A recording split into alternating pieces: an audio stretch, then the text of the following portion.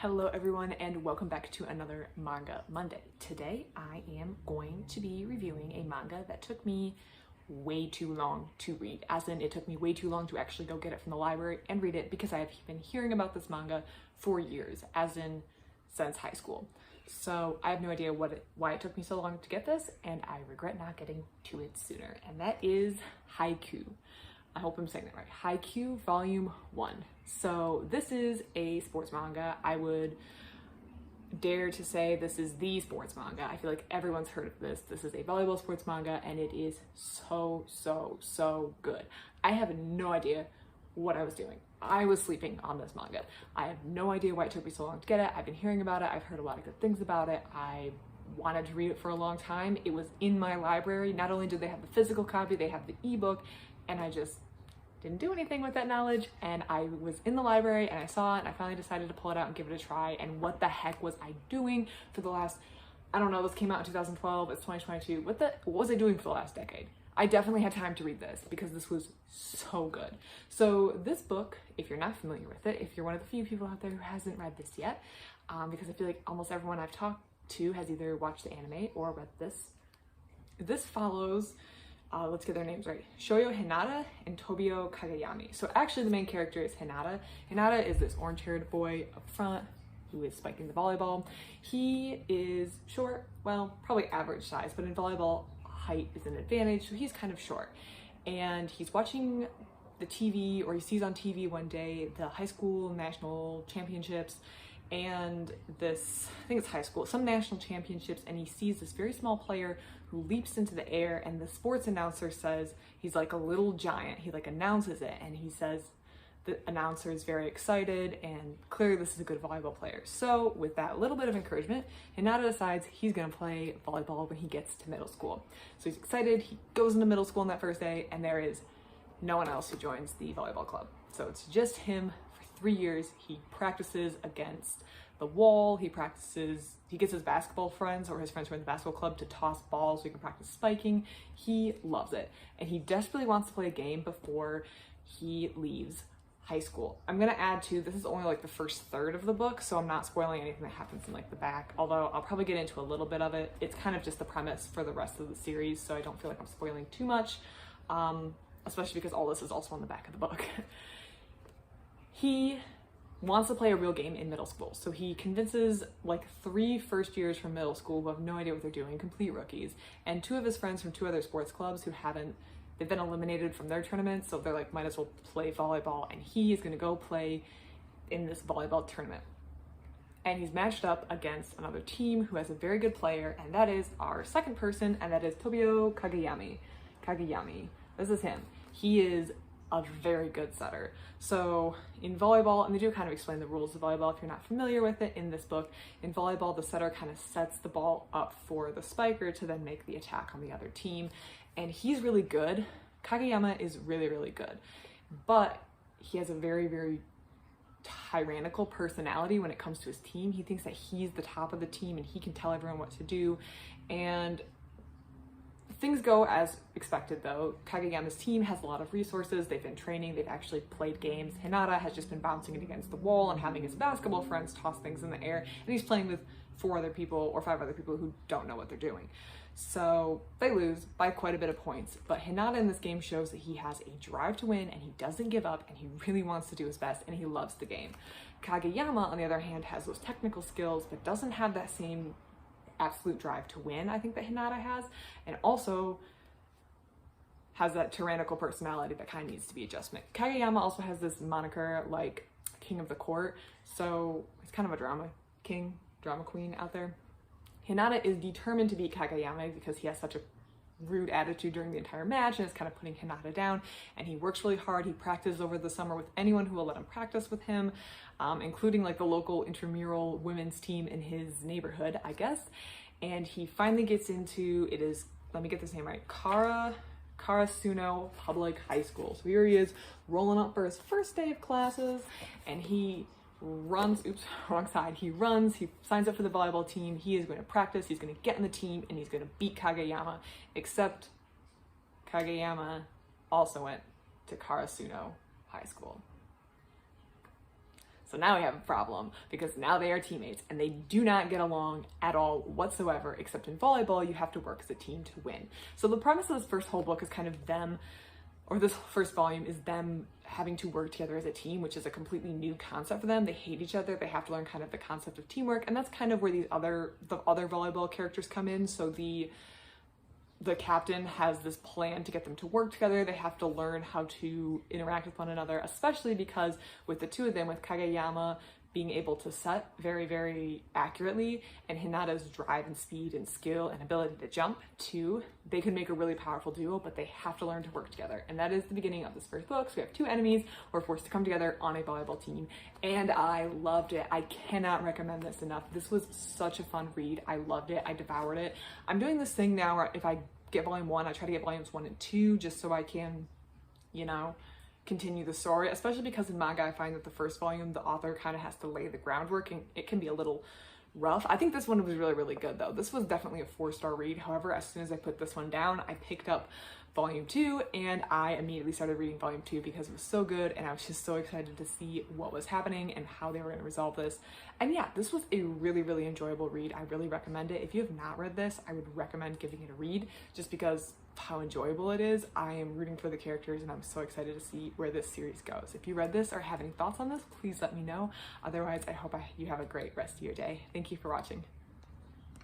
Hello everyone and welcome back to another Manga Monday. Today I am going to be reviewing volume 2 of Haikyu, the volleyball sports manga that I reviewed last week as well. So I went right from volume 1 to volume 2, as in I finished volume 1, set it down, and immediately picked up volume 2 because they're kind of the continuation of the same story.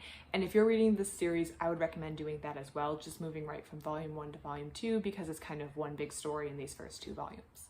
So this manga series follows the adventures of Hinata, who has been inspired to play volleyball after seeing a shorter individual succeed at these national games in Japan. And the announcer was really impressed with the shorter individual in the games, and Hinata thought, I can play volleyball too, and he has been on a mission to play volleyball.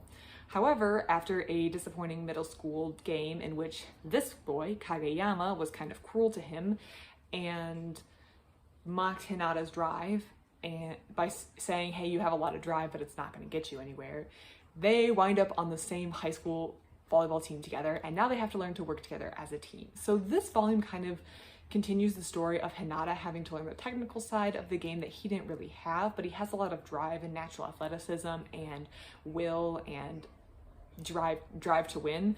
But Kageyama has that experience. However, Kageyama doesn't work well in a team. He's very much self-focused, and that's something that he had left over from his middle school days, where he was clearly the best on his team, but he didn't treat his team well, or he didn't use his skills within the team setting. So together they weren't able to go as far as Kageyama wanted them to.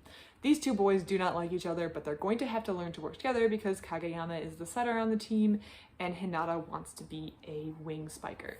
So together they're going to have to work together, and the the captain of the team realizes that they could actually be a really powerful duo if they start working together, but first they need to start working together. And that's the premise of this book, is them figuring out how to work together without really liking each other yet. This book also has a practice game in it, so that is the first time Hinata has actually played a real game besides his one in middle school, and he is incredibly nervous, so it's also him overcoming the nerves and learning to trust the team, even the people on the team he doesn't like as much. There's another person who was introduced. I forget if he was introduced in volume 1. I think he was. He was already introduced in volume 1, and that is Kei Tsukushima. I'm not entirely sure how to say that first name. There it is. Tsukushima is a middle blocker. He's really tall. He's 6'2", so he definitely thinks height is important to the game of volleyball and doesn't really think that Hinata is cut out for the sport because he thinks that there's not really anything Hinata can do for his height. But Hinata is determined to prove otherwise. We can see by his big smile there, he is very driven to win, and he is excited to play this game, and he is just in love with the sport of volleyball. I loved this this volume in the series. This was a great entry. I would give it 4 stars, high 4 stars. Very, very entertaining. It makes me want to run out and get volume 3 immediately. I have really been enjoying the series. Like I mentioned in my previous video, I kind of slept on this series for a while, so I don't know, and I don't know why. I don't know why I waited so long to read this series, because it is so good, and I definitely think it lives up to the hype. So if you haven't read this series, I really recommend giving it a read. See if you like it. If you have, let me know what you thought about it. I'd love to chat. Other than that, everyone, I hope you have a great rest of your day. Thank you. Hello everyone, and welcome back to another review. Today I'm going to be reviewing volume 3 of the Haikyu series. So this is a sports manga. It is following the adventures of a young boy named Hinata, who wants to become a volleyball star, and he was inspired because he saw this very short for volleyball boy playing volleyball very well at the high school nationals, and he thought, hey, if he can do it, I can do it. I want to be able to play volleyball like that. He's a pretty short individual, short for volleyball, where height is considered kind of important, and therefore he makes it his dream to play volleyball. So he's made it to high school. This is volume 3 of this series, so if you want to read volume 1 and 2 and you don't want to be spoiled for what happens in volume 2, maybe don't watch this. But basically through volumes 1 and 2, he winds up going to high school, and he gets put on the team of his middle school rival. Now in middle school, he was the only person on his team. The only reason he was able to play one game is because he convinced some of his friends to join him and play against a much better school, as in any school that had a real team, and he immediately lost. But he's determined to beat this boy, and they wind up going to the same high school. Ta-da! So now they're on their high school team together, and they're learning how to work together as a team, because they actually their strengths work really well together. They just have to learn to work together as a team, especially those two. So that's volume 1 and 2, but at the end of 2, they've played a practice game, and they kind of know as a team where they need to improve, particularly in getting a little bit more strength and experience on the team. And they discover that there are some players who have either not come back to the volleyball team or have been suspended. So this volume is more or less just getting those additional players back on the team, convincing them to rejoin the volleyball team, and prepping for their practice game against a very tough school that's coming up. So they are going to have a practice game against, like I said, a very tough high school. Well, very tough. A former rival of the high school before they both kind of cease to, I guess, be big players on the volleyball stage. They used to be rivals, and they're going to play against them in a practice game, but they want to practice and prep and get these other players who were really good but have since left the volleyball club back on the team. So the first one on the cover is Nishinoya, and he is the libero. So in volleyball, the libero is a defensive specialist. And take everything I'm saying with a grain of salt. I played volleyball for a little bit. I did not play with libero because we were like in 5th grade and they were not introducing that stuff to us. We had our hands full of figuring out how to rotate. I remember 5th grade volleyball. It was interesting. Everything I know about the libero is from watching the Olympic Games, because the commentators explain everything to me. And this book does explain stuff to you, so if you're like, well, I don't know anything about volleyball, they do try to like work it into the story. Like they're going to explain how things work and how they can rotate in and out of the game. So if you have no experience with volleyball, I don't think that precludes you from being able to enjoy this series. They do kind of explain this to you. He is a defensive specialist. That's the role of the libero. They kind of go in to be defensive. I don't know how to say it. So they're saving balls when they come over the net, and they're not allowed to make like attacks. Like they can't, I guess, spike it over the net, or I don't think they can. I think they said they can't play anything over like the height of the net. So they're kind of stuck in this defensive position, but they're able to keep the ball in play and able to give their team another opportunity to get points, which is kind of a gap in their team. And so this is about getting him back. And then it's there's another individual named Asahi. He's actually, they don't show his face, but he's this guy back here. He's a very tall, I think he's one of their wing spikers. He also hasn't come back to the volleyball team. So Nishinoya has been suspended for the team for a week because of, I guess, aggressive behavior, and now he's coming back. And Hinata is very inspired because he's shorter than him. And he's like, well, if he can play, then I can play. And we also have Asahi, I think that's his name, who basically has kind of lost his love for the sport, and Hinata works really hard to make sure that him and their new wing spiker, or their previous wing spiker, is going to come back and join the team so they can have a successful practice game against in the next volume. So this book also kind of hints at how the practice game is going to go. It kind of hints at some of the people you're going to meet in the next volume, and it also kind of just it is like a team building volume. It's about let's get everyone on the team, let's get everyone back together, let's work together, and let's see how things are going to go. So this is a volume that kind of sets up for volume 4. I actually checked out volume 4 at the same time and read them back to back, which I think you should do with, so 1 and 2 I feel like read really well together, and now 3 and 4 I think read really well together, so I'm glad I checked them out. So that would just be my one recommendation for this for volume 3 is get volume 4 and read them back to back. I feel like it just makes more sense, and it kind of has a cohesive flow because volume 3 sets up volume 4. I wound up giving this a 4-star. I'm really enjoying this series. I like it. I like Hinata's passion for volleyball. I like how the manga flows. I feel like it goes really well. I feel like there's funny moments, there's serious moments, there's passionate moments, and I really enjoy all of it. So if you like anything that I've been saying, maybe give Haikyu a read. Other than that, everyone, I hope you have a great rest of your day. Thank you for watching. Hello everyone, and welcome back to another book review. Today I am going to be reviewing Haikyu Volume 4. So this is the volleyball sports manga. I say the volleyball sports manga. It is a pretty big one. So this follows the adventures of a boy named Hinata who really wants to be a volleyball star. However, he's on the shorter side and height is considered pretty important to volleyball.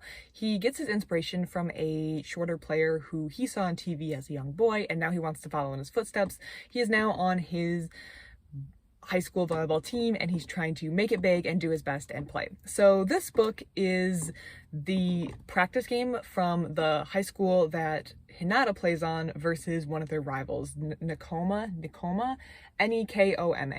the Cats is what they're called. So that's their team. So let's call them the Cats. So that's these guys up front. This is the rival team, and you can see they're all doing these like cat things, the little claws. This is their first time. Not their first time. So they have had a practice game, but in volume 3, which I would recommend reading volume 3 with volume 4 at the same time. I think they flow really nicely together. Volume 3 was about getting some additional players on the team who had since left or been suspended for bad behavior. So getting them on the team and learning how to work well together, and they know that this game is coming up. So this whole volume is more or less this practice game.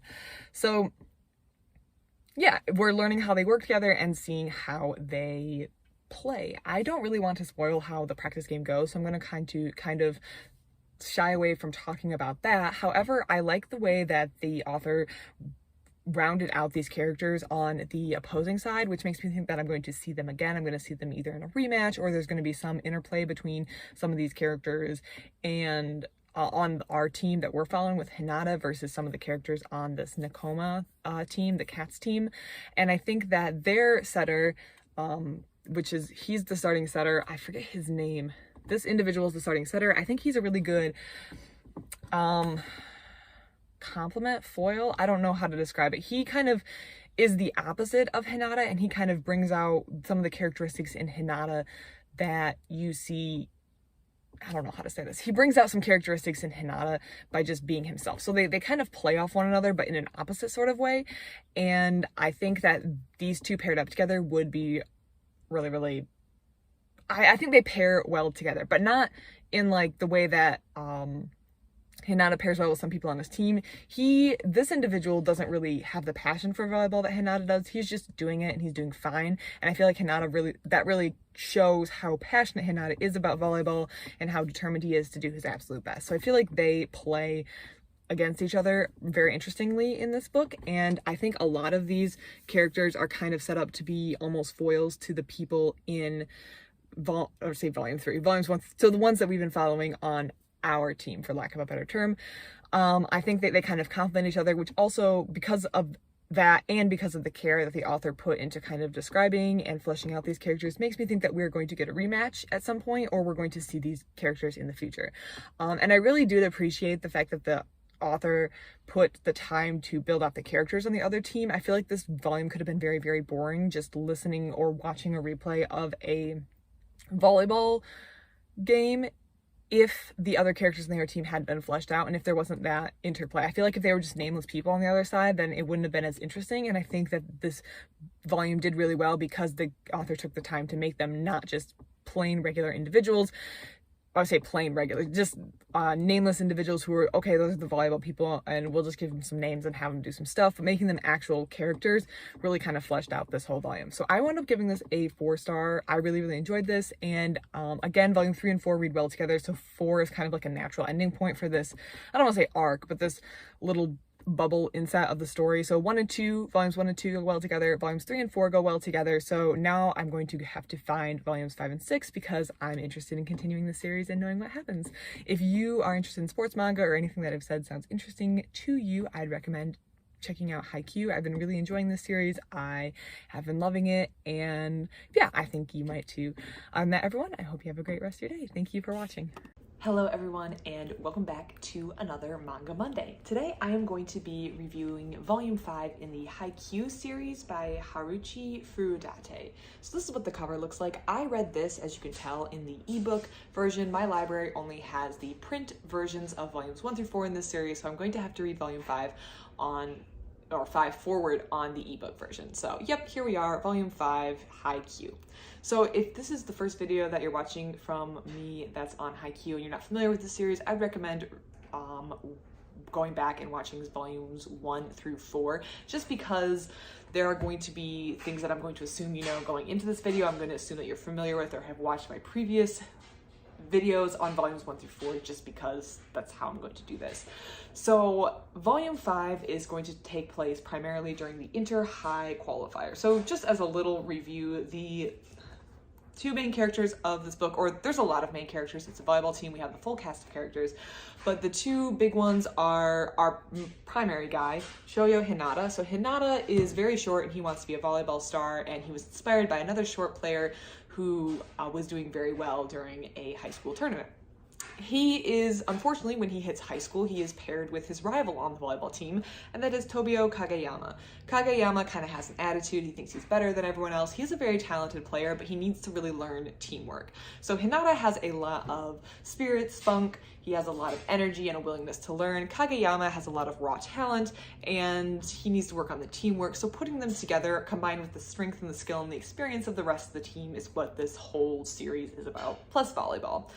So, Volume 5 is the inter-high, we're starting the inter-high tournament. So this is like a qualifying, or these are qualifiers to get into the like national high school tournament. That's the way that I understand it. So they're going to have to play a variety of teams. The high school they go to, which is Kurasano, Kurasano, I believe, is a team that used to be really good. They used to be very talented, and unfortunately they have fallen in standings over the last couple of years. So they are trying to repair their reputation, sort of, and also make a go of it. Plus Hinata's very dedicated to the team, and he wants to do really well because he wants to play a lot of volleyball. So in Volume 5, we're starting the qualifying tournament, and they're gonna have to play through a number of teams. There's a lot of really good teams on the roster, but it's like a single elimination format. I believe they said single elimination, so like when they get eliminated from the loser of the bracket of the two teams that play drops out. They don't have another opportunity. Well, the next one advances. So it's kind of like this advancing format that they're going to have to advance towards one another. I'm sure you guys all know how a bracket works. I don't know why I'm bothering to explain this, but they have had some hiccups. They've lost their practice games, and despite getting better, despite having a lot of practice, despite being serious about their sport, they're not fully there yet, so there's some nerves. So they do wind up in this series playing through the game playing a game against another team, but I'm not going to say how that goes, but I'm sure you can kind of guess how things are going to go. However, this kind of feels like the start of this, I don't know if you call it an arc. I read a lot of manga and I watch a little bit of anime, and I still don't really know when we're starting a new arc. I always get so confused. I don't know. So this is probably like the inner high arc. I'm just really dumb and don't realize it. This is definitely going to take a number of books. At least I kind of see it's going to take a number of books to get through this entire tournament and how it's going to play out. The good news is Hinata's only in his first year of high school, so if he doesn't make it, I guess he has 2 more years, but we do have this cast of characters, including a lot of seniors, who this is going to be their last time at the tournament, and if they don't make it through, then that's going to be the end of their high school volleyball career. So this was a really good read. I loved it. I would give it a 4-star. It was very enjoyable. I enjoyed it. I do wish I had the physical copy, but that is a constraint of my library. They only have the ebook copy for Volume 5, so I wasn't able to read it in physical print. But if you have enjoyed Volumes 1 through 4, then you would enjoy Volume 5, and I'm really excited to read Volume 6 because that's going to be a continuation of this tournament, and I'm really excited to see how this turns out because it's interesting. We're starting something that has a lot of different ways that it could turn out and a lot of things that could happen. And it's volleyball, which is fun. My sister, who I was talking to the series about, said that she hates sports manga because they stress her out very, very much, and she finds when she's reading them or watching a sports anime, she gets closer and closer to the screen and like tenses up. And I did find that this is kind of tense because you know that if they lose, then they're eliminated from the tournament. And while you might have some gut feelings about how certain things are going to turn out, or at least certain games are going to turn out, especially closer to the beginning, you still kind of have, at least I find I have that like tense feeling like, oh no, what's going to happen? So I felt like I was really close up to my e-reader, my little tablet in the chair that I was curled up in. So I did find that to be true, and I'm excited to read volume 6 because I just feel like this is an interesting story and I like the way it's going, and it definitely deserves the good reviews that this series has. If you have any thoughts on this series or anything else you'd like to add, please let me know. I'd love to hear in the comments. If you have any other sports manga that you'd like to recommend, I'd love to read it if I can get my hands on it. I am a little constrained by the library, but if I can get my hands on it, I will read it. So thank you for the recommendations. I always look into them. Other than that, thank you so much for watching, and I hope you have a great rest of your day. Everyone, and welcome back to another book review. Today I am going to be reviewing volume 6 of Haikyu. So this is by Haruichi Furudate, and it is a volleyball sports manga. So if you have not listened to my reviews of volumes 1 through 5, you can find those on my channel, but today we are just going to be reviewing volume 6. So if you're watching this video, I'm going to assume you kind of know what's happened in the first 5 volumes and kind of not spend too much time on that. So first off, I'm loving the series. This is my first time reading the series and I'm having a great time. I highly recommend it. It's something that I'm really, really enjoying. So let's dive into volume 6. Volume 6, the first half of volume 6 is the conclusion of the game against, I think it's Date Tech. I don't know how to pronounce it, D-A-T-E. I was just saying Date Tech in my head. And this was a game that began, if I remember correctly, in volume 5. Something to keep in mind is because I'm reading these so close together, sometimes I'm having trouble remembering which event happened in which volume.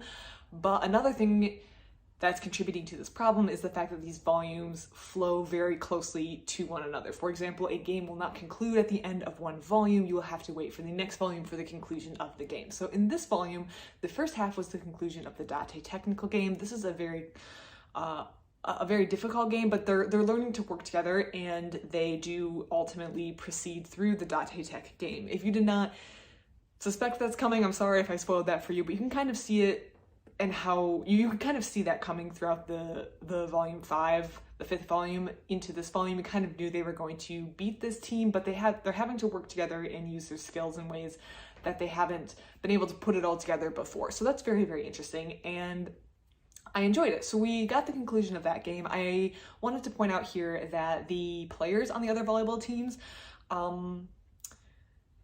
the author could have been a little lazy here and just kind of made them standard characters, not a lot of personality, but the author really took the time to make the characters on these other volleyball teams feel like real individuals with real personalities. And as we go through the book, you're gonna see he puts these little, I don't know if I can find one really quickly, he puts these little character introductions between the chapters, and they kind of have a little short introduction. Here's one. To a character, they have some stats and some information like current worry and favorite food and birthday, height, weight, and how they're associated with the story. And so we're getting some of those for other characters on other teams or other coaches, and I really like that because it shows that the author's putting a lot of effort into making these other teams be real people instead of just like blocky people. I don't know how else to describe it. Just like someone, a pawn, an NPC there to just play the game and win or lose based on how the author wants the story to go. No, he's taking the time to really build these characters out, and you feel really connected, which I feel like makes the series much more better and have a little bit more depth, because these characters, while being on an opposing team that our team, Karasuno, is playing, our team, the main character's team is playing, by making them, they're on the screen for a long time. They're going to be on the screen, like the Date technical team has been on the screen at least since the 5th volume, continuously. So making them feel like real people with their own personalities really gives the series a lot of depth, and I really appreciate the author putting that work in. Additionally, I like the fact that he's including the coaches in these little things. He's starting to include coaches in this. I feel like it's making the coach people instead of just some faceless, nameless person wearing glasses screaming at the kids. It feels like it's someone else who's kind of committed or interested or at least invested in the outcome of the team, which I really, really liked. Volume 6 also begins the Blue Castle team. Now, Blue Castle is a name that's kind of a nickname for one of the other high schools, and Blue Castle is going to be very, very difficult. The team that we're following is playing in a single elimination tournament right now. It is the inter-high qualifiers, I believe, so it's part of this like national high school volleyball tournament, and Hinata, which is our main character, really wants to go to nationals. He really wants to take his team to finals. He's been inspired for a long time, and this is finally a chance for his dream to come true. So he is invested, he is very motivated, and he is very, very emotionally involved in wanting his team to go to finals. But to do that, he is going to have to beat Blue Castle. Not just him, but his team. They're starting to work as a team. And Blue Castle is going to be very difficult. They're known to be a good school. They have a lot of people cheering for them, and they're kind of, I don't want to say assumed to be the winners, but they're heavily favored. So Volume 6 doesn't conclude the Blue Castle game, and I actually have not finished Volume 7. So that's something that I feel like you should know if you are reading this series, is I really feel like Volume 5 flows into 6. So if you get Volume 5, please get Volume 6 so you can read through that whole game. And then Volume 6, I'm assuming the game concludes in Volume 7. I could be wrong, but I'm reading Volume 7 right now, where I started it right after, and the game just kind of continues. So these books, as I was saying, flow one right into the other, and the games don't stop right at the end of the volumes in the manga series. So make sure that you are getting all the ones that you're going to want to read through, just so you can read a whole game if you're like me and you get really stressed, and as you read them you get closer and closer to the the cat's feeder went off, closer and closer to the book, because you're kind of antsy to see how things are. I feel like when I read sports manga, I get really, really stressed, and I just get closer and closer and closer until I'm like this with my little e-reader or my physical book, and then I need to like practice uncurling myself and being not so stressed, because it's just a game in a book. So Blue Castle has a star setter, someone who has a lot of skill, and he's kind of going head to head with Kageyama. So Kageyama is Hinata's rival. I'm sure if you read volumes 1 through 5, or you're listening to my reviews of 1 through 5, you're familiar with Kageyama. So this game against Blue Castle really feels like a setter versus setter. I did kind of see the change that was coming, or the change that was going to be made partway through the game. I kind of saw the way things were playing out in the game. I'll let you read the volume if you haven't read it at this point to figure out what that change is going to be, but I feel like it's a very interesting twist. I'm liking the way things are turning out, and I'm really interested to keep reading. Like I said, I actually started Volume 7 because when I finished Volume 6, I was too excited and too stressed and too face right in the book to wait, so I immediately got Volume 7 out. I used the library app that my library has. I think it's called, or it is called Libby, so I can just get the ebook immediately right on my tablet, and I could start reading. So I did that because I just wanted to see how things are going to end. I was too stressed, and yeah, it just kind of feels like a setter battle, even though I think that is one of the names of one of the chapters, like setter battle or setter duel.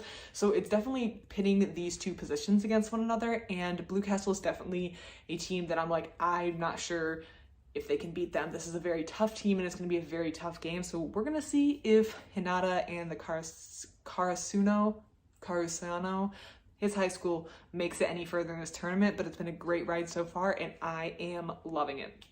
I do like that some stuff that's been going on between Kageyama and Hinata has been explained. It's really just a little detail that I liked because I hadn't picked up on it, so I'll let you read it and figure it out, and I am really excited to continue Volume 7. I would give this a high 4-star. I'm loving this series. I feel like the series has a lot of momentum right now. It's really going strong. Like I was saying, 5 leads to 6, leads to 7, and who knows, maybe 7 leads to 8.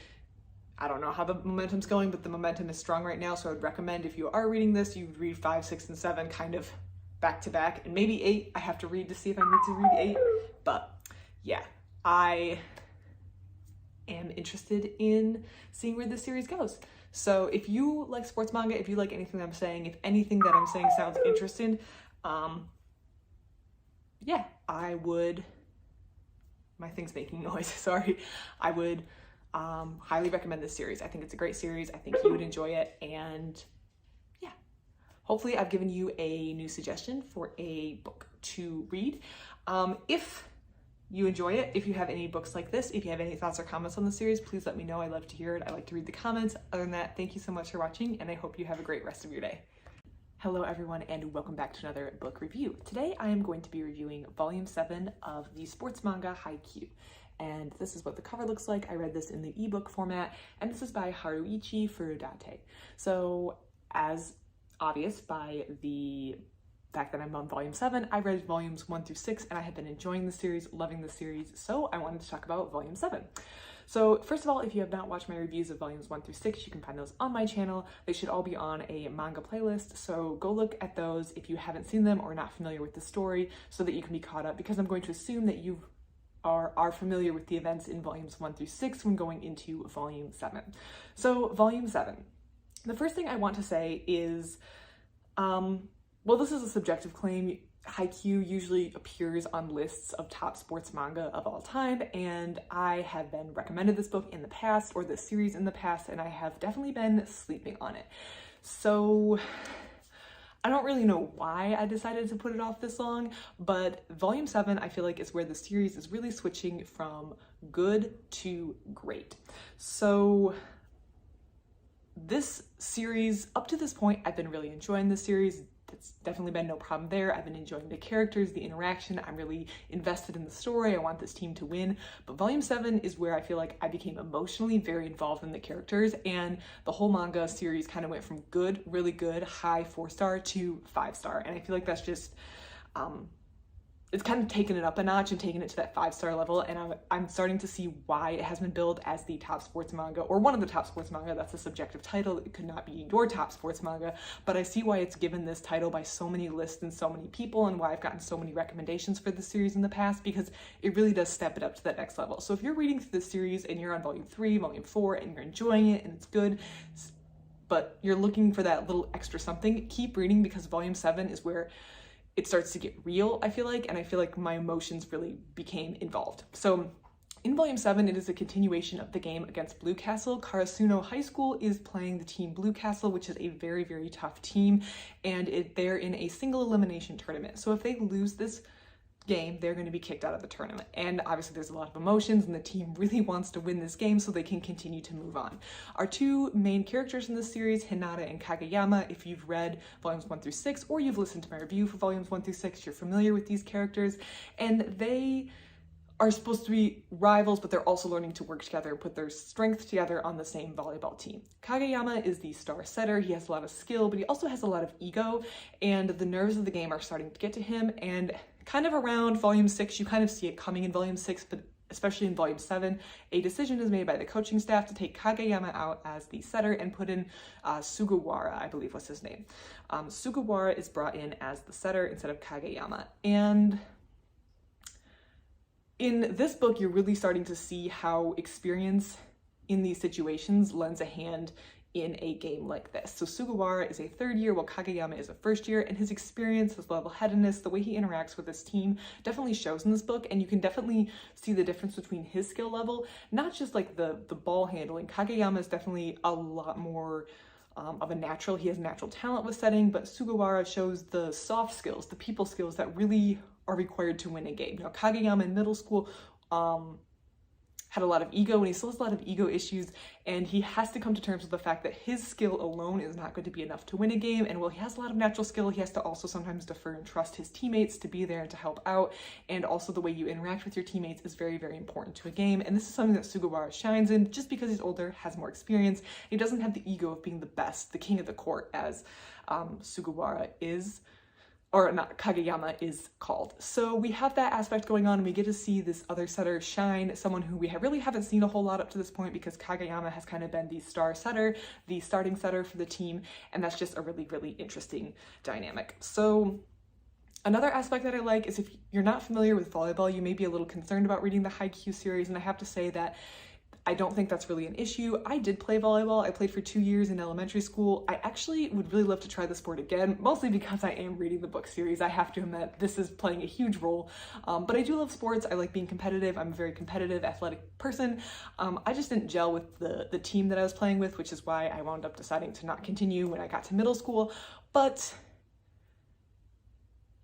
I have a little bit of background in volleyball, and I do watch like the tournaments at the Olympics, but I don't think that's necessary, because through volumes 1 through 6, the author really takes time to explain what's going on in the volleyball world, what the rules are, what the refs are saying, what the strategies are, and there was definitely a lot more in the first couple volumes, just because the author expects that the reader might not be familiar with volleyball.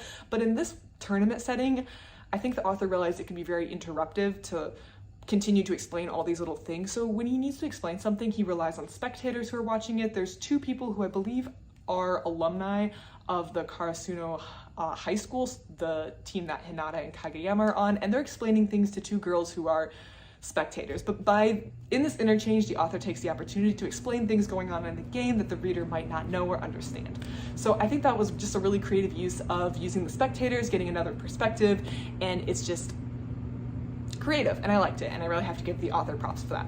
So this book, if you read it, another warning I want to say is you need to have volume 8 ready. So I read volume 7, and I intended to finish volume 7 the evening I was reading it and to start volume 8, but I didn't want to finish volume 8 because it was already pretty late in the evening. I wound up reading volume 8 at the exact same time. So if you read volume 7, volume 7 ends at kind of a key stressful moment, so make sure you just have volume 8 ready so you can read it unless you're okay with sitting on a cliffhanger for a couple days until you get the next volume. But I think you're going to want to continue the momentum of the series into volume 8, so maybe be ready to read 2 manga volumes when you sit down to read volume 7. But other than that, this was, as I've said before at the beginning of this video, a great book, a great entry in the series. I love it. I'm in love with this series. I do not know why I waited so long to read it. I'm pushing it down the throats of everyone who I know who reads manga because I think they should read the series, and I think this volume is really where it stepped it up and I started to become emotionally involved in the characters. This is a 5-star, easy. It is a great read. I would highly recommend it if you love manga. If you aren't sure about starting manga, I feel like this is a great series to start with. I can't recommend it enough, and I'm so excited to see where this series is going. I did think that this was a very short series, but not a short series. My library only has volumes 1 through 10, but I think it's like 45 volumes, so I'm kind of setting myself up for a commitment here, so we'll see how that goes. But I'm loving it, and I'm emotionally invested, and it's a 5-star read, and I highly, highly recommend it. So if you have any thoughts on the series or anything else you'd like to add to this review, please put it in the comments below. I read them. I love to hear about your comments. Or if you have any other sports manga suggestions that you think I might like, I'm down for them. I'm happy to give them a try. Thank you so much for watching, and I hope you have a great rest of your day.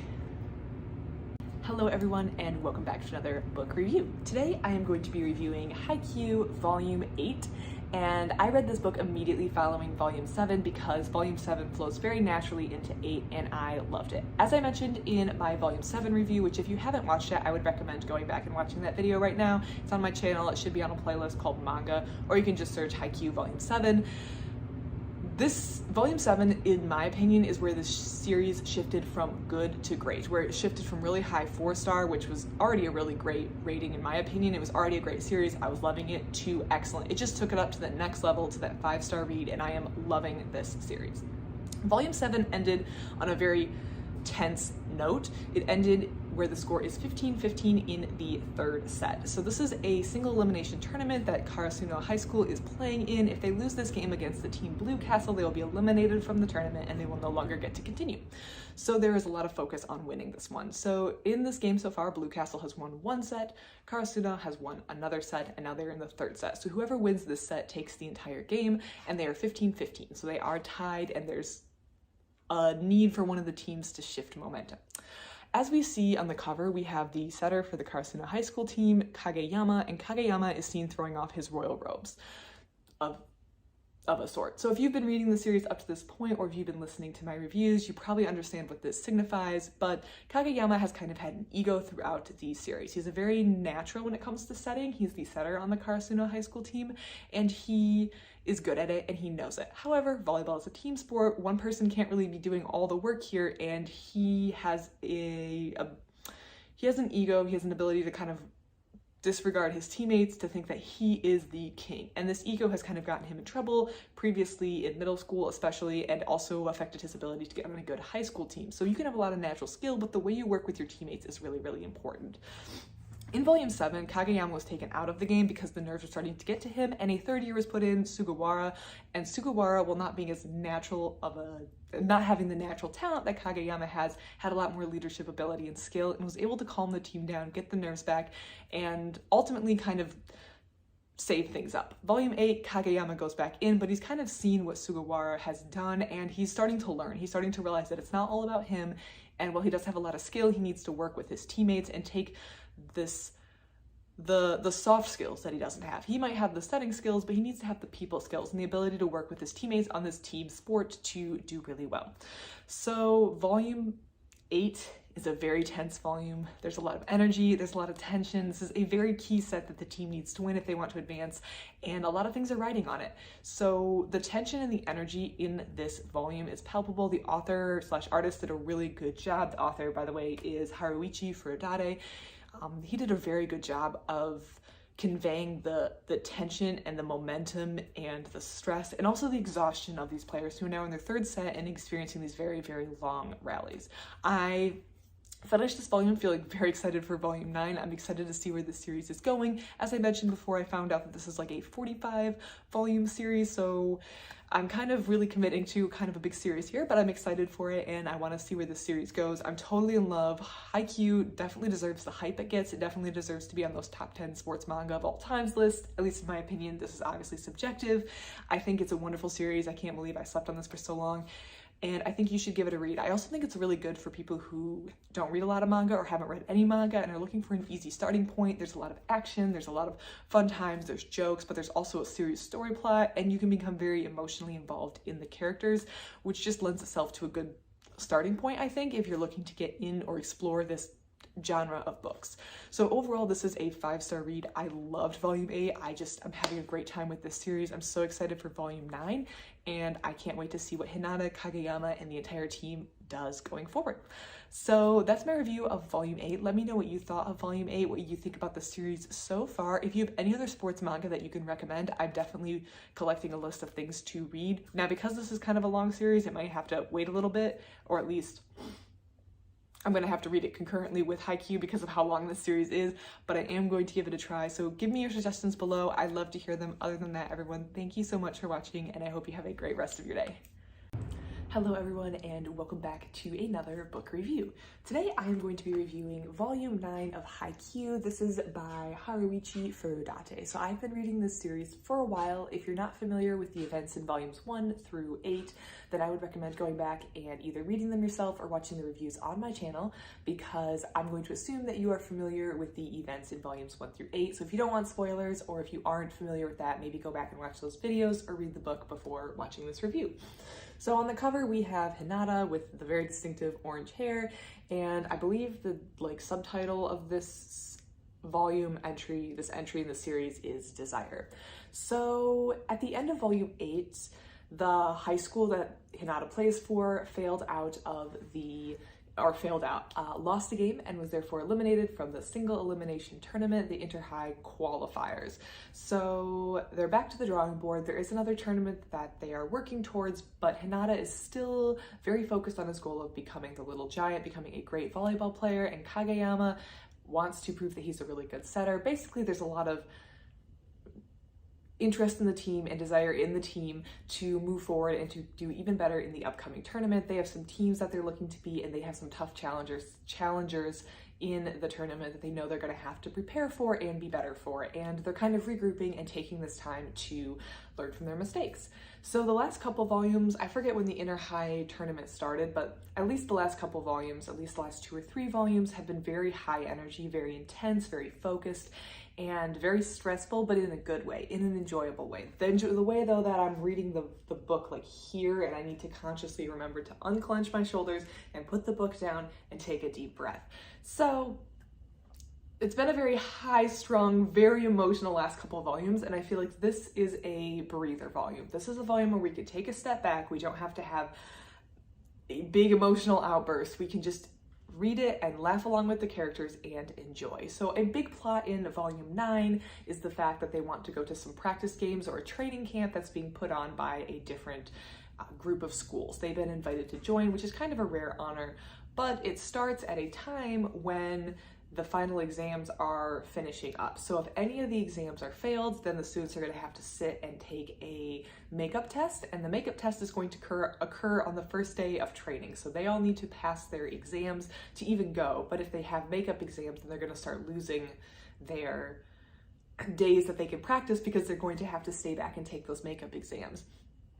there are a couple people in serious trouble, including our two main characters, Kageyama and Hinata. I guess they're not the academic type, they're more of the athletic type. So they do not particularly do well in school, and there's some fear that they might not pass these exams. Another plot that's running at the same time is the manager is looking for a replacement because she is a third year and she's going to be leaving at the end of this year. So she needs to find a replacement manager for the boys volleyball club. And she finds, I believe her name is Yachi. She is a first year student and she is kind of nervous. She hasn't joined a club yet, so she gets recruited to try out or at least ask if she's kind of interested in being a manager for the boys volleyball club. We see a little bit of Yachi's home life in the fact that she, and I don't remember if I'm remembering the name correctly, we've only seen her for a couple chapters, so apologies if I'm getting her name wrong, but the first year manager, I don't say she has a difficult home life, but she has a mom who's really driving her and pushing her to do her best. She also has the academic skill that some boys on the team are looking for a little assistance with, and she has a good creative bent, which is going to come in handy with some things that they're going to have to be working on. So she's definitely a real asset to the team in the team manager role, but she's working through a lot of confidence issues. She's not sure she's needed, or she doesn't feel confident in being, I guess, in this role, but she's kind of working on it. So I feel like that's a really interesting aspect to it, the home life, the mom who's very, maybe a little overbearing, but she just genuinely wants the best for her kid. At least that's the way that I read it, but also that she's working through all these confidence issues and trying to find her place in the school, and she's kind of slotting into this manager team.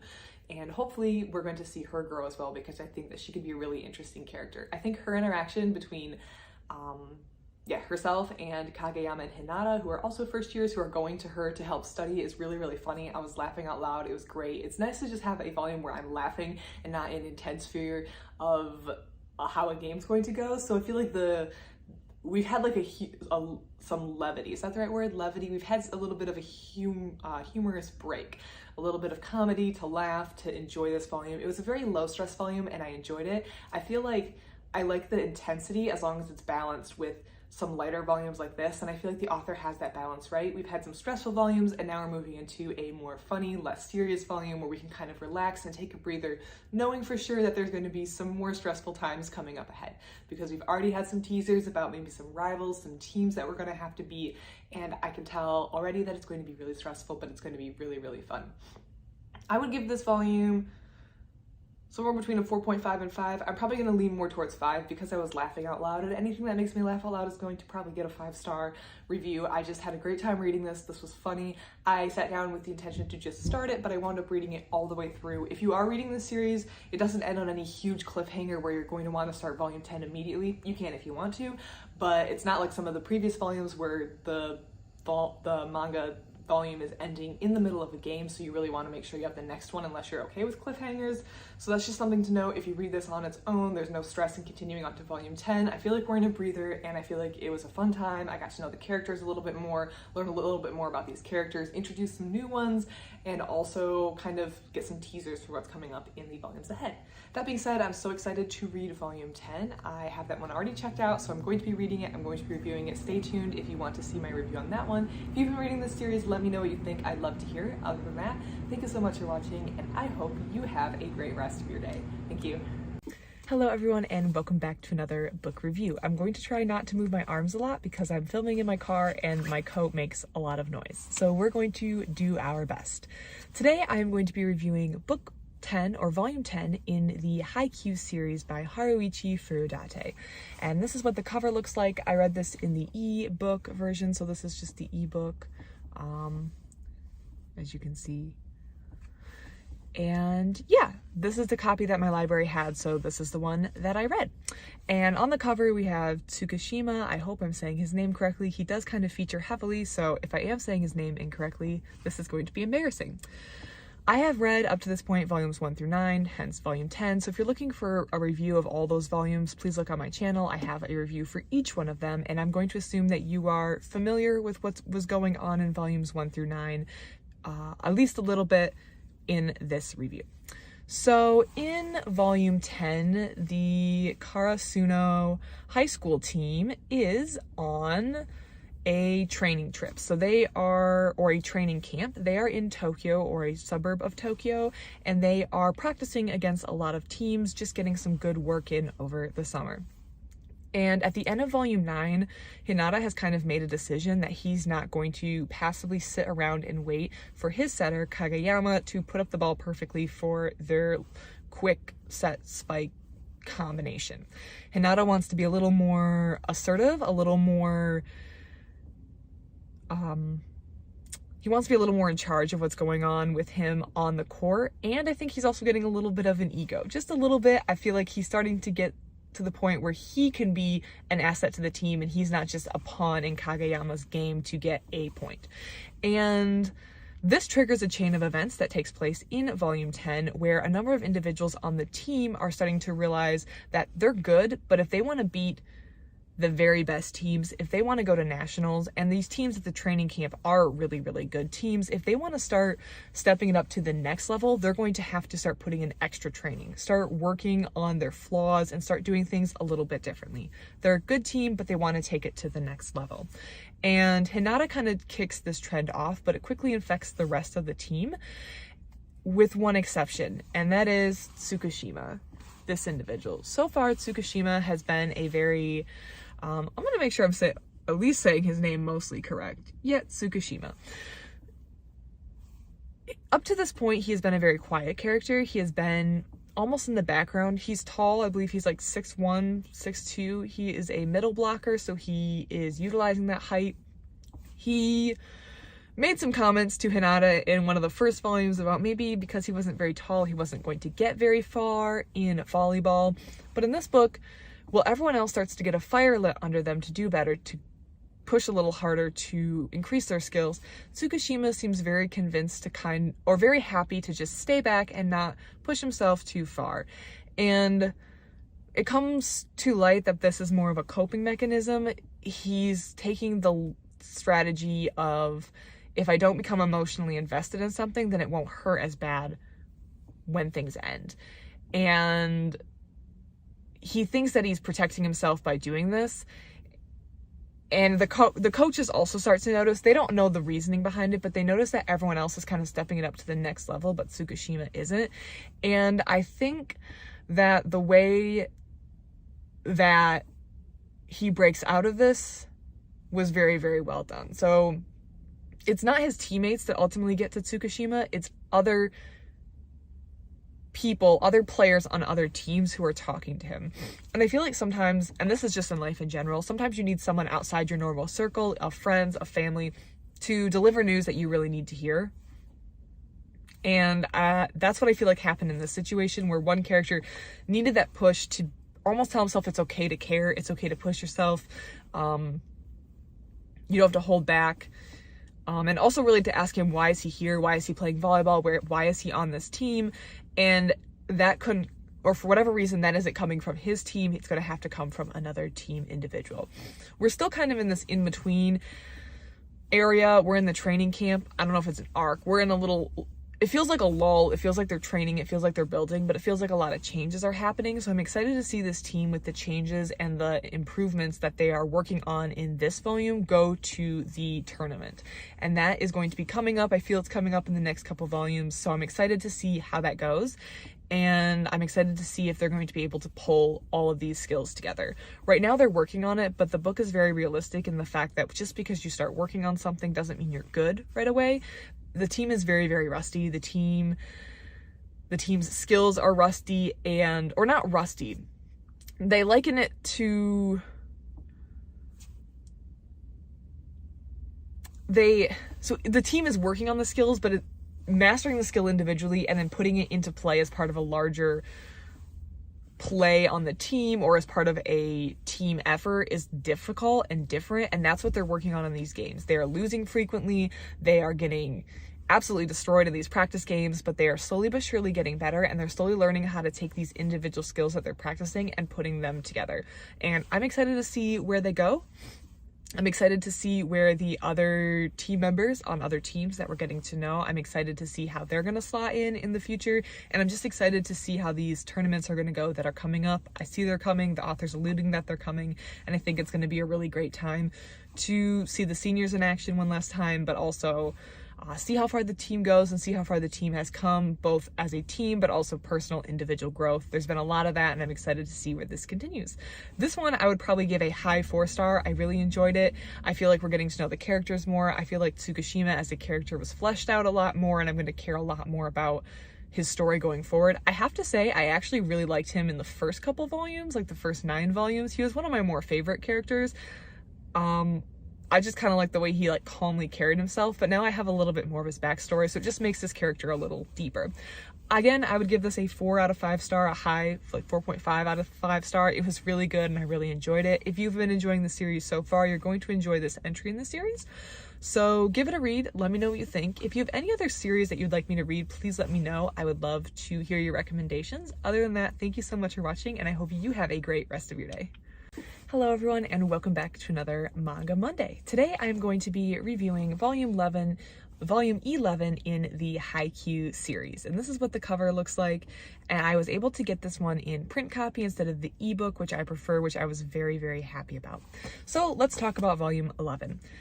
I'm going to assume going into this video that you are familiar with everything that happened in volumes 1 through 10. If you need a review of what happened in volumes 1 through 10, I have a review of each one of the volumes on my channel, so go look for that. But I'm going to just dive into volume 11, or a little quick recap of volume 10. In volume 10, Karasuno High School is at a training camp in Tokyo. They are playing against a lot of teams that are better than them, and it's starting to spur them to action. Particularly, it started with Hinata, who decided he wanted to take his skills to the next level and not be so reliant on Kageyama, which then pushed Kageyama to improve his skills, and then this fire kind of spread and infected the rest of the team, some more quickly than others.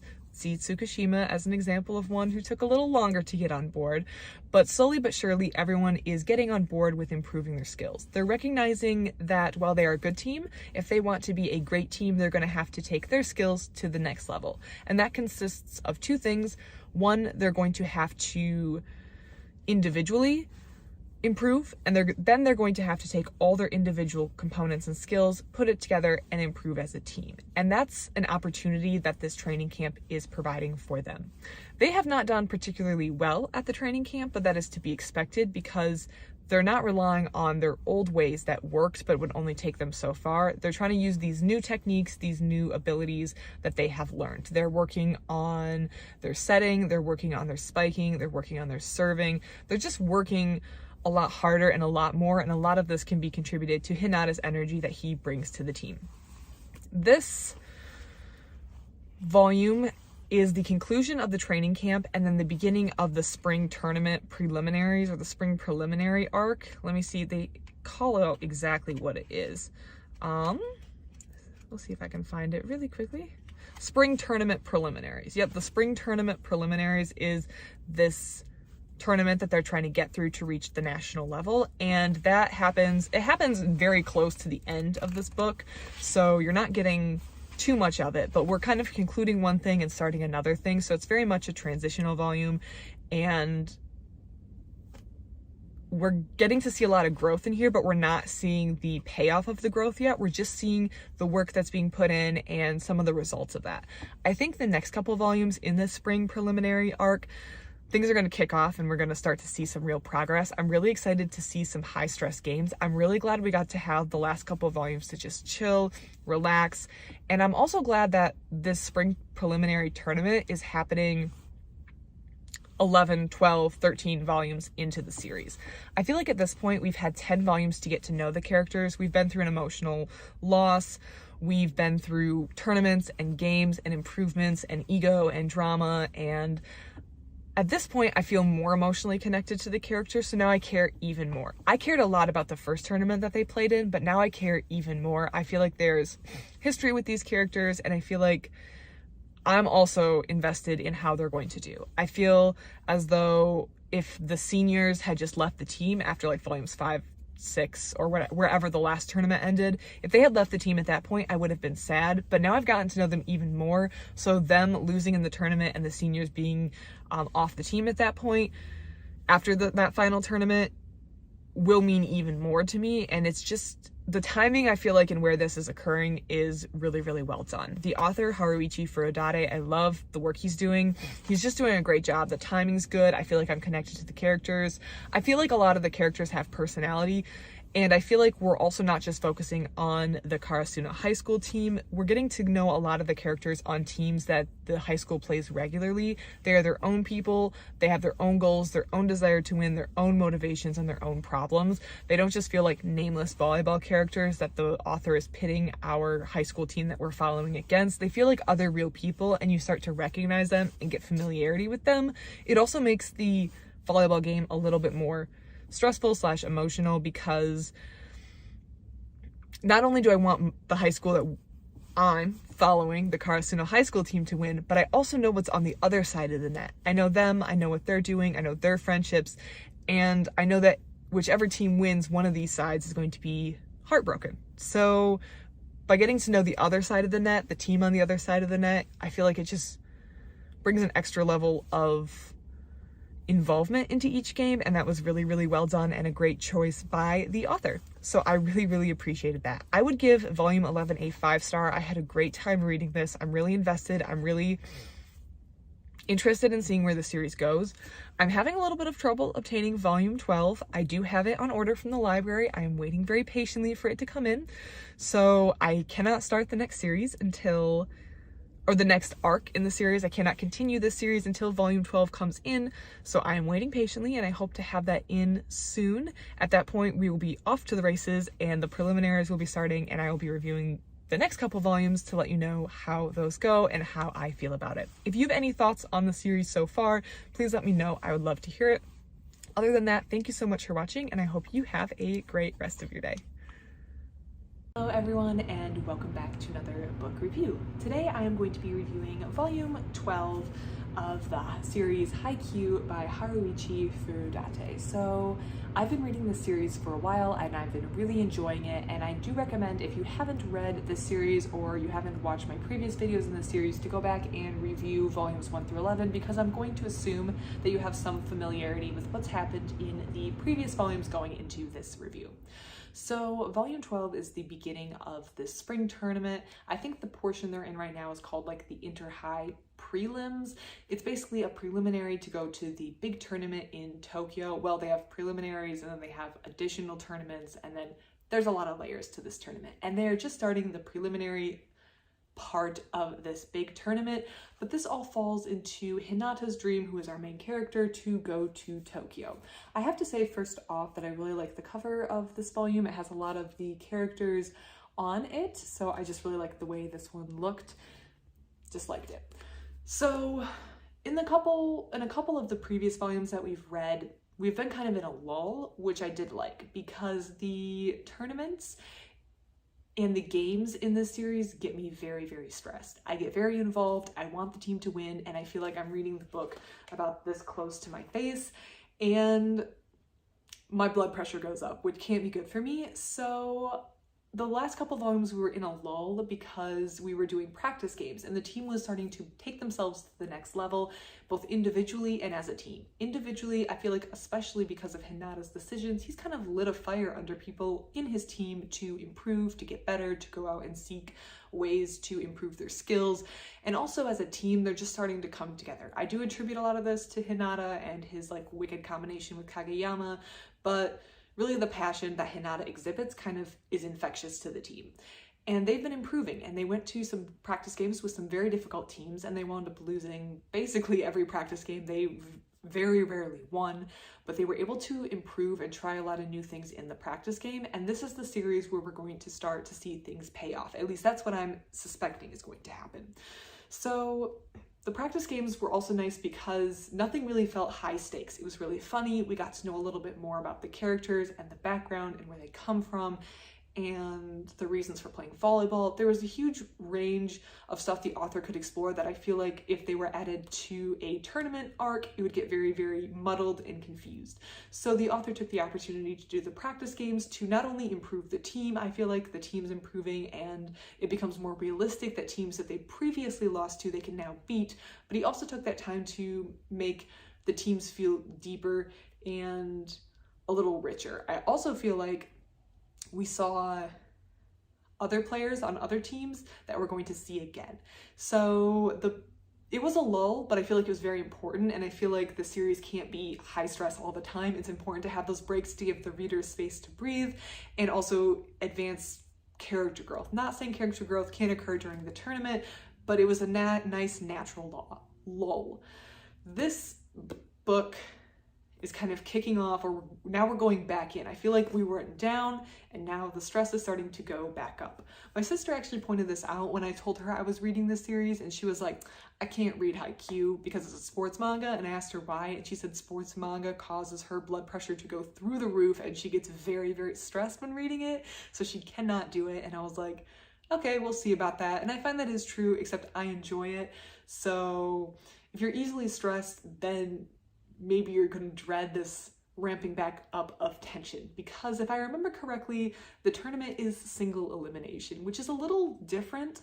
I don't know if that's just how tournaments are usually run in Japan, or maybe I just played in very unusual tournaments, but a lot of the tournaments I played in were double elimination. So you would lose and then you would go to like a loser's bracket where you would then have to lose there. If I remember correctly, those were the volleyball tournaments that I played in like the unofficial leagues that I was playing in.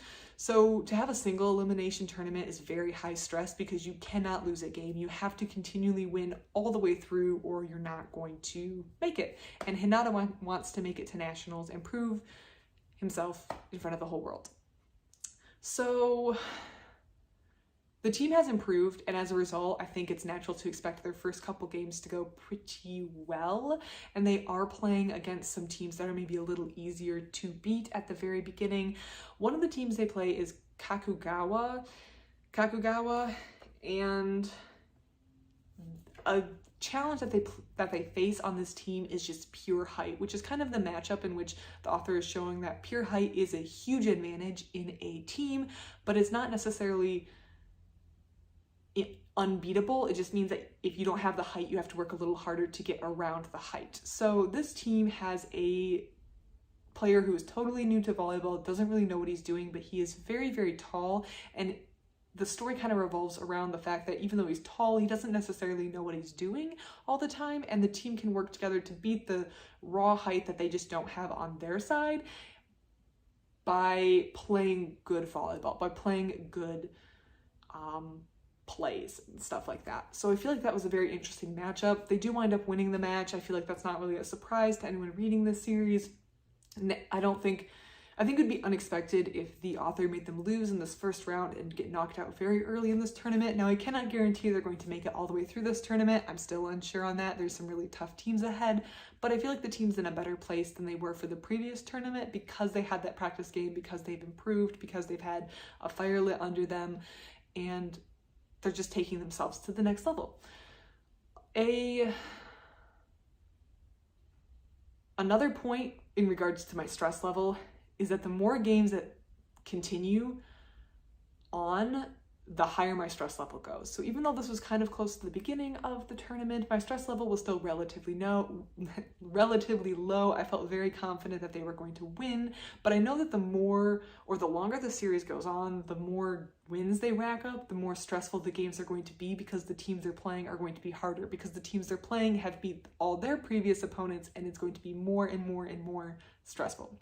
So I do know that this could be fun, but my stress level is probably at the lowest it's going to be for this whole series, and I'm really nervous because I want the team to win, but also I'm not sure they can win, and I'm a little stressed because my sister was right, and sports manga does get me a little stressed. A big continuation from stuff that we've seen in previous volumes is Tsukishima. I want to make sure I'm saying his name right. Yeah, Tsukishima. He didn't always have a passion for volleyball. In fact, he didn't have a passion for volleyball in like the first 10 volumes, but he's kind of grown due to some factors that I discussed in a previous video. And one thing that he's agreed to do is join his older brother's like rec volleyball league for practice. So he's actually independently seeking out this outside practice for himself, which is huge character growth from where he was before, where he didn't really care that much, and he was definitely not the person on the team who was seeking out the additional help. He was the one who wasn't, but now he's taking that initiative on his own to seek out the help, especially of his older brother and other people outside the high school teams that he plays, to improve himself. And I think we're going to see a big payoff. I think he could be a great character, so I already do like him, but I feel like he has a lot more potential. He is one of the taller members of the team, so he has that potential to grow. I feel like he has a lot of room to grow, and by reaching outside of his team for help, he can advance that potential. I'm still liking, I think her name is, they call her like Yachi-chan, Y-A-C-H-I, I'm not entirely sure how to pronounce that, but she is the first-year manager who's under the tutelage, I guess you could say, of Kyoko, who is the third-year manager. She needs to train a replacement because she'll be graduating, so she's training this girl who's really funny, and I do like her. I feel like at the very beginning, I feel like her personality, I was nervous that she was going to become annoying, but so far she's leaned more towards funny, so I'm really enjoying that aspect as well, and I'm liking that she's a new addition. And I don't know where this series goes, I don't know where it ends, I don't know how many, is this going through all of Hinata's high school career? I'm not sure, but she could definitely be around for a while, and I do really like that. So I like this. Things are starting, it's interesting. I would give it a 5-star. I really enjoy it. Please let me know if you're reading the series what you think about it. Other than that, thank you so much for watching, and I hope you have a great rest of your day. Hello everyone, and welcome back to another book review. Today I am going to be reviewing volume 13 in the Haikyu series, and this one is by Haruichi Furudate, or rather the whole series is by Haruichi Furudate. So if you're not familiar with volumes 1 through 12, I recommend you go back and watch my reviews on those books, because I'm going to assume that you have some familiarity with this story going into the review of volume 13. So at the end of volume 12, our team that we're following, Karasuno, has won the preliminary round, and they now have earned a spot to go to the qualifiers. So they won their preliminary tournament, and now they're able to go to the qualifiers because they're trying to go all the way to nationals. Hinata is our fire, our inspiration on our team, and he wants to go to nationals, and he's taking his whole team with him. But the whole team has kind of stepped up from the last tournament they've played in. They played a lot of practice games against some really tough teams and have improved themselves. They're also improving themselves outside of the game or outside of the tournament, so they've had a lot of time to work and practice, and they're just a different team that's coming to this tournament than the one that played before, and they're kind of coming back to their former glory that they had, or that they were known for back in the day. So it's very exciting to watch, but I will say that the stress level has definitely ticked up. So with these tournaments, they are single elimination, at least that's my understanding, which is different from the volleyball tournaments I played in when I was in elementary school. We did double elimination tournaments, which means your first loss didn't eliminate you from the tournament, but these are single elimination tournaments for whatever reason, probably just to keep my heart rate and blood pressure elevated. That's my guess, because it is very stressful. Now, with the prelims, it was a little less stressful. You had some confidence in the team, and you saw what they did in the practice tournaments. I feel like also as a reader, you have a little bit of confidence that the author isn't going to kick this team out on the prelims, but you never know. So I feel like I felt relatively safe through the prelims, and they did make it through. But now we're at the qualifiers, and the first team that they're playing is, let me try to say this correctly, Jozenji. And you can definitely tell now that we're in the qualifiers that the level of teams, or the quality of the teams that they're playing, has taken a step up. This isn't the prelims. These are the people who also have a right to be at the qualifiers. So they're definitely good. And that, I feel like, has ticked the stress up. Again, I feel like as a reader, you have some confidence that they're going to make it a little ways in the tournament, but you're starting to get a little nervous because now you recognize that we don't have every team in the prefecture here. We have the ones who won the right to be here, and every round that Karasuno High School wins, the competition gets that much tougher, and one single loss is going to eliminate this team from the tournament, which is high stress. And as a reader, I am on the edge of my seat throughout these games because they tend to be stress-inducing. Jozenji, let me make sure I'm saying the name right again. Jozenji is definitely unorthodox in the way they play, and Karasuno finds themselves unable to respond for a little bit, but they do kind of work out how to respond. And I feel like we're going to start seeing a lot of different tactics and teams that the team that we're following is going to have to play against. But the stress level is definitely creeping up. And as we end this volume, we're starting to go into the game with Wakutani Minama. I may have said that incorrectly. It's definitely Wakunan something. And, oh, here we go. Wakutani Minami. So Wakutani Minami is just another step in the competition and another tick in the stress. And I do have to say this book ends in the middle of a game. So if you want the games to continue, I would recommend getting volume 14 so you can continue the game right away. This is something that when I was reading the first tournament section, arc, whatever you want to call it, I noticed that the volumes, the actual volumes, will end in the middle of a game sometimes in very key or stressful points. So because the entire series is out now, it's definitely worthwhile to go and get all the books you're going to need. That wouldn't be the case if you were reading these as they came out, but they're all out, at least that's my understanding. So you can just go and get the next books in the series to make sure that you have enough to sustain your way through. I have through volume 16 checked out right now, which I'm hoping is going to not end on a very stressful note because I'm going to have to wait to get volume 17, and I can already tell that's going to be a little bit of a stressful moment if I have to wait. There was one little teaser in this series that the author mentioned or commented on, and there was like a little, I don't want to say interaction, but there was a little moment between the people we're following and the school, and this was Niyama Girls High School, and they were either the representative of where they're from or they were like the national winner. They were anyways very good girls team, and they're mentioned. So obviously we're playing in the boys tournament, so we're following mostly the boys teams from high school, so we don't really see a lot of the girls teams. The Karasuno Girls High School team was mentioned but didn't have a lot of screen time. But now this team, it just felt a little, I don't say odd, but I'm not really sure why the author put it in the book other than to be a little bit of a teaser. So I wonder if we're going to see them again. I think it would be really interesting. I would read a sports manga following a girls volleyball team, so why not? I'm really interested in seeing how these areas connect or if we're going to see that school again. That was another thought I had on this series, is the author does a very good job of making the players on the other side of the net be very real and personable, have their own quirks, weaknesses, strengths, and make them feel not just like a warm body that the author's throwing out there to play a volleyball game with. They really feel like solid, fleshed out characters, and I really appreciate that, and it keeps things interesting, especially as we go through this tournament. I think we're going to see players that we've seen and played against before, which is going to be very interesting because they weren't just blobs on a screen, but they were real people that we connected with. We also, throughout this series, sometimes get into the heads or see the game from the perspective of the other team, the opposing team, as opposed to the high school that we're following through this series, which makes you want to root for that team a little bit more, or makes you realize that in this game there is going to be a winner or a loser. So even if Karasuno High School wins, there is a side that is losing, and it keeps the high emotions. While you're having the high emotion off the win, you also feel the sadness of the team that lost, and I feel like it's just really well done and really interesting.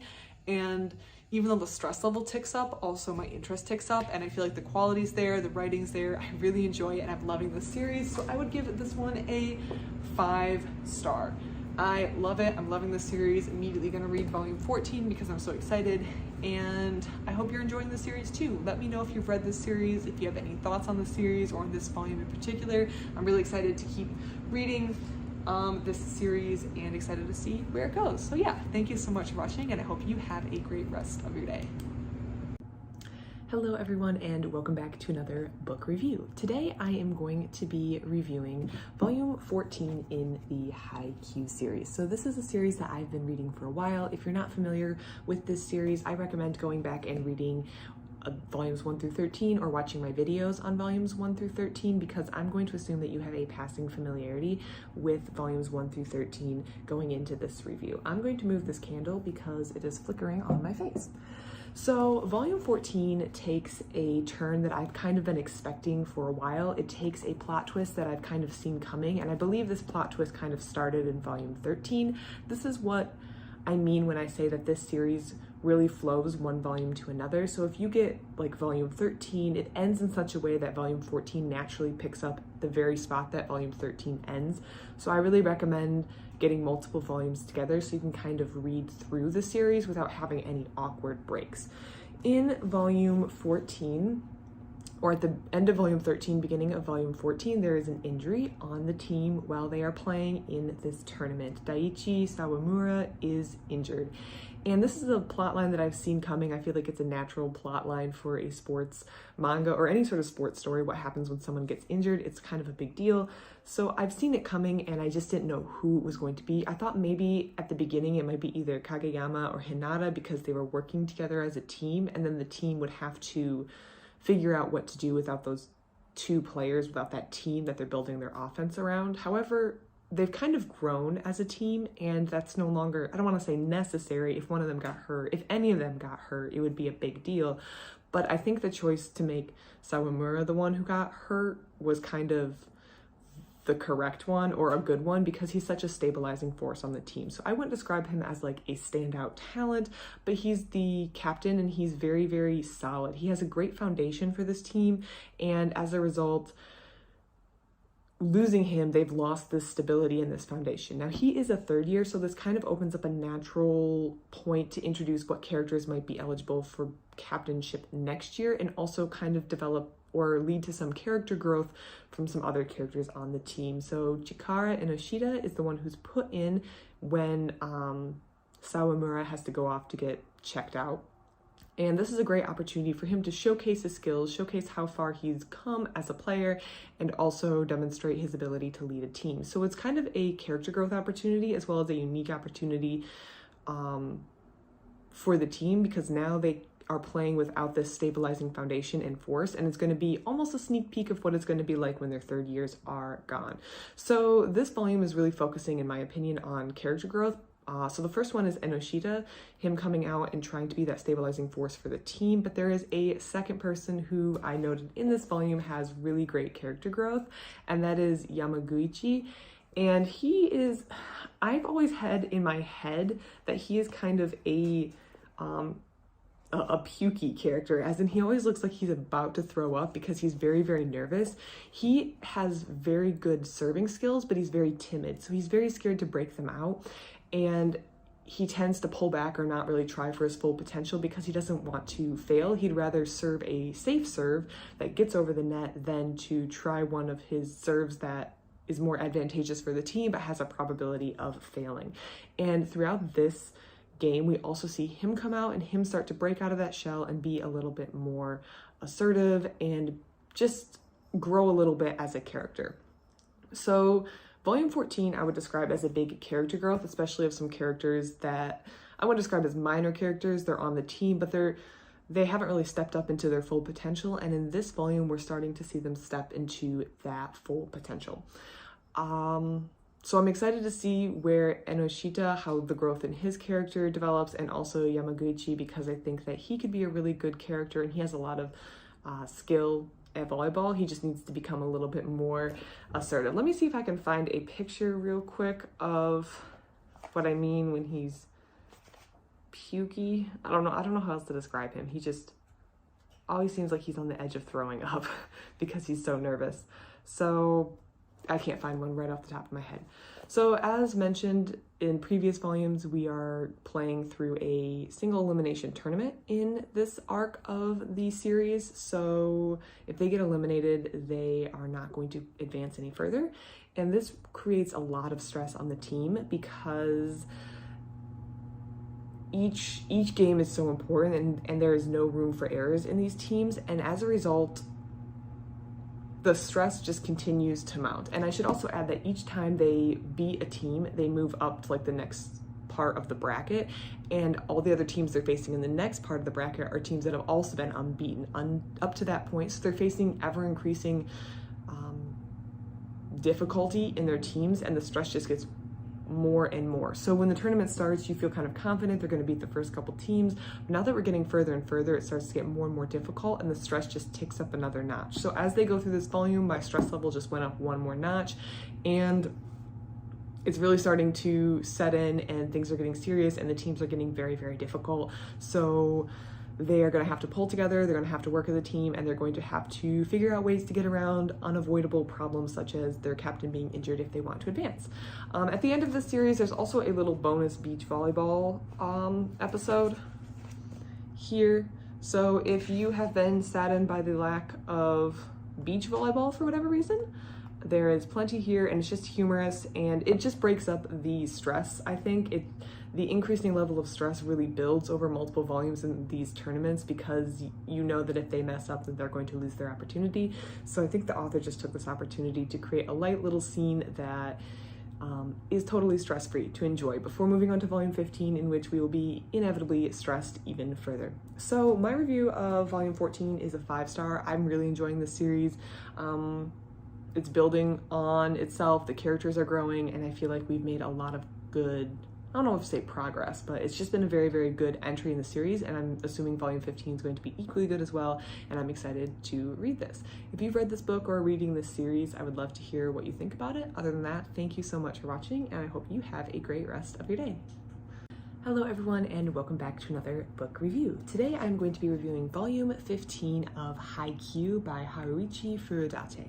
So the first thing I would like to say is if you're not familiar with volumes 1 through 14 for whatever reason, and this is just a video you clicked on, I would recommend going back and either reading volumes 1 through 15 or 1 through 14, and if you don't have time for that, watch my video reviews of volumes 1 through 14 because I have all of those as well.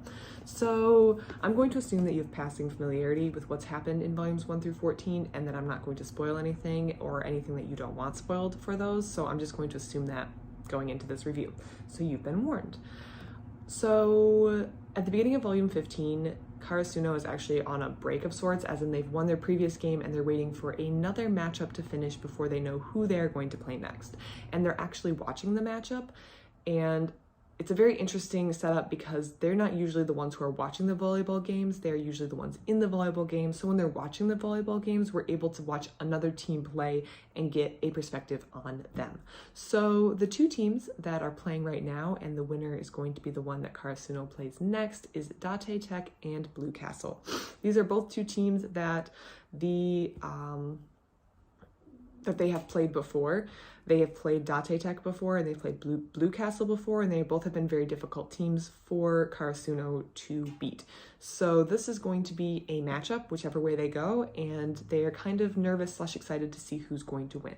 Date Tech has what they call the Iron Wall. It's this blocking wall that's very, very difficult to get past, and that's kind of their strength.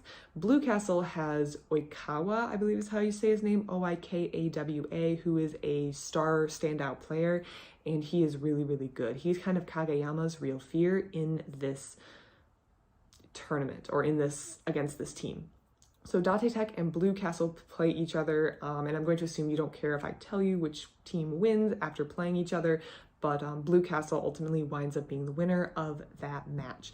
Now, one thing that I really like about this first part of this book, where Karasuno is watching and Date Tech and Blue Castle are playing, is that we're getting to see other teams play each other and how they interact with each other, and it just builds the world and the number of teams and the players that we're interacting with, which I feel like just gives a broader perspective on everything. I think that the author has done a really good job of making all these other teams seem real and make you want to connect with these other teams, which makes their loss, even if Karasuno wins, feel a little bitter.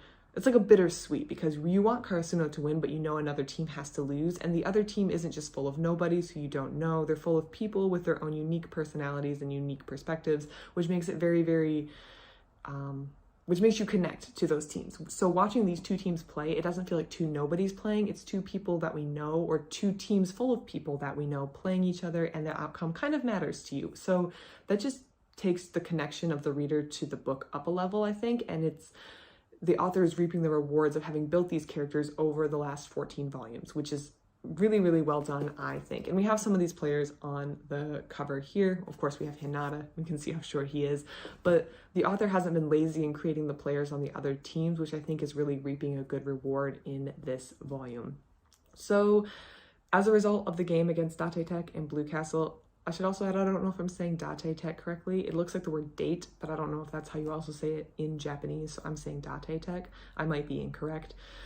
Whichever team wins was the one that Karasuno is going to play, and Blue Castle won, so Karasuno is going to play Blue Castle. This is a huge matchup for them because this is where they were eliminated last time. This is who they lost to last time, and they're going to have to push past this team if they want to advance in the tournament, which is Hinata's dream, and Hinata's infectious spirit has got everyone else on the team also involved. So this is huge. This is stressful. My stress has been ticked up a notch, and now I am very, very stressed. So the game does not conclude in volume 15, and so I would recommend getting volume 16, which I actually haven't read mostly because I'm so stressed on how this is going to end that I need to sit down with like a cup of tea and plenty of time to process how it's going to end. If I'm going to read it, well, I'm going to read it. It's there. I just haven't started it. So that is something to keep in mind if you'd like to keep the flow of the books. I would recommend getting 16 out because 15 does not conclude that game. And this is an extremely tense game. You feel the matchup vibes. You feel like the rematchup, they're coming back together, and I feel like you really want the team to win. So having to sit through this game or having to watch this game has me on the edge of my seat. I would give this volume a 15, or that's the volume.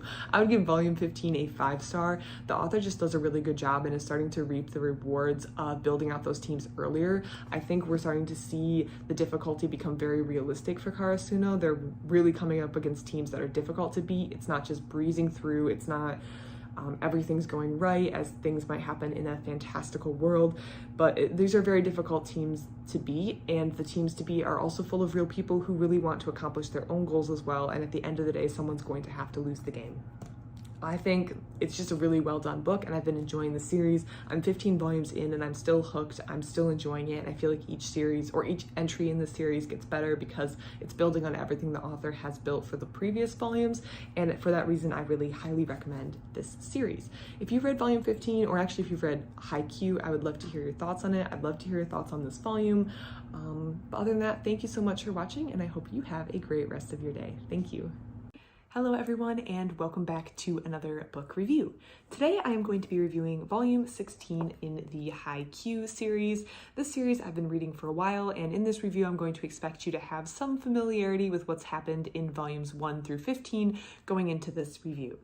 So where we are in this series is Karasuno High School is in the spring tournament qualifiers. They are attempting to go to nationals in Tokyo. It's going to be a big deal for everyone, particularly Hinata, who really has his goals set on it.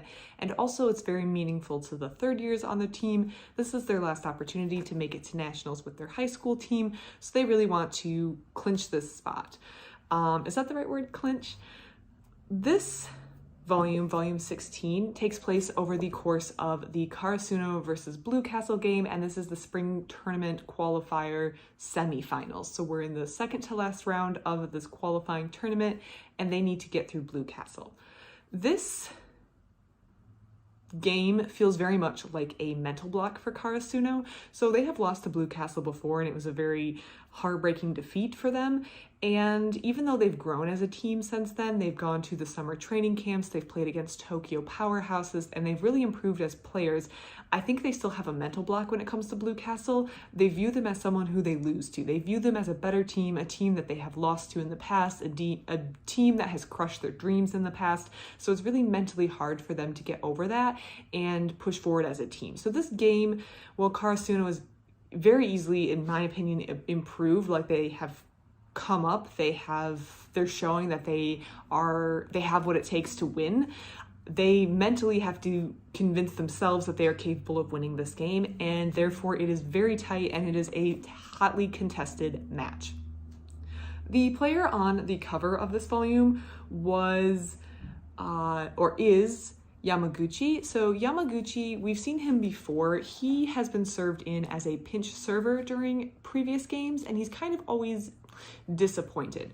So the coach for the Karasuno High School boys volleyball team has a clear policy, and that is no one's going to fault you if you go out there and try your best. If you go out there and try your best and you make a mistake or your team loses the point because of you, no one can fault you for not trying hard enough. But he does ask that you go out there and give it your all. Yamaguchi kind of suffers from a confidence issue. He's not sure that he has what it takes to be the best, to win, to come through when his team needs him to. So he is very, very nervous, and when he is subbed in, or when he has been subbed in the past, he has kind of pulled up. He's pulled short of giving it his all because he'd rather play it safe than really do what he does best. As a pinch server, he comes in and he has a really good serve, a serve that's difficult to beat, difficult to return. And so if he gets his confidence to the right level, he definitely can be a very dangerous opponent. He can score points, he can give Karasuno the boost they need. But he has to overcome the internal confidence issue and show himself that if he goes out there and gives it his all, he can do it. And he's been putting in the work on the side.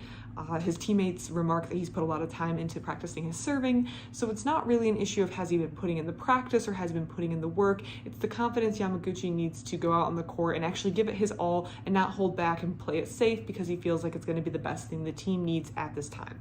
The coach is putting him in as a pinch server. He needs to give his serves the best attempt that he can, and in this volume we really see him do that. We really see him step up. We see him attack these serves with the energy that we know he can, and it was just really nice to see. I feel like in the last couple volumes we've seen a lot of growth of the team, and we've also seen some individual character growth. Yamaguchi just got his opportunity in this volume to have his character growth, and I'm really glad that he had it. I think having that pinch server is going to make the dynamics really interesting. He's someone that the team can sub in when they really need that extra boost for a game. He's able to provide a little bit of edge when it comes to serving, and it's interesting and inspiring and confidence building for both him and also the reader to see that another player has kind of come into the system that the team is working and is really giving it his all. So that's very confidence inducing. And yeah, I enjoyed seeing Yamaguchi grow as a player in this volume. This was a good volume, I would say. As I read it, I was feeling like he was very much like a high 4-star read, about 75% of the way through the book. So the first 75% of the book, the vast majority of the book, I felt like it was a pretty good book, pretty good read. We have this intense rivalry. We have this mental barrier that Karasuno High School is going to have to overcome to defeat Blue Castle. But the last 25% for me just pushed it up to a 5-star read. The intensity really stepped up. Everything started to fall into place for this game, and the tension really started building. I have to say that this volume ends on a massive cliffhanger, so make sure that you have volume 17 ready. I did have volume 17 ready because I have noticed that this series tends to end in the middle of very important scenes, and I always like to have the next volume up on deck and ready to read, so if a volume does end on a cliffhanger of sorts, you can go right into the next volume. So that is something that I would like you to note. If you are reading volume 16, be sure that you have volume 17 immediately available because you will probably need it. And that way, if the cliffhanger stresses you out, like the cliffhanger stressed me out, you can move directly to volume 17 and keep reading so that you're not waiting for the next book to arrive off Amazon or wherever you order it from, your local bookstore, or from the library. So yeah, get volume 17 when you read volume 16. That is my one piece of advice. Overall, this was a 5-star read. I really enjoyed it. I had a great time reading it. I really liked it. I liked the growth from Yamaguchi. The spring tournament qualifiers are really interesting. They're tense. There's a lot of pressure on the team, and I'm really hoping that they succeed and they come through.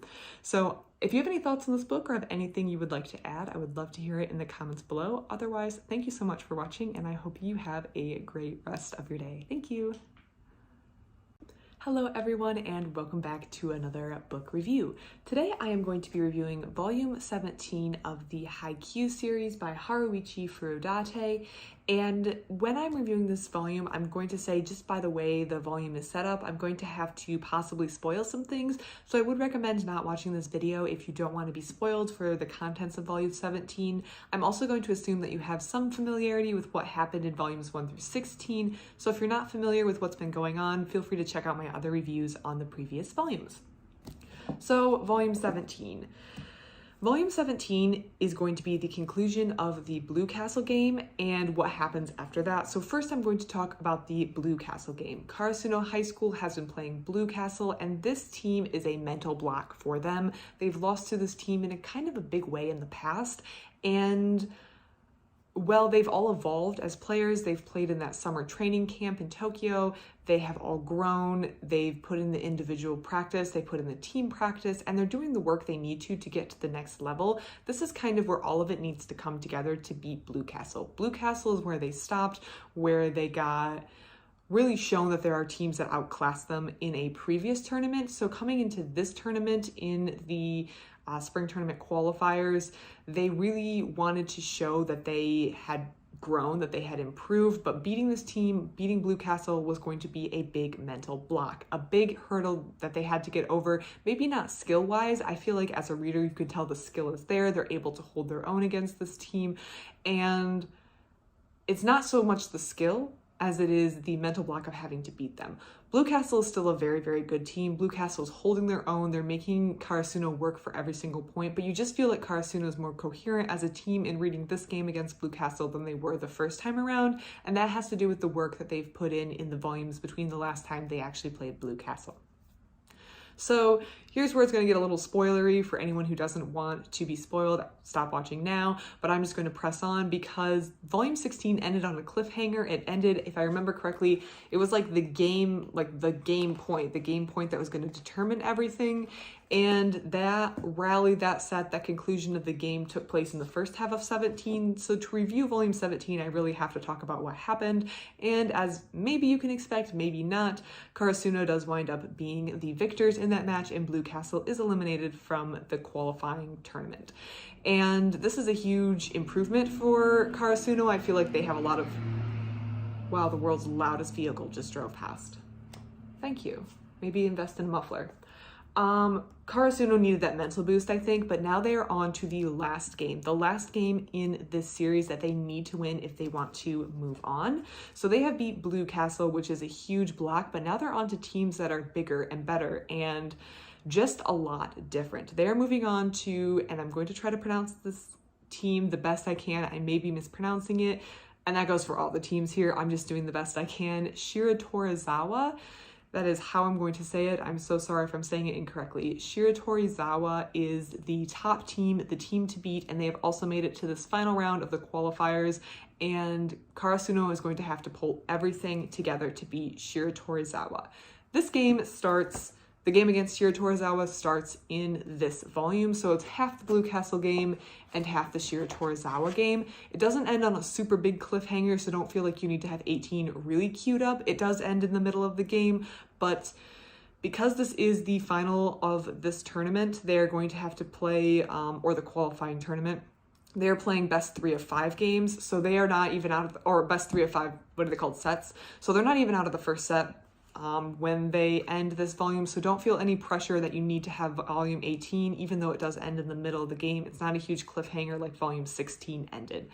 But they are having to face Shiratorizawa, and it's very quickly discovered that Shiratorizawa is on a different level and a different class. Blue Castle was kind of their equivalent. It was someone that they were holding their own against, and they eventually were victorious over in the previous game, but Shiratorizawa just feels like a different level. The coach in the book seems to indicate that the team isn't necessarily one cohesive team, although they are working together. I feel like to reach this level, you have to have a level of teamwork, but there's a lot of individually very, very strong players who are very difficult to beat, including a left-handed hitter, which is something that a lot of people who play volleyball, especially like at this high school level, haven't encountered before because the human population, if I remember correctly, is predominantly right-handed.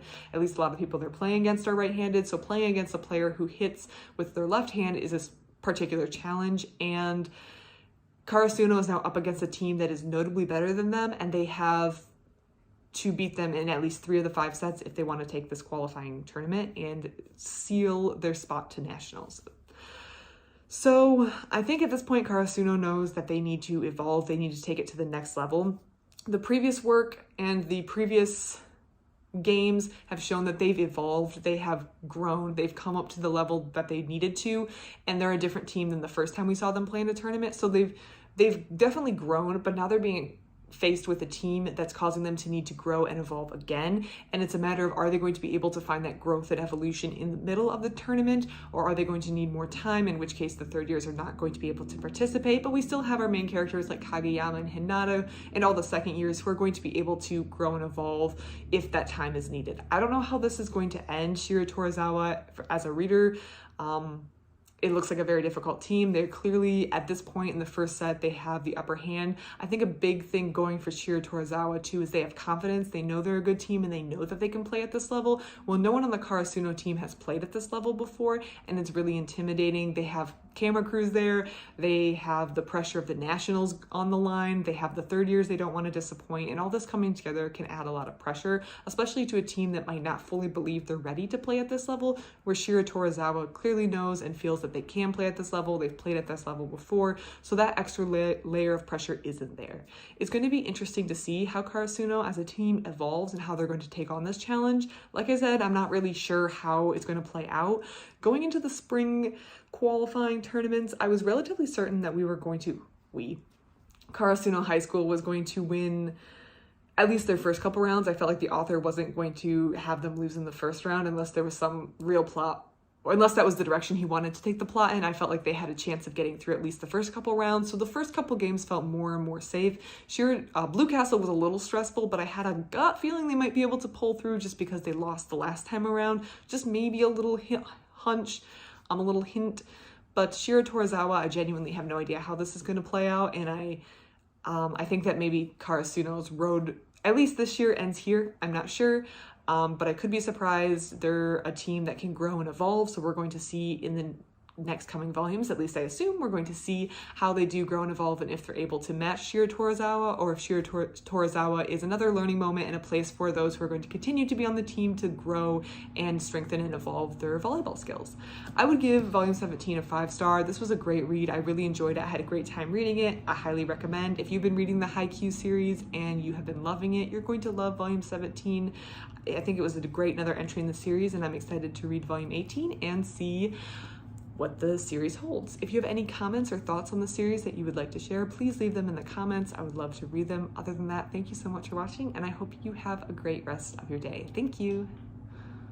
Hello everyone, and welcome back to another manga review. Today I am going to be reviewing volume 18 of the Haikyu series by Haruichi Furudate. I've been reading this series for a while, and in this review I'm going to expect you to be familiar, or at least have some familiarity with what's gone on in volumes 1 through 17. If you don't want to be spoiled for what's happened in previous volumes, I would recommend not watching this video or going back and watching my reviews of the previous volumes, because I am going to maybe spoil some things, or I am going to spoil some things that happened in those previous volumes. So in volume 18, Karasuno has defeated Blue Castle. Blue Castle was a stumbling block, was a place where they had failed previously, and they are in these championship games against the perennial prefecture champions, Shiro Torizawa, and I really hope I'm saying that school's name right. Shiro Torizawa is the champions. They always win, they always go to Tokyo, they always represent, so Karasuno are definitely the underdogs. This is a big championship game, they have some TV crews there, it's drawn quite a crowd, and there's a lot of pressure. Karasuno hasn't been under this kind of pressure before. Well, Shiro Torizawa is used to this. They almost always make it to this level of the tournament, and they are used to playing under this sort of pressure. So Karasuno, I feel like, has come off this high, this mental high. They are overcoming this mental block they had about Blue Castle. They've evolved as a team since playing Blue Castle last, but I feel like they had to prove to themselves that they could beat Blue Castle, and now they've done it. Now they're facing a team that is known as the best team in their area, and it's just a different class altogether. This is an entirely new experience, and they're going to have to rise to the occasion.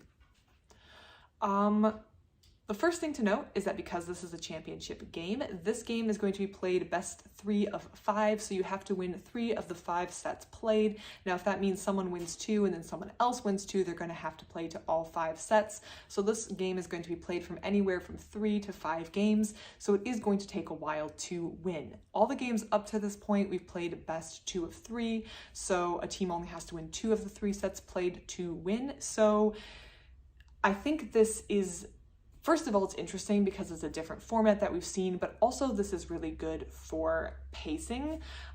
So this volume, volume 18, covers the very end of set 1 and also all of set 2, but the pressure isn't there. We just got off an emotional roller coaster ride with fighting and winning against Blue Castle previously, and I feel like the author wants to give us a little bit of a breather, but also get right into the championship game, and having this 5-set format or best 3 of 5 format gives us the opportunity to do this.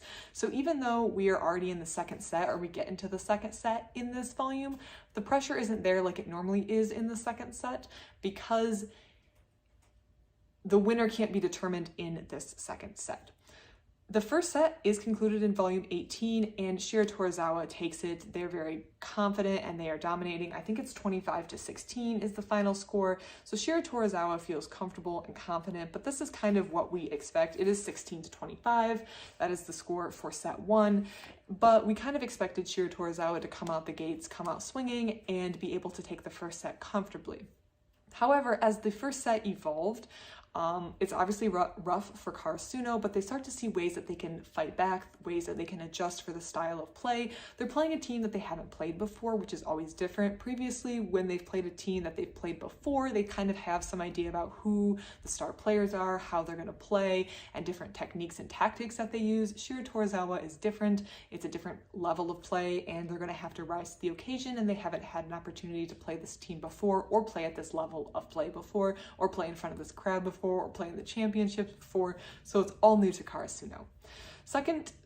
The second set starts to go a lot better. Karasuno is starting to calibrate their level of play or their style of play to match Shira Torizawa, and it is much, much more tightly contested in set 2. So this volume does end on a cliffhanger. That is something I feel like Haikyu is known for, ending on these cliffhanger endings. However, it's not really cliffhangery or too stressful to end here because of what I talked about, needing to be best 3 of 5. The ending of this volume are the 2 teams fighting for match point. So in volleyball, you have to win by 2. So the winner is the first to reach 25. But if one team reaches 20, if both teams are at 25, or if both teams are at 24 and one reaches 25, they don't win. They have to be 2 higher than their opponent. I think, is tennis like that too? I don't remember. I feel like there are other sports that you have to be 2 above your opponent to win. So they're both neck and neck, and they're both winning 1 point at a time, but one of them needs to score 2 in a row to advance further than the opponent and take set 2. So it is a little bit stressful because both teams are fighting so hard to get that additional point, but it's not super stressful because even if Shira Torizawa takes set 2, we still have set 3. The winner isn't going to be determined yet, so there is still plenty of time in this game. That being said, I do recommend having volume 19 on hand, but it's not the horrible cliffhanger that some of these other volumes in this series have had. I loved this volume. If you've been reading the Haikyu series and you've been loving it, you're going to love this entry.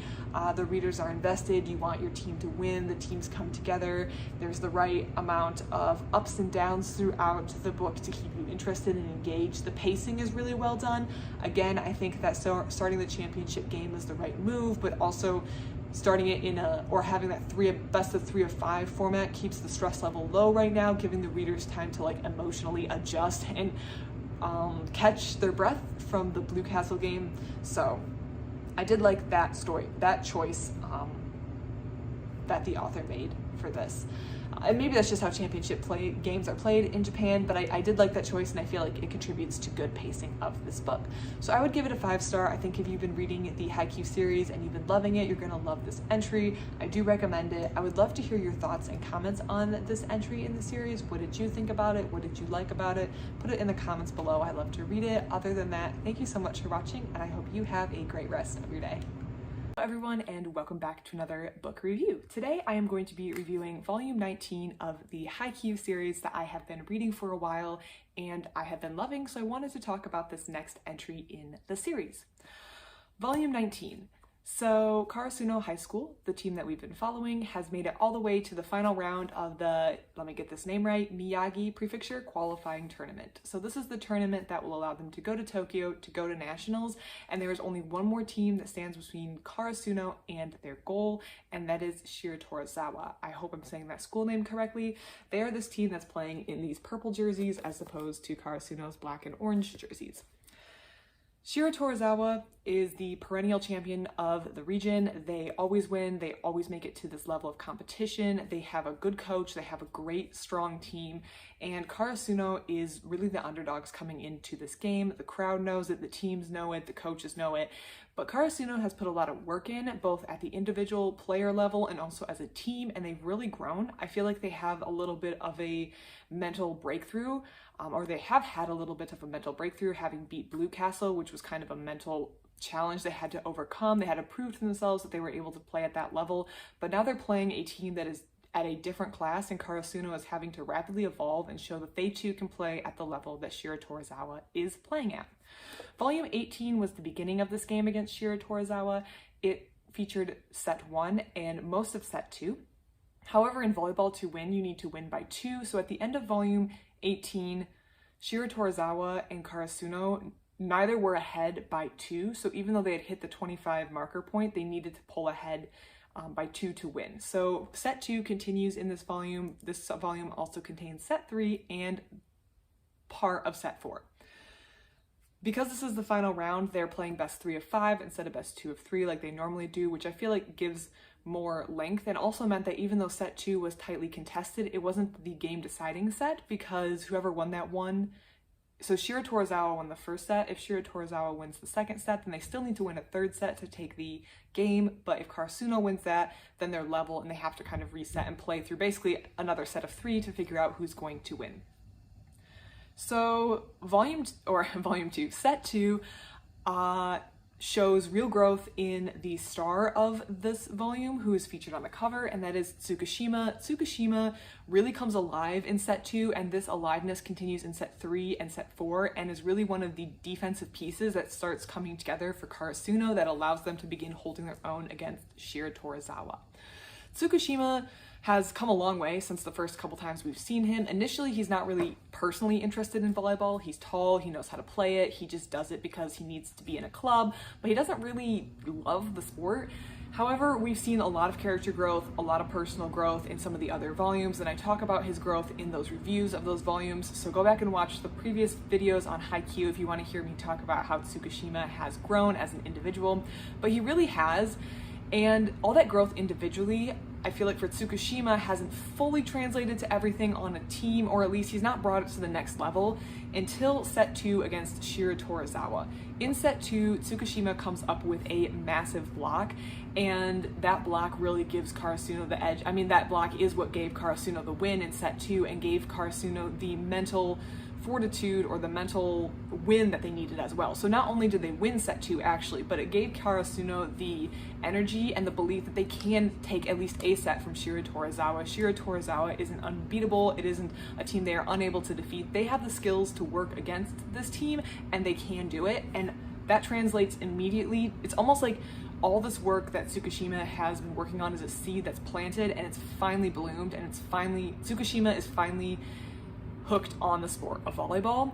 I think he also makes a really good point here about like competition as a whole. In volleyball, it's a team sport, your team against the other team. In this particular game, it's best 3 of 5, so they're trying to win their sets, they're trying to go to nationals. But as anyone who's played a team sport, or even if you don't play a team sport, if you do some sort of solo activity like swimming, biking, running, there's a level of competition that is you against you, as in you against what your perceived limits are, or you against how well you performed last time. And Tsukushima, while giving his team the win, I feel like is also winning himself, because he's putting himself out there, he is growing, he is improving as a player, all the work he's put in is finally starting to show up, bloom, blossom. I'm not coming up with the right word, but it's starting to really come to fruition, all this work that he's been doing. So Tsukishima is improving himself massively, and it's starting to finally come together, and it's hooking Tsukishima.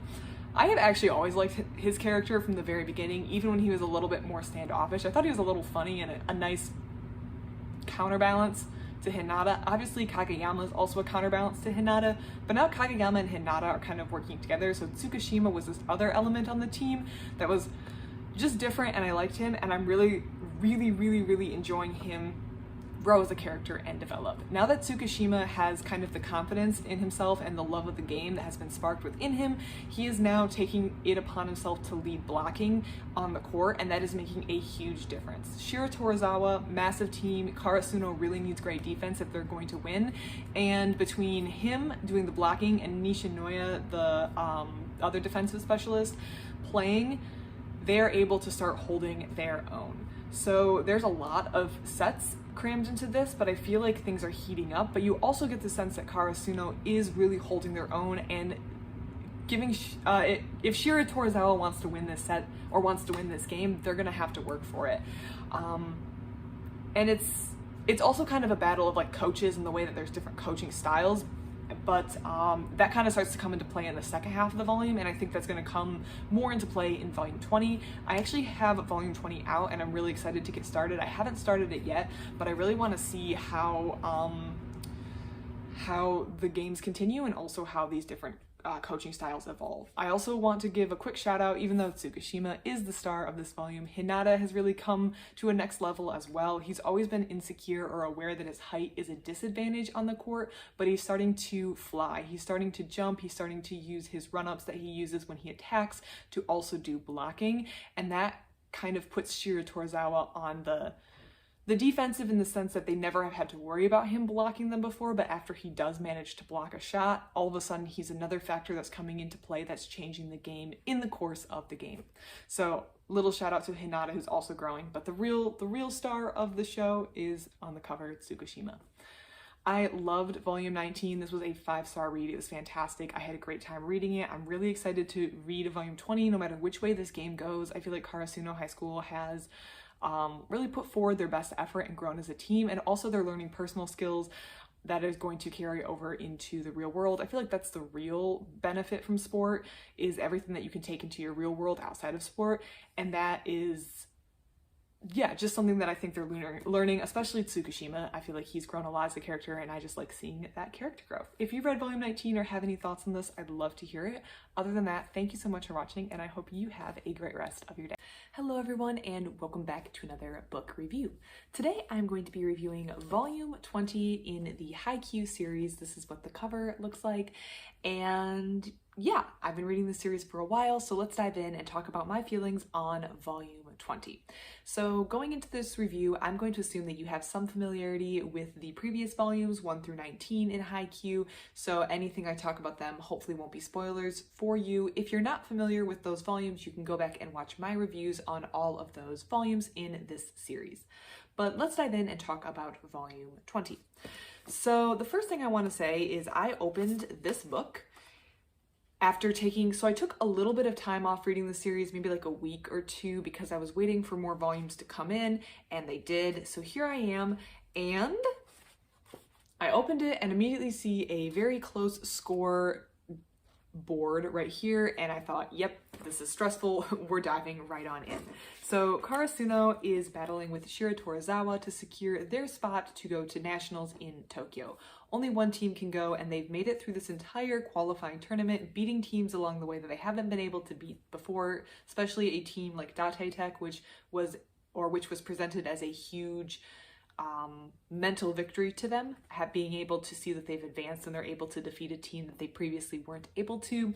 But they're going up against Shira Torizawa now, the perennial champions. They have always gone to nationals, or they tend to always go to nationals. They tend to always win, and they're pretty confident that they can get this one taken care of and beat Karasuno, but Karasuno is putting up a fight. They've grown as a team, they've grown as individual players, and it really is a battle between the two different coaching staff, whether or not you focus on the team aspect or whether or not you have individually strong players who can overpower a team even when it's working together.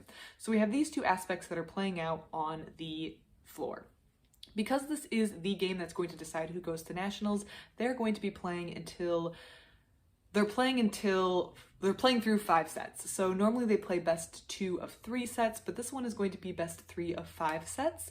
And we have to see who is going to win all of those. That meant that the first set and the second set weren't very tense. They really were easing you into this game because whoever won those 2 would make things more stressful in the losing team, but it didn't put them immediately behind, where when you have best 2 of 3, whoever wins the first set immediately puts the loser of that first set on the defensive to defend set 2, otherwise they're going to lose the whole game. This volume 20 focuses on wrapping up particularly, I think it's set 3 and then going into set 4. So Karasuno is holding their own. I think a lot of spectators initially thought that Karasuno was going to be killed immediately. They were going to get beat immediately, and Shiro Torizawa was going to advance, but Karasuno's holding their own. They're taking sets, and they're making Shiro Torizawa work for it.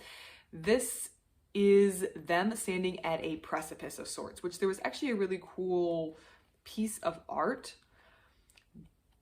or a really cool picture in this volume of them standing at this precipice, because their backs are against the wall, they're up against this cliff at this point, mistakes count against them and they mean something, and if they lose these sets, then they're going to essentially not be able to, they're not going to be able to advance to the national tournament, which Hinata really, really wants, but so does Shiro Torizawa. So who is going to come out the victor?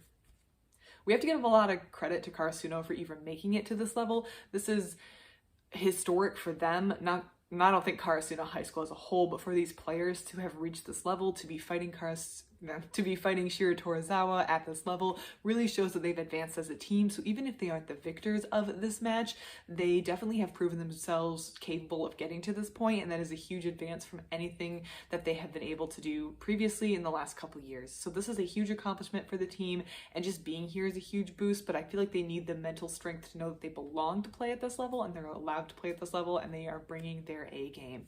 There is an injury in this volume, which I like because it kind of shakes things up, and we're gonna see who is going to be able to step into the role of the injured player and how it's going to affect the rest of the game. The game does not conclude in volume 20, so if you have volume 20 and you're reading it, I would recommend getting a copy of volume 21 just so you have it on hand, because otherwise you're going to be waiting for volume 21. I find that Haikyu does this where they do not end games with like a volume end, so you have to really make sure you have at least a couple lined up so you're able to read it. I had volume 21 lined up immediately, so I wasn't able to experience any sort of break in the game, but this is definitely a very tense volume. Things are heating up, and I think things are going to come to a head in volume 21. We're going to see who's going to nationals, and we're going to see what happens to the characters and everyone else. I loved this entry in Haikyu. I loved volume 20. If you have any thoughts on it, I would love to hear it. Otherwise, thank you so much for watching, and I hope you have a great rest of your day. Hello everyone, and welcome back to another book review. Today I'm going to be reviewing volume 21 of the series Haikyu by Haruichi Furudate. In my review of this volume, I am going to assume that you know what happened in volumes 1 through 20, or you don't want to be spoiled in what happened 1 through 20, or you don't care if you're going to be spoiled with what happens in volumes 1 through 20. So if you're not familiar with them, I would go back and watch my reviews on those volumes, because I am going to assume you have some level of familiarity, just so this isn't a massive retelling of volumes 1 through 20. So Karasuno High School, the team that we are cheering for and following, has reached the final level of their qualifying tournament. All that stands between them and going to Tokyo for nationals is Shiro Torizawa, which is a powerhouse school, the team that always goes to nationals, and Karasuno is fighting with everything they got to bring down this team, and Shiro Torizawa is difficult and they is hard to beat. Because this is the game that's going to determine who goes to nationals, they're playing best 3 of 5 sets instead of best 2 of 3, which allowed the game to get going and us to see the characters and the play style and the problems and challenges without the pressure being on immediately. I think it might just be how these sort of tournaments are set up, but I think giving that much time was also beneficial to storytelling, because it gave the author time to set up, again, the teams, the characters, their weaknesses, their play styles, and showcase all of that without the pressure being on immediately. Because both teams could afford to lose or win a set. I mean, they can all afford to win a set. They can both afford to lose a set at the beginning because it's not immediately stressful. That being said, Shiro Torizawa came in thinking they were going to win immediately. The spectators came in thinking they were going to win immediately, and they didn't, because Karasuno has taken them to a 5th set, and this game is tense, and this is stressful, and this is the deciding volume. I will say, after reading volume 21, you don't have to have volume 22 lined up immediately. You will know who's going to finals or nationals after reading volume 21. I know that Haikyu has a habit of ending volumes in tense moments. After reading 21, you will know the result of this game, so you don't have to worry about having 22 lined up immediately.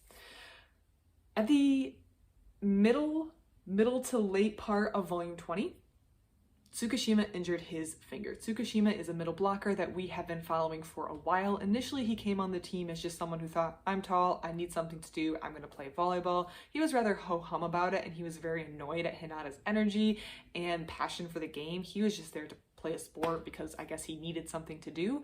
But Tsukishima has slowly been developing himself and gaining skill, but not just like personal skill at volleyball. He's not just getting better at volleyball. I think he's also starting to love the sport, and this comes to a head in this game, this game against Shiro Torizawa, and in volumes 20 and 21, so the volume I read before and in this volume. He injures his finger, and this is kind of the moment or the game where everything comes together for Tsukishima. We've seen his hard work or his ability to start actually applying himself at the game, something he initially wasn't doing. We've seen that come into form. We've seen that produce fruit of a sense in the fact that he's been able to do things in games that previously he wasn't able to do. But this is the game where he kind of gets the same level of energy and passion that Hinata has had this entire time, which is something that if you started at volume 1 and 2, you would have not seen that coming from Tsukishima. Tsukishima, in my opinion, has kind of been the dark horse, the one that no one has really been watching. He's been quietly working on himself. The entire team's been working on themselves, so it's not surprising. We've seen a lot of interesting character growth out of Tsukishima, so I already liked him. I liked him at the beginning, I liked his character growth, and I am so happy to see him kind of come into his own in this volume in a way that he hasn't in the previous volumes. He is really one of the, in my opinion, the better players on the team, and also just a good character. The author has written him well, and he's really enjoyable to read, and you can't help but cheer for him and want him to succeed in everything that he does. So Tsukishima has injured himself, and he is going to be able to come back in this one, or is he? Because we've had to put in a pinch setter, so middle blocker. I'm getting everything mixed up, and Tsukishima is, we're waiting to see what he's going to be able to do because he is injured, if he's going to be able to get back in time, because you can't just sub whenever in volleyball. So we're waiting. We're playing a waiting game, and we're going to see what happens. In the 5th set, it is a little quicker because it is best 2-15. You still have to win by 2, so if both teams wind up really close and no one is winning by 2, then we're going to have to go into the part of the game where you are going back and forth basically until one team has won by 2 points. So you don't just win by getting 1 point. So that does make it a little bit of a shorter game. They're not going to have to play all the way to 25, but it is incredibly stressful. The fact that Karasuno has taken Shiro Torizawa all the way to the 5th set is meaningful in and of itself. And also the fact that Tsukishima, the dark horse, has come from behind and really shown himself to be the MVP of this game is also really meaningful in a different way.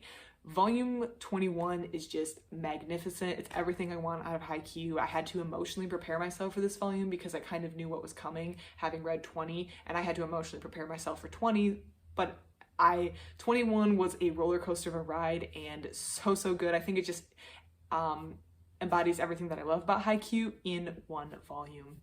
So if you've been reading the series and you love the series, I think you're going to really love volume 21. There's a quote in this volume that I really like. Let me see if I can find it real quick. But I think it just kind of encapsulates this entire game as well.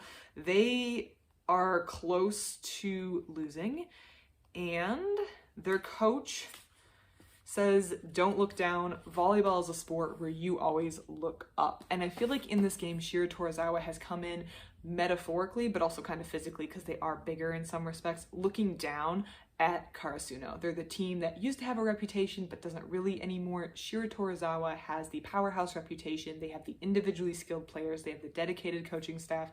Not that Karasuno has a bad coaching staff either, but they just are bigger in every sense of the word. They have the skill, the power, the individual players that have the talent, and they are, in a sense, looking down on Karasuno. The players show that in some of the art perspectives, that they are looking down metaphorically and sometimes physically at Karasuno, but Karasuno is not giving up. They're the ones who are looking up, as they always do in volleyball. They're aiming to fly higher and be the absolute best they can, and I feel like that quote and that page just, again, embodies the whole spirit of Haikyu, and I just love this series. And yeah, I can't believe I waited so long to even read this, because this has been a wonderful ride. Like I said, you will know who makes it to the national tournament in volume 21, so no stress, no need to have volume 22, but if you've been liking the series, I think you're gonna like volume 21 of Haikyu. If you have any thoughts on this, please let me know. I'd love to hear it. Please put it in the comments below. Otherwise, thank you so much for watching, and I hope you have a great rest of your day. Hello everyone, and welcome back to another book review. Today I'm going to be reviewing volume 22 of Haikyu, the series that I have been reading by Haruichi Furudate. And here's what the cover looks like. You'll notice right away that it has a very colorful cover. It's the solid red background in comparison to some of the others. I don't know if I have one handy. The other ones have had very I'll say not colorful, but they have these white backgrounds, and this one has a red background, so it immediately stands out. In my review of volume 22, I'm going to assume that you have passing familiarity with what happened in volumes 1 through 21, or I'm going to assume you do not care if I spoil some stuff that happened. There was a major arc kind of that concluded in volumes 20 and 21, so if you don't want that to be spoiled, if you don't want to know if Karasuno High School makes it through, then maybe stop watching this video or go back and watch my other videos first, because I'm going to talk about some stuff that happened in volume 22.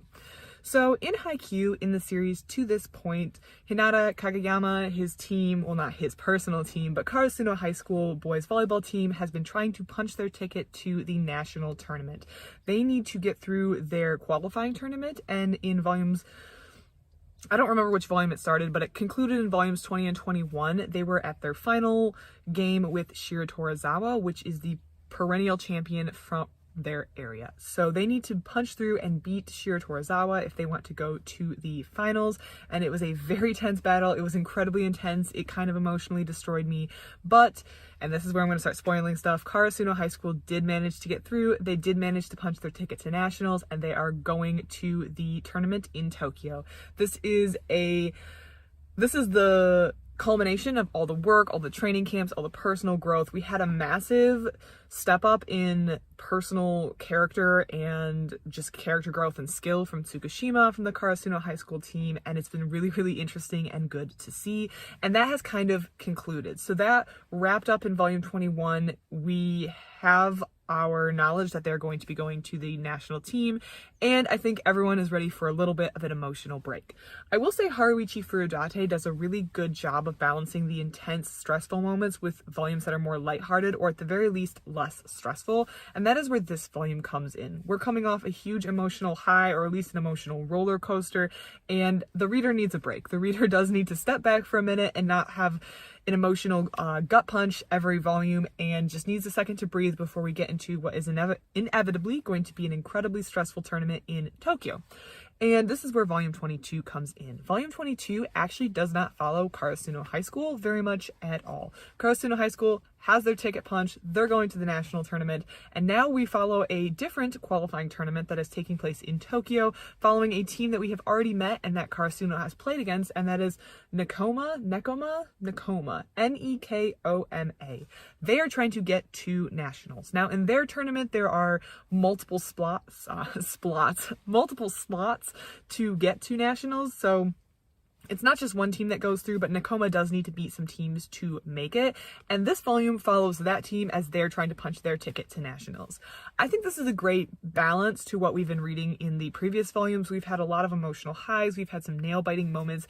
We have been emotionally destroyed, and now we just want a volume where we can watch volleyball. It's fun. The seriousness is there because we kind of have seen Nekoma before, so we do have a sense that we're cheering for them to make it, but the pressure isn't there. The team that we're following for the most part has made it, and this is just Nakoma trying to get their slot to the national tournament as well. We do get some fun volleyball. We get to expand some of the characters that we've seen before, which I think is also a good decision from the author's perspective. These are teams that, if they make it to nationals, are going to be appearing on the stage, and something that I like about Haikyu is the characters on the court on the other side playing Karasuno aren't just nameless, faceless blobs. The author has made it a point to have each of them have their own characteristic, their own goals, their own personalities, and that makes it very interesting. Instead of just Karasuno playing wave after wave of nameless high schools, they actually are playing teams that you care about, that you know about, and teams that you know they have their own personal goals and their own feelings and their own emotions, which makes the whole series a lot more real. So I do think it was a good decision to take a break here, because we're still getting volleyball, we're still getting the fun action, but we don't have the emotional shock of having to witness our team claw their way back from a precipice. We don't have to be too stressed about the whole thing, and we can just enjoy the series while also building characters that we are going to see. Because ultimately, out of all the teams that are playing here, we're building characters on all the teams that Nakoma is playing, and some of these teams are also going to punch their ticket to nationals because there's more than one spot in their qualifying tournament to make it there. So we have an opportunity for the author to show off characters that we know for sure we're going to be seeing again, and I think it's going to make the Tokyo tournament to be a lot more interesting. I'm really excited for the Tokyo tournament, but this was the volume that we needed to kind of de-stress and take our emotions down a level and just read some good volleyball manga while we emotionally prepare for what's coming next. I really enjoyed this volume. I think if you've been reading this series, you're going to be ready for this volume. You're going to be ready for a break, a timeout, a breather, and that's what this is, and I'm excited to see where the series goes next. If you have any thoughts on Haikyu Volume 22, please let me know. I'd love to hear it. Otherwise, thank you so much for watching, and I hope you have a great rest of your day. Hello everyone, and welcome back to another book review. Today I am going to be reviewing volume 23 of Haikyu. This is a series that I have been reading for a while, and in this review I'm going to assume that you at least have some familiarity with what happened in volumes 1 through 22, as this is again volume 23 in the series. So let's dive into my thoughts and opinions on this volume. So in volume 23, this is a continuation of volume 20 through 22, and it is the Tokyo Prefecture Spring Tournament Qualifier Tournament arc, and that is found on the inside, the first page, where they have the team. We have our Karasuno High School team, but volume 22 and volume 23 primarily are following another team, and that is Nekoma. I hope I'm saying this correctly. It's Nekoma. This is a team that Karasuno High School has met before in a training camp, so they're familiar with them.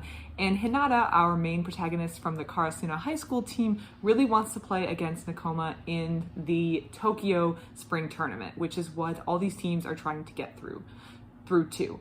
So Karasuno High School has already punched their ticket to nationals. They're going to nationals, they're going to make it, and they're excited, they are pumped. But now Hinata really wants Nekoma to win their tournament to secure their spot to the nationals. Now, I'm assuming just because Tokyo's bigger, there's more spots available for teams to go in Tokyo, as opposed to, I think it was Maiyagi, that was the prefecture that Karasuno was playing in, where there was just one spot, one qualifier to go through to the finals. So Nekoma needs to win the match they're in now against Nohebi High School in order to secure a spot in the finals and therefore face off, I assume, eventually against Hinata. So I think that this volume really builds the characters for the coming Tokyo spring tournament. So I think this is just fleshing out the characters, which is something that the author Haruichi Furudate has done a really good job in this manga of doing. The teams that all the high schools play against don't just feel like faceless characters, nameless, faceless volleyball players on the other side of the court. They actually feel like other people with real goals, real problems, and they're also emotionally connected to the game. So it doesn't feel like you're just playing against nameless hordes. You're playing against people who you also have some level of emotional connection to, which is a really good move on the author's part, I think, to keep the repetitiveness of the volleyball games very interesting. So I do like that aspect, and I think that this volume and this arc with the Tokyo Prefecture qualifying rounds is going to make the teams that we meet in the Tokyo Spring Tournament be even more meaningful, because we've now become connected to the characters on the Nekoma team, so we want them to also do well in the tournament, even though probably most of us are going to be cheering for Karasuno to come out on top when it comes to that tournament. So I do think this was a good move by the author, and it's something that he has done a really good job of making sure he does, which is give the teams that the high schools are playing on the other side of the court enough personality to really stand out. I really did like the cover of this one. Now it is covered with a bunch of library stickers, but it has our characters and it has all these cats around it. I'm assuming Nakoma has some sort of cat connotation. I believe that is their, what do you call it, mascot. But I did like the cover. I thought the cats were super cute and I really liked it. I like all the covers in this series, and I think that it would be really fun to own all these entries in the series because the covers are just so fun. Now, the primary focus of this book is Nakoma getting out of their qualifying tournament to make it to the national tournament, the national spring tournament. However, we do see a little bit of Karasuno High School, particularly towards the end of this volume, and there is a surprise announcement that is made that is going to, I assume, carry over into the next couple volumes, because I don't think we're going to the spring tournament just yet. There's a lot of practice time that needs to be done, and I think this surprise announcement that comes at the end of volume 23 is going to influence the next couple volumes in this series. If you have any thoughts and opinions on the 23rd volume of Haikyu, I would love to hear it. Please leave your comments below. Otherwise, thank you so much for watching, and I hope you have a great rest of your day. Hello everyone, and welcome back to another book review. Today I am going to be reviewing volume 24 in the series I've been reading, Haikyu. And now there's a little problem in that I had to order this book from another library, and they put a huge piece of paper on the cover that totally covers the cover, and it's taped down and it says in big letters, "Do not remove." So I will not be able to show you the cover because there's nothing to see, but promise that I do have it. This is what the back looks like. This is volume 24, and I've been reading it and I've been enjoying it. So let's dive in and see what I think about volume 23. Volume 24. At the end of volume 23, there was a big announcement, and it was revealed that Kageyama has been invited to the All Youth Japan training camp. And this is a huge honor. This is where they pick the, I think it's like the under 19 team, the youth representative team for boys volleyball in Japan. So it is a huge honor to be selected to go to this camp and train. Kageyama is very floored by the offer. Hinata is a little put out because they didn't invite him, so he's a little upset. But there's a second announcement, and the advisor announces that, well, Kageyama will be going to the All Japan Youth Training Camp, which is the big training event. Tsukushima has been invited to a local camp in the prefecture to raise the volleyball skill of everyone in the camp. And Hinata is also annoyed because he wasn't invited to that one either. So what does Hinata do? Hinata, we know, is driven. He will do anything it takes to succeed. So he does what you would think he would do, and that is go to the camp when he's not supposed to. Not the All Japan one, but the local training camp. And he shows up on the first day and he's not supposed to be there. And Tsukushima is like, "What are you doing here?" And everyone knows he's not supposed to be there. So they pull him into the office for a good chewing out. And they agree that he can stay, but not to practice, only as a ball boy. And Hinata surprisingly agrees. He's very annoyed, he wants to practice, but he's determined to be at this camp even if he doesn't get to practice with everyone. And now he's there. This volume really focuses on Hinata's determination to learn and improve. I definitely think with the Karasuno High School team going to nationals, they're going to have to take their skill level up a notch if they want to make it. They're going to be playing against tougher teams, or at least teams that were able to make it out of their prefecture. The skill level is just going to be really high at this spring tournament, and they're going to all have to practice. So I think it makes sense that Kageyama would go to this youth training camp and Tsukushima would be invited to the local camp. I just think it's really interesting to see the way that the team's going to put it all together when they come back, because they didn't all go to a training camp, but they're having to put in a lot of work.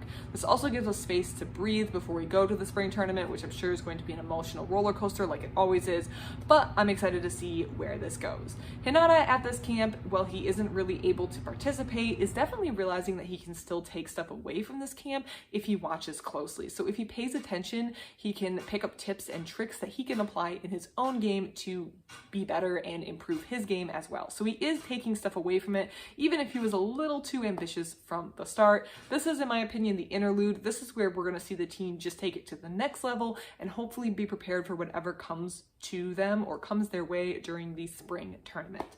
I really enjoyed volume 24. I like that we're also starting to see some of the other top talent again from other teams, and I like that the team is just taking it to the next level. I definitely thought they were going to have to be a little better if they wanted to make it very far in the spring tournament, since they are playing the top teams from the other prefectures. So that is going to have to definitely be worked on, and I like that the author worked this in to make it more realistic. Depending on how far they get in the spring tournament is going to be based on how much work they do during this time. I like this entry in the series. If you've been liking Haikyu, I think you're gonna like this entry. If you have any thoughts or comments on the series up to this point, they've made it out of their qualifying tournament. If you have any thoughts about this, I'd love to hear it. Otherwise, thank you so much for watching, and I hope you have a great rest of your day. Hello everyone, and welcome back to another book review. Today I'm going to be reviewing volume 25 in the Haikyu series. This is what the cover looks like, and it features primarily Kageyama, at least the cover does feature Kageyama. So let's talk about what's going on in volume 25. So at this point in the series, Karasuno High School has punched their ticket to nationals. They're going to be headed to the spring tournament, and the team definitely needs to get on a different level. In volume 24, Kageyama went off to the all-youth Japan training camp, and Tsukushima went off to a local prefecture training camp to both improve their volleyball skills. These were invite-only camps, and Hinata was mad. Hinata was mad that they were not invited to anything.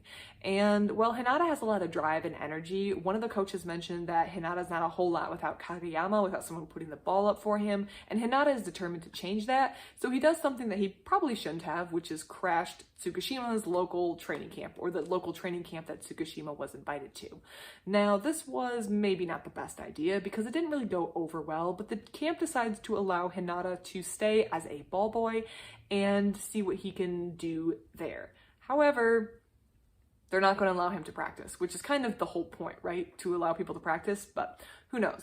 Hinata is a little annoyed by this, and he thinks that maybe they'll let him practice, but they're definitely not going to let him practice. So he is stuck being ball boy, but he's starting to realize that there's things he can learn, there's things that he can work on even as a ball boy. He can notice things, he can look at the game from a different perspective, and he starts to really take every opportunity to improve his skill. Hinata's energy and his devotion to volleyball is definitely what sets him apart. He is passionate about volleyball, he wants to improve, he wants to be a better player, and all of that. Even when he's in a position like ball boy, he still applies, and he still has this unrestrained optimism and enthusiasm about life, which I just really appreciate and enjoy.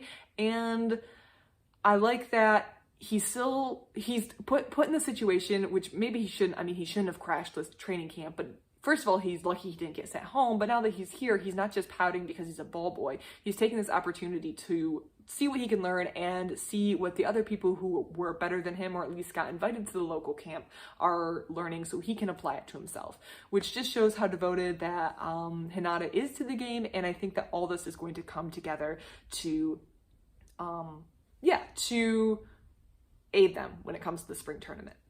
Now, in this book, we have two other things that go on. First of all, there's a minor, so the training camps end, and then they have a practice game against Date Tech. They actually wound up beating Date Tech in the qualifying tournament, so this is a rematch, but the teams should theoretically have improved because they've gone to the training camp. But they're still struggling to connect with one another, and I think it can especially be hard when you have some team members who have gone off and worked with other people, and now trying to reintegrate what they've learned with the team can be difficult, but they are playing a team that they've played before, which is interesting.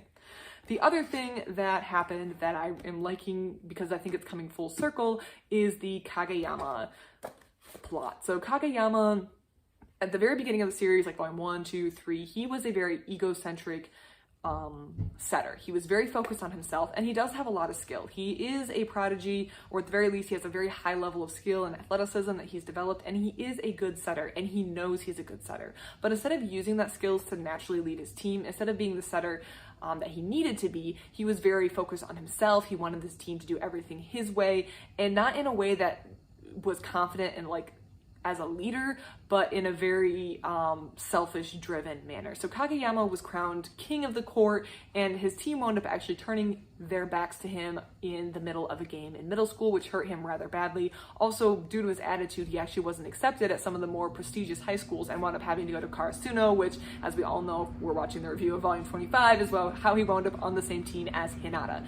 So Kageyama has had a history with being I feel like sometimes he doesn't want to step up to that leadership role. He doesn't want to really express himself. He doesn't want to use his sets to push the players on the court because he's scared of going back to that moment where his team decided to stop following him in middle school, which rightly so, he wasn't really acting correctly as a leader. A leader isn't just someone who has power. There's a little bit more that goes into leadership, and he definitely wasn't exhibiting that in middle school. However, I think Kageyama has definitely grown, and I think he's stepping more back into that maybe king persona that he had, but not in this egocentric way, at least I don't think, not yet. I think he really is trying to use his leadership and his athleticism and his skills to further his players.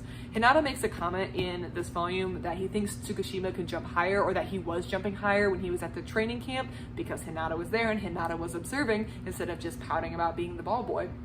He noticed and he observed that he thought Tsukushima could jump higher, and Kageyama, instead of just acquiescing to everything Tsukushima wanted from him, put the ball higher up for him in this volume, and then Tsukushima raised his level of play to meet what Kageyama was expecting him out of the attack. And I think that kind of shows the way that he's grown, but he can still be like in charge of the action and the play and the attack without coming with the attitude that he had in middle school. And that's just a massive growth of character from Kageyama. I feel like he had to step down from this view of himself as the center of the universe for a little bit, but now he can step back up, maybe not to the center of the universe aspect, but he can definitely step back up and just be the person, be the talent that the team needs to kind of pull it together. And I think he's going to be instrumental in the Tokyo tournament. So we're going to see where that goes. I think if you've been liking this series, you're going to obviously like volume 25. I like the Kageyama coming full circle. If you have any thoughts on Kageyama up to this point, please let me know in the comments below. I would love to hear it. Otherwise, thank you so much for watching, and I hope you have a great rest of your day.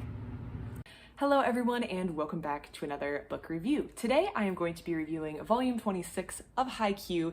This is the start of the spring tournament, and I am so excited to talk about this book, so let's dive in. Volume 26.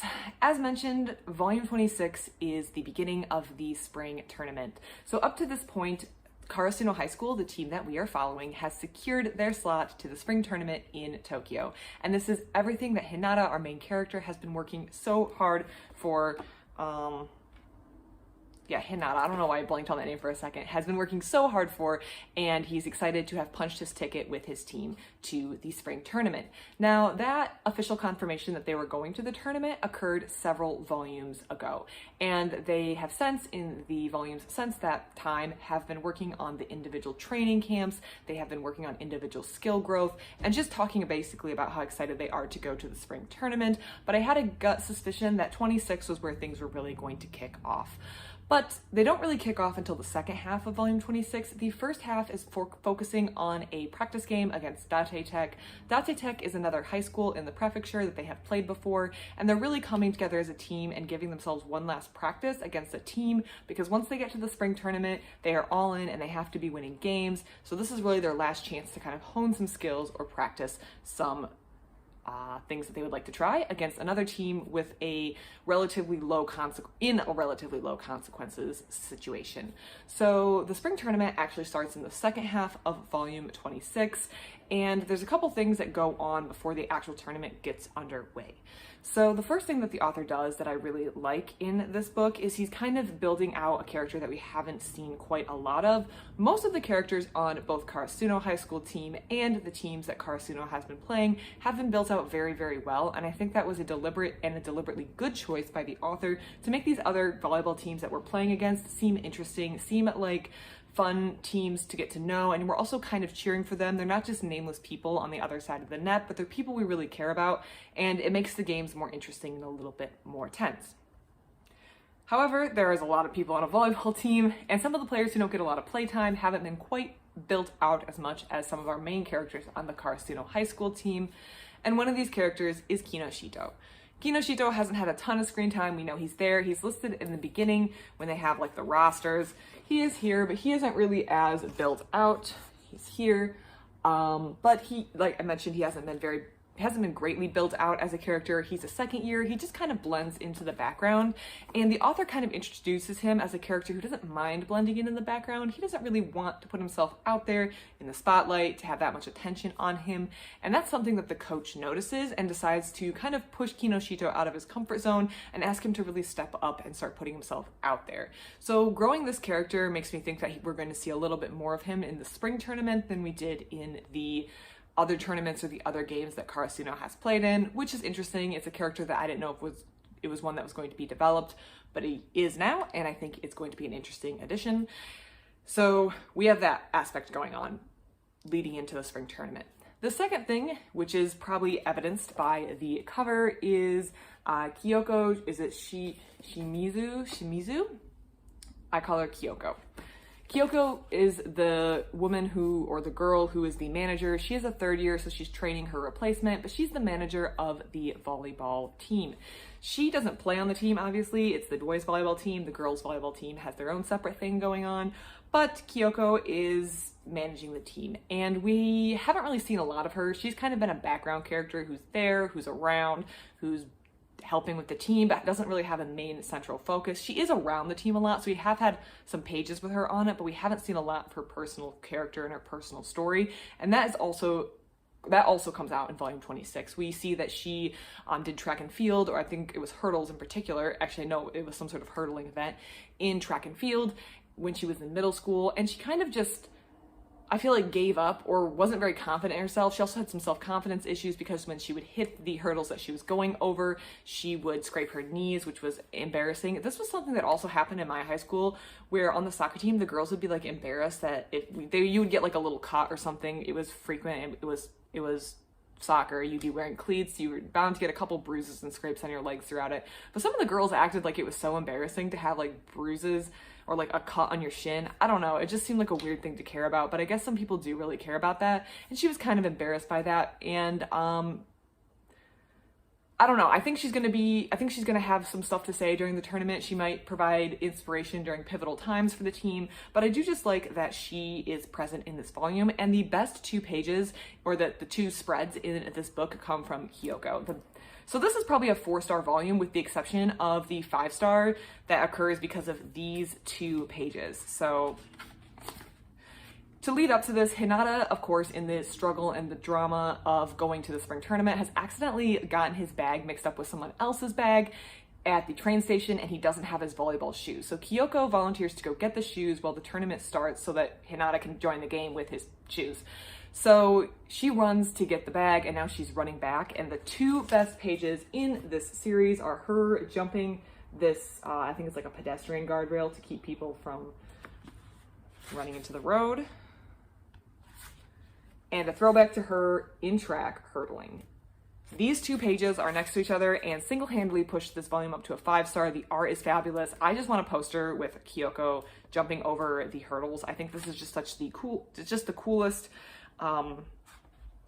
scene and pictures, and that just made the entire book. Those 2 pages made the entire book, and yeah, that's basically all I can say. I had neutral feelings towards Kyoko up to this point, but now I'm kind of feeling her, and I'm excited to see the role that she's going to play in the spring tournament.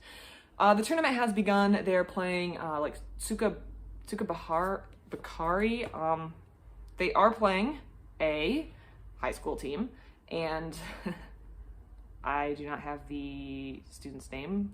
They're playing a team, but the game hasn't really gotten underway, and they're just getting started. At this point, it's a lot of nerves, it's a lot of tension, and it's a lot of stress, and they're just getting into it. We haven't had a lot of time to feel out the other team. I think that's why I'm blanking on their name right now, because usually once we have a couple rounds with the team, then I get to know the characters and the school name and who it does what on the team, but we're just getting started. Volume 26 is all tension and all stress, and I am so excited to see where the spring tournament leads. I hope that Karasuno goes all the way, of course, but I want them to do the best, and I'm excited to see where the series leads. If you read Volume 26 or have any thoughts on Volume 26, I would love to hear it. Otherwise, thank you so much for watching, and I hope you have a great rest of your day. Everyone, and welcome back to another book review. It is a very warm day where I live, so I have the windows open, so please excuse any noise that you hear from the streets outside. I just wanted some fresh air in my apartment. Today we are going to be reviewing volume 27 of the series Haikyu. So I have been reading this series for a while, as evidenced by the fact that I'm already on volume 27. I'm loving it. This is my first real attempt to read a sports manga, and I have really enjoyed it. So if you're looking for a review of volume 27, you are in the right place. So the cover of volume 27 looks like this. We have a ball being set, and it's in line with the other covers that we've seen in the series. So let's dive in and talk about the book and what I thought about the book. So volume 27 takes place during the spring tournament. The high school that we've been following, Karasuno High School, has punched their ticket, and they are in Tokyo playing as the representatives from their prefecture in the tournament.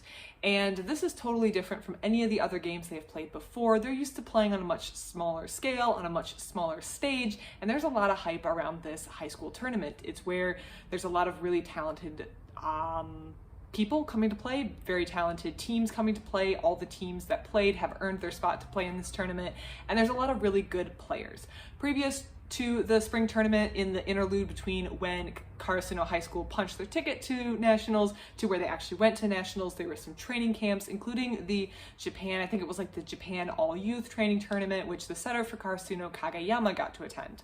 This was a training camp that featured Japan's best players under the age of 19. A lot of individuals were invited to attend, so it's really the cream of the crop that they are going up against in Tokyo.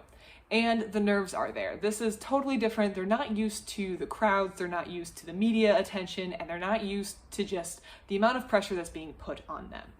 Day one, they're playing Tsubakahara, I think that's how you say it, Academy. This is another team that they're going to have to face, and we have to admit it, the team isn't bad.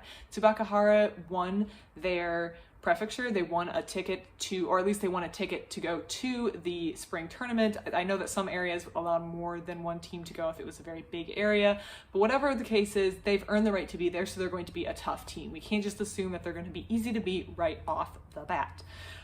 There's some struggles at the beginning. This is the first game they're playing in the tournament, and particularly we see Kageyama struggling when it comes to the height of the ceiling.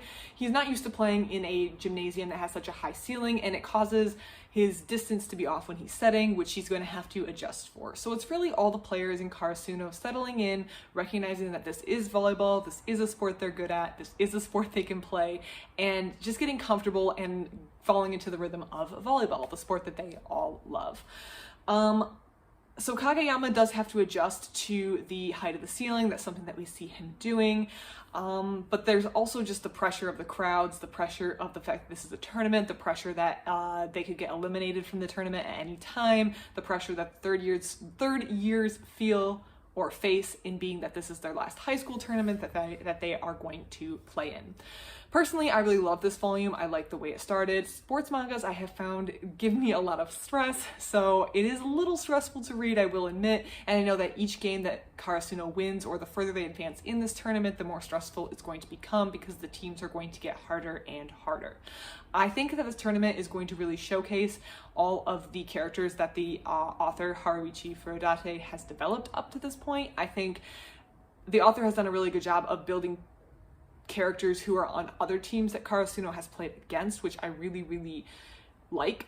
I like the fact that the people that we're playing against on the other side of the court are not just nameless people, but they feel like real characters with their own dreams and ambitions. It's something I've always said that the author does a really good job of in this series, and this holds true in the spring tournament. This is our first time seeing Tsubakahara, at least I've never recalled seeing them before up to this point in the series, but the author makes you feel like they're real people and not just pawns on the other side for Karasuno to play against for the point of plot convenience or for the plot to advance. So I really like that, and I feel like this tournament is going to incorporate a lot of those other teams that we've seen before. So we have teams back home who are watching Karasuno, we have teams that made it to the Tokyo tournament, to the spring tournament. So it's just going to be a good incorporation of everyone that we have created in this universe. Now this series does go, I believe, to volume 40 if I remember correctly, which means at volume 27 we're closing in on like the latter half of this series. So I think this might be kind of, I'll say the last hurrah, but it really is going to tie in all these characters, at least that's what I suspect, that we've built up to this point in this one tournament arc, which is really exciting to see, and I'm excited to see where this series goes.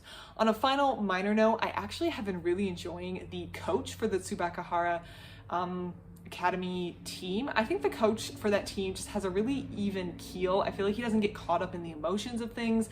I feel like he's very level-headed, and he has this really good balance that he wants to push his players, but he doesn't want to push them too hard. He has a balance there. He also, I feel like, has a good sense that sometimes more competitive people, and I'm talking to myself here because I am a very competitive person, at the end of the day, this is just a game, and I don't mean that dismissively or to dismiss these people's accomplishments, especially people in real life who work really hard at their craft, but it is a game, so you have to have a little bit of levity coming into it, or you're just going to take things way too seriously, and you have to realize that this is not the only thing in life. And I feel like the coach, well, a very minor character, and I suspect we won't see him again, I feel like has that balance down, and I really, really appreciate it, and I like that addition of that character in the series. I also have to say I like that not only are the opposing teams really fleshed out, but also the opposing coach tends to be really fleshed out, and I really enjoy it. I like seeing the thought process behind the coach as he directs the opposing team, and I like seeing the philosophy that the other coaches employ. So I've really enjoyed seeing that in the series, and I'm excited for this to continue. If you have been enjoying Haikyu, if you've been enjoying the previous entries in the series, you're going to enjoy Volume 27. If you have any thoughts on the series up to this point, please put them in the comments below. I would love to read them. Otherwise, thank you so much for watching, and I hope you have a great rest of your day. Hello everyone, and welcome back to another book review. Today I am going to be reviewing Volume 28 in the manga sports series Haikyu. This is a series I have been reading for a while, evidenced by the fact that I am on Volume 28 already and I have been enjoying it. So let's talk Volume 28. This is what the cover looks like. We have some of our usual suspects. We have Kageyama and Hinata on the front, as well as characters from other teams that have been introduced or will be introduced up here. So this is what the cover looks like for Volume 28. The 28 is right here. I was trying to find where the number 28 was. So 28, immediate continuation from Volume 27. Karasuno High School has made it to the Tokyo tournament, and they are now playing in it. Some of the initial nerves have been settled at this point. The team has never played in such a large environment with such large media presence, with the crowds, with the pressure, and it really shows, and it was really difficult, I feel like, initially to get settled, and we even saw some of our star breakout players like Kageyama struggle to get settled in Volume 27, but they're a little bit more settled now. Of course, they're in a game, they're in a tournament, there's always going to be nerves, and this was something that all the teams they were playing were going to have to deal with. In Volume 27, Karasuno High School plays their first team, and that is Tsubakahara Academy, and they do wind up winning that game in Volume 27. I did really like playing Tsubakahara Academy because I really liked the coach. I feel like the coach was very even, minded. He was very calm. He approached the game with all that he had. He wanted his players to succeed, but when they didn't, he really didn't get too down or upset with them. He just accepted. It was very almost a Zen-like attitude. He just accepted that this is where it was. There was no sense in dwelling on it, at least not right now. There's a time and a place to maybe go talk about where you could have improved, but in the moment, you just have to accept that they lost. At this point, Tsubakahara Academy is out of the tournament, which we have to know isn't just an easy win for Karasuno High School. Every team that's playing in this tournament has earned the right to be in this tournament. Some prefectures, it was indicated, would have multiple slots to go, particularly in bigger prefectures with more teams. It makes sense to allow more than one high school to go, so you can allow a couple big schools to go, or big, by big I mean like powerhouse or talented schools to go. But smaller prefectures might only have one slot. So however they got there, Tsubakahara Academy did win their right to be at this tournament, so they were not necessarily an easy win, but Karasuno did prevail because they have really grown and improved from when we first saw them, especially Hinata. Hinata has been improving greatly from when we first saw him in middle school trying to play with the soccer boys and anyone he could get to teach him volleyball. So it's really exciting to see the team improve, but it was not a guaranteed victory in Volume 27, but they did pull it out, and I like that coach that we had on that team.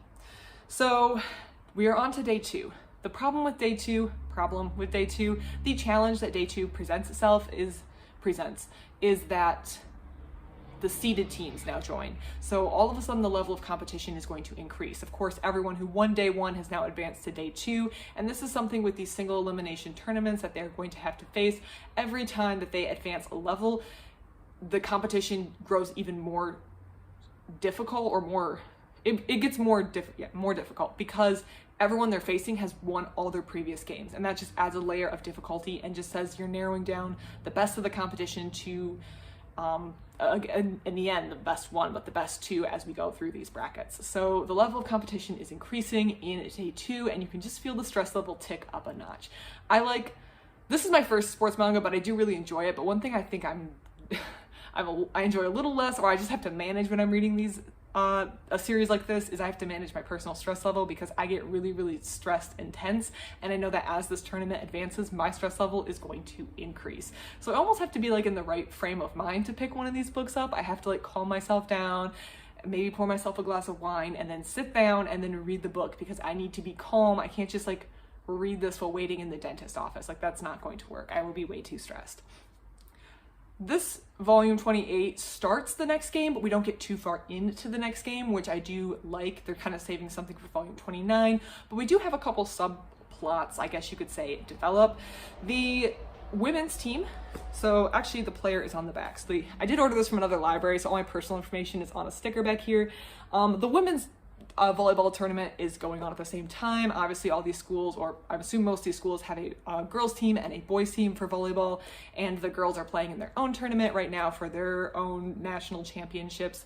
So we haven't been following them that much. We know they exist, we know that they're playing, and that makes sense. I mean, we were following the boys volleyball tournament, so it doesn't really make sense to follow the girls, but there's a little bit of a development happening. So the winner of the prefecture that Karasuno High School is in for the girls' side is this other high school, and there's a girl on that team who Tanaka, who is on the Karasuno High School volleyball team, knows. And it's clear that they both have feelings for one another, and it's just kind of waiting to see how things play out. And that's something I didn't know or necessarily expect to come to light, and I wasn't sure how I felt about it, but now I think I kind of like it. It's definitely a series that doesn't need romance. I feel like there's enough interesting things in the series already that means you don't need to add the romance element, but the romance element does feel a little fun. It's not an overpowering part of the storyline or the plot. You feel like the main focus is still the sports, the tournament, volleyball. So I like that the focus is still there, but the subplot just does seem really interesting, and I'm excited to see where the feeling between the two people go.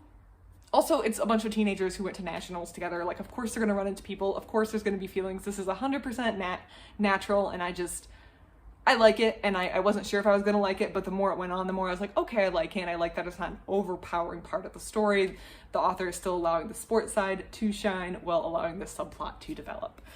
That being said, I realized that I would also like to read a volleyball manga that featured a girls team or a women's team. I did try to look it up and I couldn't find anything immediately that had a women's volleyball team. I just feel like that would be interesting, as long as it wasn't like entirely just fan service, which I feel like it could easily turn into. I just feel like it would be interesting to read, but for now I'm reading Haikyu and I'm perfectly happy with it. If you've been enjoying Haikyu up to this point, you're going to enjoy volume 28. I enjoyed volume 28. I'm enjoying the series. I'm stressed about how the spring tournament's going to go, but I'm excited that we're here, and I'm just ready to see how far the people that we have been following for the last 28 volumes do. I'm excited to see where it goes, and if you've been reading the series, I want to know your thoughts about it. I want to know what you think about the series so far. I want to know what you think about the whole Tanaka, I'm not sure how to say his name, romance plot is going. Yeah, I'm just curious to know your thoughts. Put them in the comments below. I love to read them. Otherwise, thank you so much for watching, and I hope you have a great rest of your day. Hello everyone, and welcome back to another book review. Today I'm going to be reviewing another entry in the manga series that I have been reading and enjoying, Haikyu by Haruichi Furudate.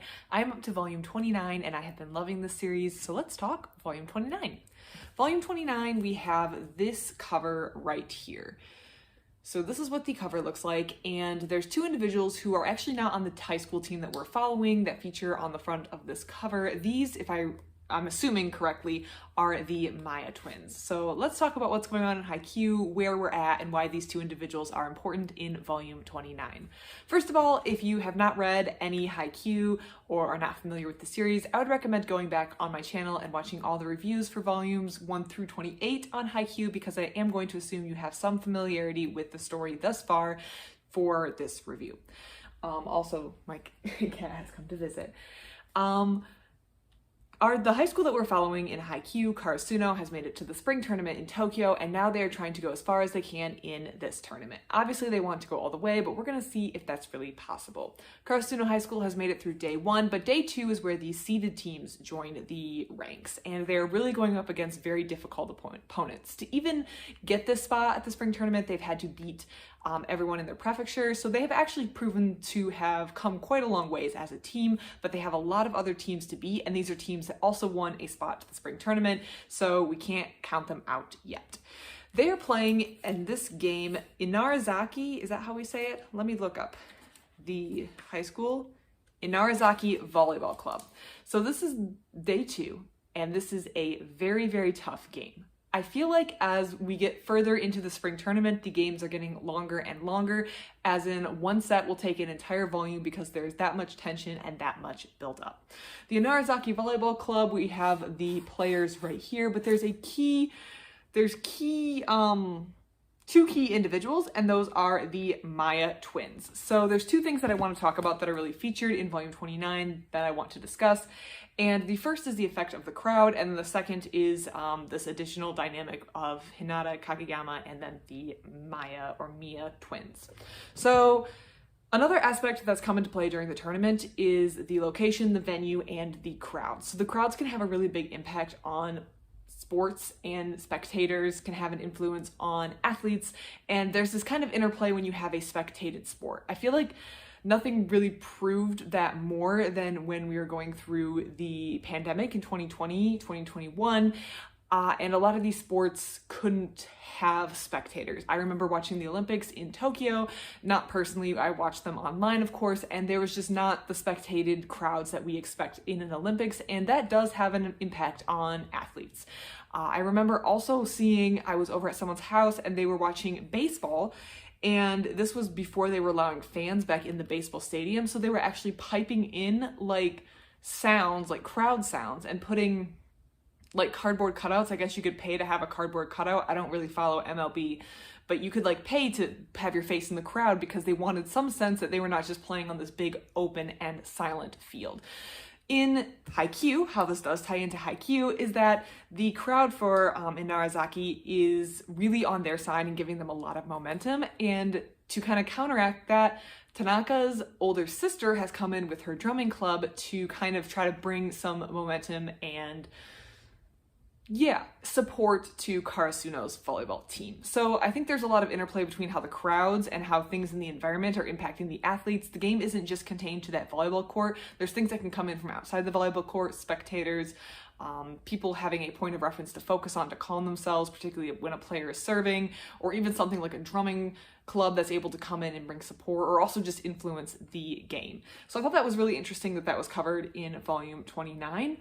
The second thing is more related to the plot, and that is up to this point, Kageyama and Hinata have had this very special, freakishly quick set and then attack sequence that they have it's really been their signature trademark move. When we think all the way back to the first couple volumes, Hinata and Kageyama were not on good terms. They were dead opposite. Kageyama had a huge ego, but a lot of volleyball skill. Hinata was eager to learn and very, I would say, more positive and friendly, but didn't have that volleyball background that Kageyama did. They wind up on the same team and they wind up learning that their skills complement each other, and they're able to connect in this really interesting way and have this really quick attack that's been a huge advantage when they play other teams. However, we are now seeing another group of people on the other side of the court, the Inarizaki High School, who have their own secret weapon, and that is the Maya twins. So these twins are able to compensate for each other, and they're able to attack in a quick manner, just like Hinata and Kageyama can, and they are clearly, in my opinion, just a slight half step better than Karasuno, and they're a slight half step better than the talent on the other side of the court. And so if Karasuno wants to pull this out, which it is very, very difficult for them to they're not even able to get ahead in this volume, they're just clawing their way to try to stay not too far behind this high school, they're really going to have to pull something out. So I feel like this thing that's been a huge advantage, this freakishly quick attack between Kageyama and Hinata, has all of a sudden, they've met their match. They've met someone else who can do that too, and another dynamic duo that can kind of pair up and do that attack right back at Karasuno, and they're going to have to adjust to compensate for this thing that they've also been hammering other teams with for quite a while. Overall, I liked volume 29. I like the spring tournament. I like where it's going. Of course, sports manga, I feel like I get very stressed when I read this. I need to take a deep breath, calm down, step away, but it's a very good series, and I really like it, and I like the high school. I like the team that we're following. I like all the characters, and I'm going to be very sad when this series ends. If you've been reading this series, I'm sure you're going to like volume 29. If you have any thoughts on this series, please let me know in the comments below. I'd love to hear them. Otherwise, thank you so much for watching this review of volume 29 of Haikyu. I'd love to hear your thoughts, opinions, comments, suggestions. I do read them all and I love to see them. Otherwise, thank you so much for watching, and I hope you have a great rest of your day. Hello everyone, and welcome back to another book review. Today I am reviewing another entry in the manga series that I have been reading and loving, Haikyu. Haikyu by Haruichi Furudate. I am on volume 30 of this series. I have been reading it, I have been loving it, and I want to discuss my thoughts on volume 30. First off, if you're not familiar with Haikyu and you don't want to be spoiled, I would recommend either one, going back to the beginning of my reviews and watching my reviews of all the previous volumes. They're all on my channel, or otherwise, of course, reading the books yourself so you have your own opinion and can make your own decisions and not just have me informing your opinions. But let's talk volume 30. I'm going to assume you have some familiarity with the story up to this point in this review. Just wanted to give you a fair warning before we dive in. So, the team that we've been following, Karasuno High School, has punched their ticket to spring tournament. They are in Tokyo and they are playing their games. They are trying their best to overcome one of the toughest opponents in this entire tournament, and that is Inarizaki. Inarizaki is very difficult to beat because they have their own little secret weapon. Up to this point, Karasuno High School has had this secret weapon that they can pull out of their back pocket when they need to, and that is Kageyama and Hinata, this freakishly quick attack that they can do where Kageyama sets the ball to Hinata, and in this perfect joining of synergies, Hinata can just attack very, very hard. Hinata's also energy contributes something to the core, and overall Karasuno has been very lucky with this pairing that they have gotten, and they've also worked hard to develop this pairing as well. We can't discount the hard work that they've put in. However, Karasuno has now been playing against one of the top prospects in the spring tournament, Inarizaki High School, and they have two twins, that is the definition of twins, two, who also have this dynamic, who have this ability to work with each other very well, maybe because they're twins. I'm not really sure. I'm not a twin myself, so I don't know how close that connection is, but I've heard it can be quite close. They're able to really feed off each other and play these quick attacks the same way that Kageyama and Hinata can, and that leads to Karasuno kind of being like a step behind Inarizaki High School throughout this entire game. The whole first set was not going very, very well, but at the very end of volume 29, Karasuno was able to claw themselves ahead of Inarizaki High School and claw themselves ahead as in they were able to take the lead of the first set. Now that we're in the spring tournament, these games are taking longer and longer and longer because, of course, the author wants to kind of capitalize on this tension that he's been building towards. That's what I assume. So we're now in volume 30. Karasuno is still fighting in Narazaki High School. However, we take an interlude to see another team. So there's two things I wanted to discuss from volume 30. The first is this interlude with this other team, and the second is another character background growth story aspect that takes place in this volume. So Nekoma, N-E-K-O-M-A High School has been somewhat of a rival for Karasuno, and they're hoping to pair up at some point during this tournament, but Nekoma needs to win their tournament, or not tournament, they need to win their game so they can get further in the tournament. This is a team that Karasuno has played before, they know the players for them, and as a result, they're very eager to face against one another. They're very, very interested in doing that. They're playing against, I'm reading the back of the book to make sure I get this name right, Sarukawa Tech, and this is another very, very difficult game. And I think this goes to show that these teams that we know to be very, very good, maybe Karasuno struggled against in the past, are not the only good teams in Japan, because if Nekoma, which is Nekoma, don't know if I'm saying that correctly, they were a very good team, and now they're playing against another good team, and they're struggling to keep ahead. I think it's really interesting to see them playing against other teams. I think it's interesting that in this tournament, Haruichi Furudate, the author, is taking time to pull in these other teams, these other characters that we've gotten to know, and he's built this world, and now it's kind of paying off. He's integrating all these characters that we've seen in the previous 30 volumes or the previous 29 volumes, and he's weaving them into the story, which I really like. And this is kind of, I think, his big chance to show off all this work that he's done, that he's put into building this world, these teams, these characters. So of course he wants to do it.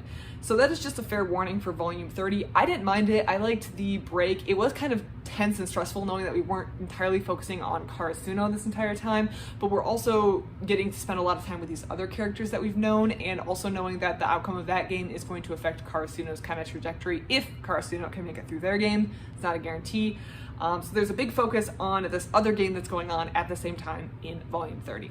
The other thing that happens in volume 30, or not happens, but there's a lot of page time, I guess, for, is discussing Tanaka. Tanaka is a character on the team who is kind of just steady. He's there, he's steady, he's reliable, he's dependable, but he's not really, I wouldn't say he's like a prodigy or a standout star. However, Here he is right here. I wanted to find him. However, I think this book does a really good job, or this volume in the series does a really good job of highlighting his strengths, the way that he contributes positively to the team, and just, yeah, kind of gives a spotlight and a little bit of a nod to Tanaka's reliability and his willingness to show up and his willingness to do his part, and also some of the things that maybe he's struggled with. He's a character that has gotten a lot of page time, I would say. He definitely is an integral part of the team. So he's been there, we've seen him before, but now he's kind of getting his own say in his own story, which I really appreciated and I liked. And I felt like that also balanced well with the fact that we were focusing on this other team. We still got to spend some time with Karasuno, their characters, and their backgrounds, which I really enjoyed. Overall, I liked Volume 30. If you've been reading the series, liked everything up to here, I think you're definitely going to like Volume 30. I would say that people who maybe are only here for the Karasuno high school team, they don't really care about these other teams, they may be a little less enthused by this volume due to the shift in focus, but I liked it. I like the change of pace. I like the way that we were looking at all these other players and characters, so I didn't mind it. I just can see how someone else who might be reading the series with a different preference may have reached a different conclusion than me. I liked Volume 30. Plan to keep reading the series. I think the series ends at Volume 40, so we only have 10 more to go, which is kind of sad and crazy that I've read this many volumes, but also that it's coming up to the end. I'm excited to see how far Karasuno High School goes and what these characters are able to do. I'm sure it's going to be a very emotional next 10 volumes, and I am so excited. If you have any thoughts, comments, opinions on this series, please let me know. This series up to this point, please let me know. I would love to hear it. Otherwise, thank you so much for watching, and I hope you have a great rest of your day. Thank you.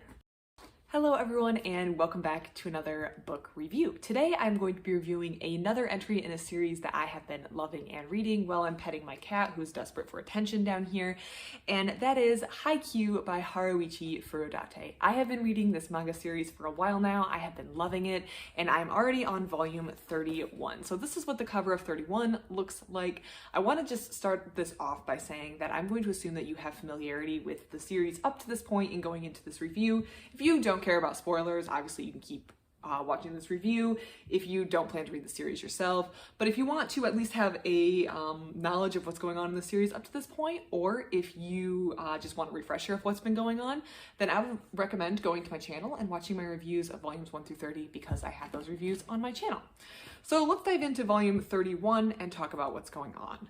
A key aspect of this book is given away by the cover, which of course I feel like a lot of these manga series do. The key focus of the book is about a character on the cover, or the character on the cover kind of can indicate what's going on in the book. I mean, that's what the purpose of a book cover is, to kind of give you some idea of what's going on.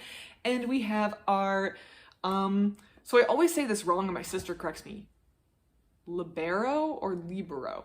The defensive specialist. We're just going to say defensive specialist, Nishinoya. Nishinoya is the defensive specialist for the Karasuno High School team. And right now they are in a very intense fight with the high school team in Narazaki. So Narazaki is this team that is known to be one of the top contenders in the spring tournament. Karasuno is at the spring tournament. They won a spot. They won the right to go to the tournament, but there's obviously some teams that are more favored to win this tournament than others. Karasuno is probably not one of the favored teams, but Narazaki is one of the favorite teams. And because of this tournament structure, that favorite team is going to have to play some other people earlier in the tournament, and it just happens to be Karasuno. Karasuno barely held on to their wits, basically, and was able to steal set 1 away from Inarizaki High School. However, Inarizaki has come back with a vengeance, and they are very far ahead in set 2. They have come out of the gate, they are away, they are to the races, they are far ahead, and Karasuno has racked up this massive deficit.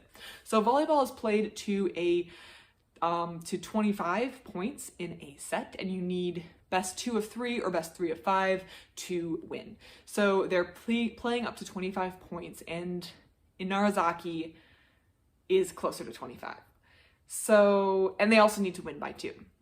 Karasuno is trying to chip away at this deficit, but there's also this time element, because if Inarizaki reaches that 25 mark before Karasuno is able to catch up, then Inarizaki wins. If Karasuno is within 1, if they're at 24 when Inarizaki reaches 25, then they've kind of caught up enough to kind of force this, this like playoff where one of them has to win by 2. So Karasuno has put themselves in a very difficult position in set 2. However, it is not quite a high level of stress because they've won set 1. So even if they lose set 2, which they do not want to do, they'll still have to play a third set because they won't have automatically gotten the best 2 of 3 sets that they needed. So that's just something to keep in mind. This isn't a disaster, but this is a very difficult blow. And this is made even more difficult because the other team is targeting the defensive specialist on Karasuno's team, that is Nishinoya. So this is a character that's very energetic. He kind of is almost like Hinata a little bit. He has that energy, he has that passion, he has that enthusiasm. He's always kind of jumping around and acting a little crazy. He is, I believe he's a second year, but he kind of acts a little younger than the other second years on the team.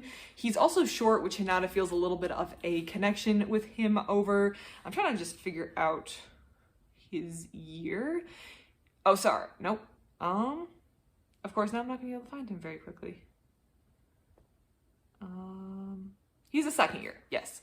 Nishinoya is a second year, but he's used to being the defensive specialist. He's used to always saving everyone, not saving everyone, but the team can count on him to do the job he needs. And he's good at it. He's good at what he does, and he's someone that the team can rely on. And the other team has kind of picked up on this and is now almost picking at him. They're targeting him and they're causing him to make mistakes and not able to do his role effectively. And this is probably one of the first times where Nishinoya has felt targeted, picked on, called out in the way that this game is going, and it's frustrating him. Clearly there's a mental aspect to volleyball. I mean, there's a mental aspect to all sports that Nishinoya hasn't been as exposed to as maybe some of the other people on this team have. We've seen in previous games, previous tournaments, previous matchups, there has been some targeting where maybe some players try to get in the other player's head, make them make mistakes, make them doubt themselves. But this targeting has never been directed at Nishinoya up until now, and he's having to deal with this on the fly. This is probably part of what's contributing to this deficit that Karasuno has racked up and they need to overcome. I really like this. I like this focus on this. I like the fact that we're seeing this mental side of the game where you have to have a kind of mental toughness, a resiliency to face these challenges and understand what you need to do to stay in your own head, play your own game to the best of your ability, and not let someone else's targeting affect you or the game or you showing up to the level that you know you can. Now that we're in the spring tournament and we're going through the spring tournament, the sets are much, much longer. We're not able to get through like 3 sets and get a whole game done in 1 volume or 1.5 volumes. So Haruichi Furudate, the author, is definitely taking his time to explore the story, which I don't mind. We're in our last 10 volumes of the series and I'm a little sad that it's going to be ending so soon, but we're here and the games are much longer. So just be warned, but I think if you've been reading the series and loving the series, you definitely are not going to mind the fact that the series has gotten a little longer. Longer in the sense that these games can take a long time because these are very important games and there's a lot of aspects that go into the game. I've been loving the series. I loved volume 31. I need to go place a hold on the next couple volumes in the series so I can get them shipped into my library and I can read them. If you've been reading the series, have any thoughts on the series up to this point, or agree or disagree with anything that I've said in this review, please let me know in the comments below. I love to read them. I love to hear them. If you have any suggestions on what I should be reading next after I finish Haikyu, I'm always looking for suggestions.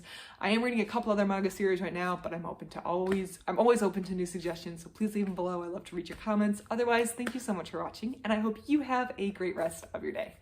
Hello everyone, and welcome back to another video. Today I am going to be reviewing volume 32 in the series Haikyu by Haruichi Furudate. This is what the cover looks like, but before we get started, if this is your first video that you are watching from me, I post new book reviews almost every single day, so if you're looking to follow book reviews on manga, fantasy, sci-fi, and a wide variety of nonfiction topics, then feel free to stick around. I love to have people here. I love getting your comments, and I love hearing your thoughts and opinions on the books that I am reading. Now let's talk about Haikyu. So because I'm on volume 32, I am going to assume if you are listening to this review, you do not care if I discuss things that have happened in the previous volumes. If you do need a refresher, I do have reviews on volumes 1 through 31 on my channel on my manga playlist, so check those out. But I am going to be assuming you have some familiarity with the series thus far. As a little review, in case you maybe have forgotten some stuff, we are following Karasuno High School, who is a high school volleyball team that is at the Tokyo Spring Tournament. They are the underdogs in this tournament, and they are working very, very hard to get as far as they can in this tournament. Some of the main characters include Hinata, who is a very passionate but rather short individual for the sport of volleyball, who is very, very, as mentioned before, passionate about this sport and wants to advance as far as possible. He doesn't see his height necessarily as a detriment all the time because he is inspired by this individual called the Little Giant, who is a rather short volleyball player who played in Japan that he saw on TV. Inspired by this, he is involved in the sport and trying to get his team, Karasuno High School, as far as possible in the Tokyo Spring Tournament. As mentioned, they're partway through this tournament, and right now they are playing the team Inarizaki, which includes playing against the Maya Twins, which is this twin powerhouse attacking team or attacking duo on the Inarizaki team. So because we are in the spring tournament and the games are a lot more high stakes, this is a single elimination tournament, so there is no losers bracket. If you lose a game, then you leave the tournament. Each game is very high stakes, and the further the tournament advances, the more difficult the games become because the person you're playing has beat every team before them, so it's getting more and more intense as the games go on. So this series, or volume 32, is the continuation of the game versus Inarizaki, but it actually does not conclude the game. So I do recommend, if you're reading this series, to have volume 33 because it does kind of end on a cliffhanger. In this volume, everyone is having to step up. We have this very aggressive attacking duo on the other team, and everyone is going to have to get out of their comfort zones to continue pushing the pace. Karasuno doesn't want to be knocked out at this stage. They want to continue, but Inarizaki also doesn't want to get knocked out of this stage. They also have plans. They also want to advance. And I think that one of the strengths of the author is making you care about both players on both sides of the net. Whenever I'm reading this series, I kind of feel emotionally drained because it's very stressful trying to watch this volleyball not hit the ground, but also because even though we are following Karasuno High School, I feel like the players on the other side of the net, for example, in this game, the Inarizaki players who are mentioned at the front, and I have to say, I love when a manga series has all the players on the front page. I find it very, very helpful. I think all manga series should do this. But these are not just nameless people that the team is playing. These are people that we're getting to know, that we're getting connected to, that we're getting emotionally invested in, and as a result, we want those players to win as well. So even though you kind of feel like you are supposed to favor Karasuno, and I do think that Karasuno overall has most readers' loyalty, we also have all these other players and all these other teams that we do enjoy, that we don't just think, yes, Karasuno won the game, or yes, Karasuno won the set. We also see the hard work and the dedication and the disappointment from the other team when things don't go their way, and that's something that has been consistent throughout this series, and I think that makes it more interesting because you're not just like, yes, they won another game, yes, they won another game. You see that Karasuno won another game, but at the expense this other team and these other players that you have been invested with can no longer advance in the tournament, which makes it very high stakes and a little emotionally draining to read. But I do really love this series, and I think it's great. I think it's a great representation of the sports genre of manga, and I think if you're looking for a series to start, this would be a good one to start.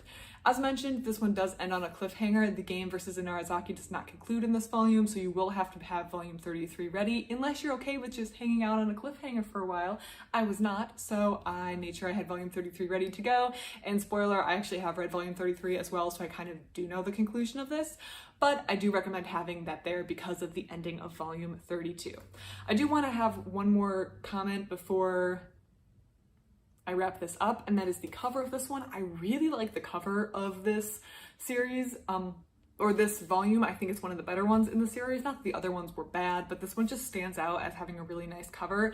And I wouldn't say I'm a book cover connoisseur. Like, I don't know what I'm talking about. I'm just someone who has a phone and speaks into it and then posts it on the internet for people to see. But I did see on other people who reviewed this volume online that they also seem to like the cover. So it's not just me. People do seem to like the cover of this volume. I did think the art was really good on it, so I enjoyed it.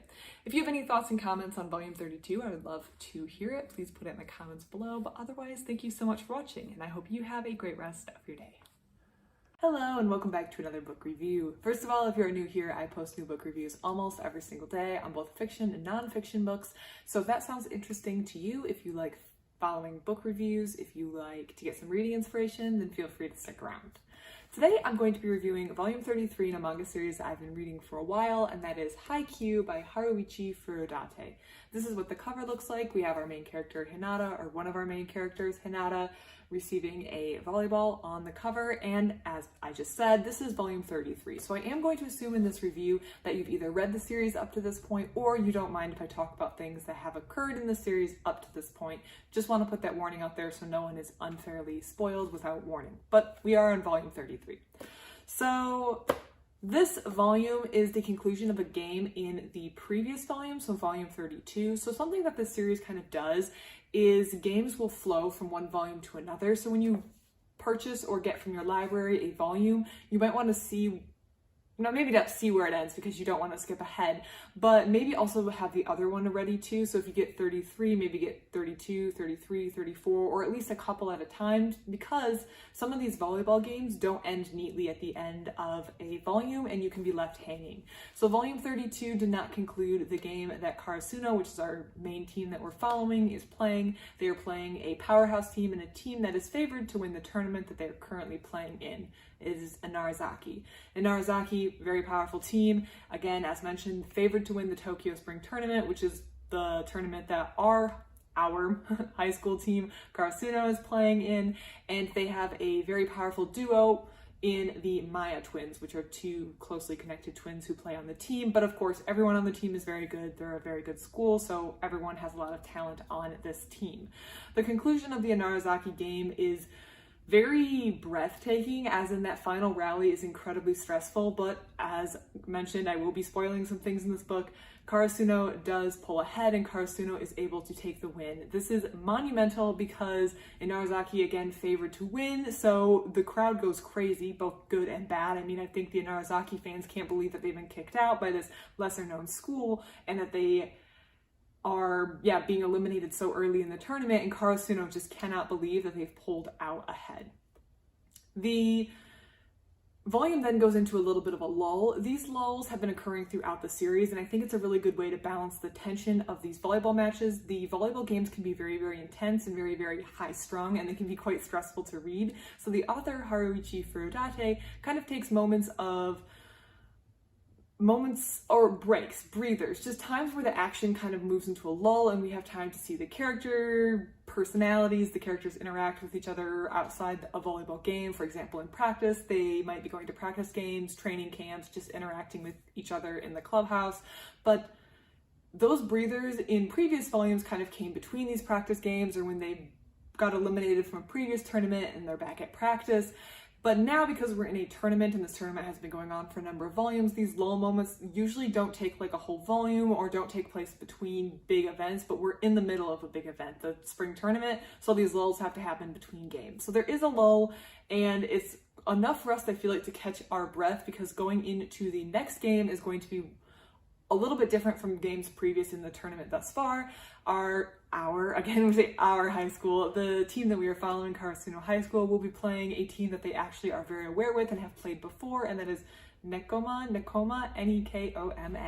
This is a team that they have a rivalry with, and this is a very much anticipated match from their perspective. So maybe that Inarizaki match was more closely anticipated or closely followed by spectators. People were thinking Inarizaki were going to go all the way, and therefore they wanted to be there and witness that. So maybe Inarizaki would be the one that other people were more focused on, the Inarizaki versus Karasuno game. But between these two teams, between the Nekoma or Nekoma team and Karasuno, they're deeply interested in this game.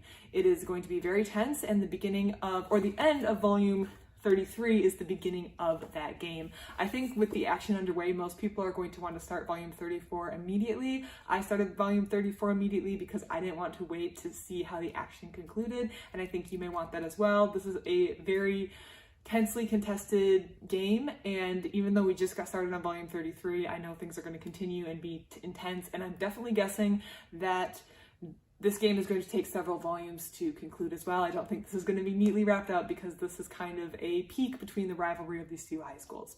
If you've been reading this series, enjoying it, have any thoughts or comments, please leave it in the comments below. I love to receive them. Also, if you have any suggestions, I love receiving suggestions. So if you have any suggestions for manga series or other books, both fiction and nonfiction, that you would like me to read, please leave those in the comments below as well. Otherwise, thank you so much for watching, and I hope you have a great rest of your day. Hello, and welcome back to another book review. First of all, if you're new here, I post new book reviews almost every single day on both fiction and non-fiction books, so if you want to follow for some reading inspiration, or you just like following book reviews, feel free to stick around. Today, I'm going to be reviewing volume 34 in a manga series that I have been reading for a while, that is Haikyu by Haruichi Furudate.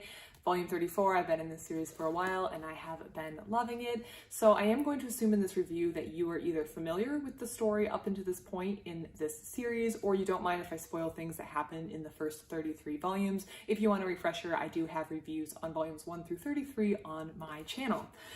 Volume 34. So just a brief recap, we are following the Karasuno High School team. They are a volleyball team that is very dedicated, very passionate, and very interested in improving themselves. Kind of this burst of energy has been ignited by a young, short player, a rookie on the team, Hinata, who's one of our main characters that we're following throughout the series. Karasuno High School has made it to the Tokyo Spring Tournament, and they are working their way through the brackets. They want to obviously win, but they're trying to get as far as possible. It's their first appearance in the Tokyo Spring Tournament in a long time, and they are excited to do their best and hopefully win the tournament. On day or round 3, we're on round 3 already of the tournament, and on this day they are facing Nekoma. This is their rival team, and it is the team on the cover. So there's these people in red jerseys. At this point, also I have to add that this game actually technically started in volume 33. The games kind of bleed between series. At this point, up to this point in the tournament, I should say, the teams that Karasuno has been facing have not been teams that they have a deep, long connection with. Maybe they've heard of the team, they know some rumors about them, but they don't have any sort of personal connection with them like they do with Nekoma. I'm going to say both ways. I'm not sure which is correct. This is a team that they have a close, personal, intense, deep rivalry with, and it's a team that they have played against in practice games before in the past. So they have a history with this team. And I think that's starting to come into play in the series. Previously, Karasuno High School has beat the favorites to win the tournament in Narazaki High School. This was a huge win for them, a massive confidence booster that they can come out on top, and it proves that they really have grown a lot as a team. However, I think that in the Narazaki game, they didn't have any preconceived notions. They knew they were going against a very difficult team to beat, but they didn't have a history of or a pattern of behavior to fall back on. So they were not sitting there like they are with Nekoma and thinking, we haven't won a practice game. They haven't won a practice game against Nekoma. So they have this history, this psychological aspect where they haven't won before and they would have to be doing something new. Karasuno has won games against other teams before, so they just have to beat in Narazaki. But Nekoma comes with a lot of this psychological baggage or this mental baggage that they also have to work through. So there's also a mental game at play here where they're going to have to pull off something if they want to win this game that they've never done before. And I think having some preconceived notion and the history of a rivalry there makes this team in this tournament a little different than any of the previous teams in the tournament that we have seen up to this point. I also have to say in this series, which I do have to add, the game does not conclude in volume 34, and that is to be expected. I do not expect this game to conclude in volume 34, but it does not.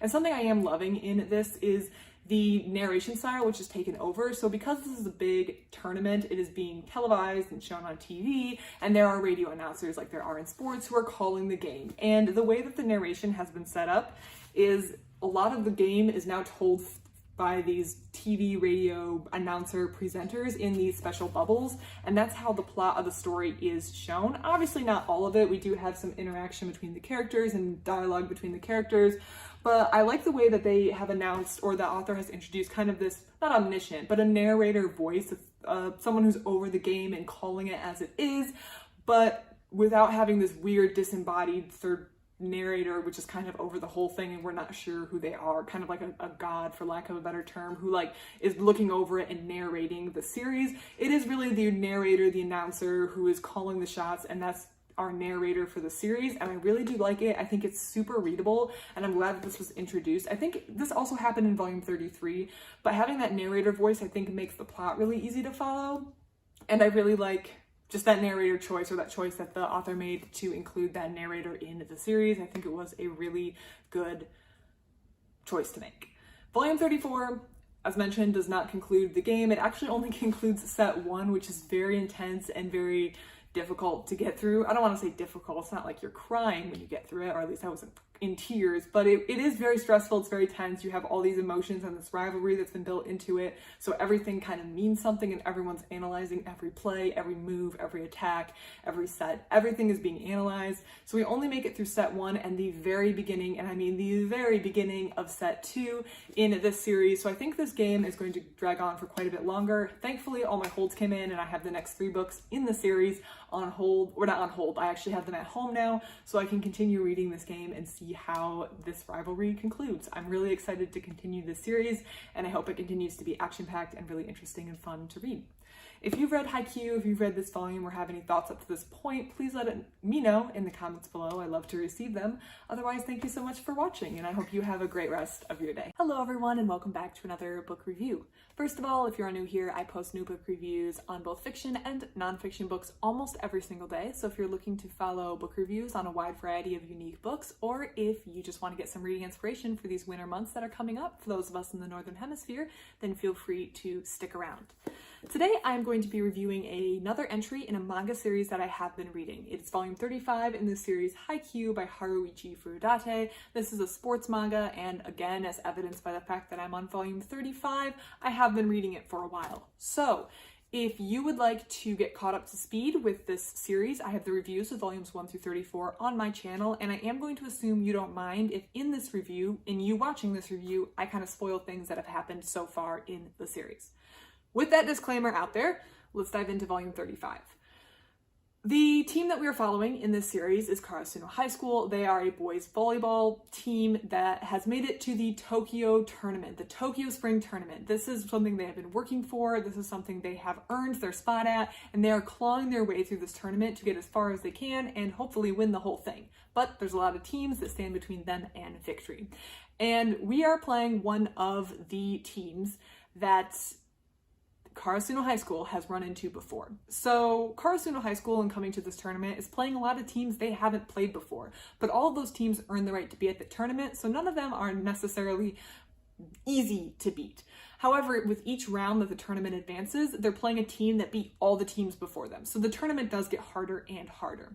However, Karasuno is coming off a huge mental win. They beat Inarizaki High School, which was one of the favorites to win the whole tournament, and now they have this confidence that they can do it. However, after coming off that mental high, they are now, in my opinion, in a little bit of a mental block. They're playing a school that they have played before and they have familiarity with, that is Nekoma High School. This is the high school that they have not been able to beat before, and they are having to run into that mental game of, can I beat this team because it's not a team that I have beat before? As predicted, now that we're in the spring tournament, the games are taking a little bit longer to complete. We're not getting a game completed in 1 or 2 volumes. We're getting more like a set completed in a volume. So volume 34, we got set 1 completed, and set 1 ended disastrously for Karasuno. Karasuno has never been in this position before where they've won a game where they've dropped set 1, at least in the tournament. That was mentioned by a character in this book, so I hope I have those statistics right. Karasuno has never, for a game they've won, they've never, in the Tokyo tournament, they have never dropped the first set. That's what the character said. So to be in this position, to be backs against the wall, they know if they lose set 2, they are out of the tournament. When you win set 1, you still have to win set 2 because volleyball is best of 3 sets. Or if the other team wins set 2, then you need to take set 3. But when you've already lost set 1, your backs are against the wall because if you lose set 2, there's no breathing room. If you won set 1, set 2 has some breathing room. If you lose set 1, set 2 has no breathing room. So now Karasuno has no breathing room and they need to win this tournament. I think the difference between these two teams are what they're very, in the words of some of these characters or some of the dialogue in this book, tenacious about. Nekoma High School has a tenacious defense. Karasuno can do everything right on their offense and they still can't score because Nekoma has an amazing defense that they just continue to wear down. And if you play good defense, the other team can't score, eventually they'll be forced into making an error, such as hitting the ball out of bounds, resulting in Nekoma getting a score. So they're kind of forcing Karasuno to make errors in their offense. But Karasuno has a very tenacious offense. They're willing to give it all every single time they go up to attack. All the players, including the decoys, are willing to go up and give it their absolute everything, which leads to a tenacity in that. They're both very tenacious, but about different things. However, if you think about it, Nekoma has to be mentally on their game, and it is tiring to play defense, but Karasuno, because a big portion of attacking in volleyball is spiking, which involves a jump and then hitting it, they're taking a lot of effort each time they have to jump, and if they have to jump 3 or 4 times before they're able to get a point off the other team, they're spending a lot of energy, and Nekoma can kind of do this war of attrition against the other team.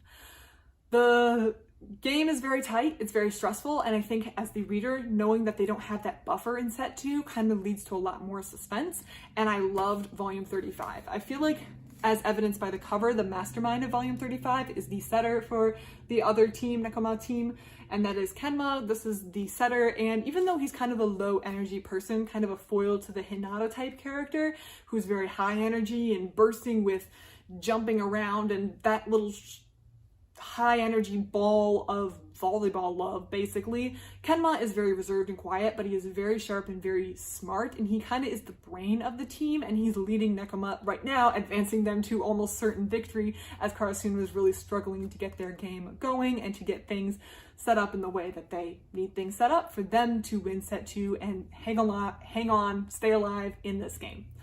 Overall, I love the series. I've been loving the narration choice where we have the narrators of the entire tournament, the people broadcasting this to the fictional people of Japan. Well, people exist in Japan, but like the fictional broadcast to the fictional spectators are more or less some of the narration, and I do really enjoy that addition to the game.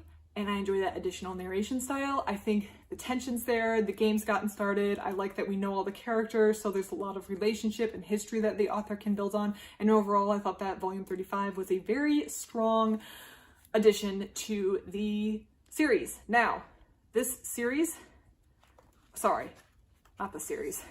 This volume ends on a cliffhanger. They all end on a cliffhanger, but this author, Haruichi Furudate, does not really hold back on leaving us hanging, so I would recommend having volume 36 ready so you can continue, because it's literally mid-game that this thing ends. Mid-set. The author's not pulling any punches here. Well, yeah. So definitely have volume 36 ready, but overall I enjoyed volume 35, and if you read it, I hope you do as well. If you have any thoughts or comments on the series thus far, or volume 35, please leave it in the comments below. But otherwise, thank you so much for watching, and I hope you have a great rest of your day. Hello everyone, and welcome back to another book review. Today, I'm going to be reviewing volume 36 in a series that I have been reading for a while, Haikyu. But first of all, if you are new here, I post new book reviews almost every single day on both fiction and non-fiction books. So if you're looking to follow book reviews or you want some reading inspiration, then feel free to stick around. Now to the book review. Volume 36. So I've been reading this series for a while, and I will say that if you are watching this book review, I assume that you do not care if I spoil things that happened previous in the series. If you do need a refresher on what's happened in the series up to this point, then I have the reviews of volumes 1 through 35 on my channel that you can go back and watch. They're all on my manga playlist. But this is volume 36. In volume 36, we are following the Karasuno High School team, and the two key players who are kind of facing off in this volleyball game is Hinata over here and Kenma from the Nekoma team over here. Karasuno High School is a volleyball team. They are in the Tokyo Spring Tournament. They have worked really hard to get this far, and they are trying to win the whole thing. The Karasuno High School team has beat some formidable teams leading up to this point. They are on day 3 of the tournament, and today they are playing a rival. This is a game that has stretched through several volumes, so the game against Nekoma, which is the rival they are playing at this point in the series, did not begin in volume 36, but we are seeing the end of set 2 and the beginning of set 3 in volume 36. So in the previous volume, Nekoma, the team that Karasuno High School is playing, won set 1. And this win was kind of a crucial win for Nekoma because every time that they've played against Karasuno High School, they've won set 1, and then in return, or following that, they have won the entire game. So it's kind of setting them up to a good point. Also, in this volleyball game, it is played best of 3. Some games are played best of 5, but this one is best of 3. So if Nekoma wins the second set, then they have taken the whole game and there's no need to play the third set. So Karasuno has kind of been backed up against the ledge. They have to win set 2. It's a non-negotiable. Nekoma, although they want to win set 2 to wrap this whole thing up, they don't have to win set 2 because if they lose set 2, they can go on to play set 3. So it's really Karasuno High School that's been backed up against the edge, and they're they're going to have to try their best to take this set. I think that in this game, who's really showing up on these teams is Hinata. Hinata has been showing up consistently, showing how good he has gotten, how well he's grown, and he's also starting to fly, which has kind of been something that his dream has been, flying in the sense of when he goes to attack with a spike, he can get a lot of distance, height in the air, I should say, and it's shown here. Page 1 of the volume that he's really getting some height. So this really is a battle between Kenma, who is the mastermind on the Nekoma team, and Hinata, who's really showing up in this game. I have to say, as set 2 continues and set 3 begins, which I'm going to say because of course we go into set 3, that implies Karasuno wins set 2, that Karasuno seems to have momentum going on their side. Even though Nekoma won set 1 and you think that they would have that momentum going into set 2, the Karasuno high school team just gets momentum going, and with that momentum they're able to just push and go, and it's really doing them a lot of favors. I think that the momentum that Karasuno has generated is going to serve them well in set 3, and that's going to set them up for a lot of success. I really enjoyed this volume. I think watching the Karasuno high school team come together as a team and really start to show up and perform in this tournament. Not that they haven't been showing up and performing in previous games, but it just feels different. It feels like things are clicking. It feels like things are finally going well for them instead of just scrambling to survive like some of the previous games have been.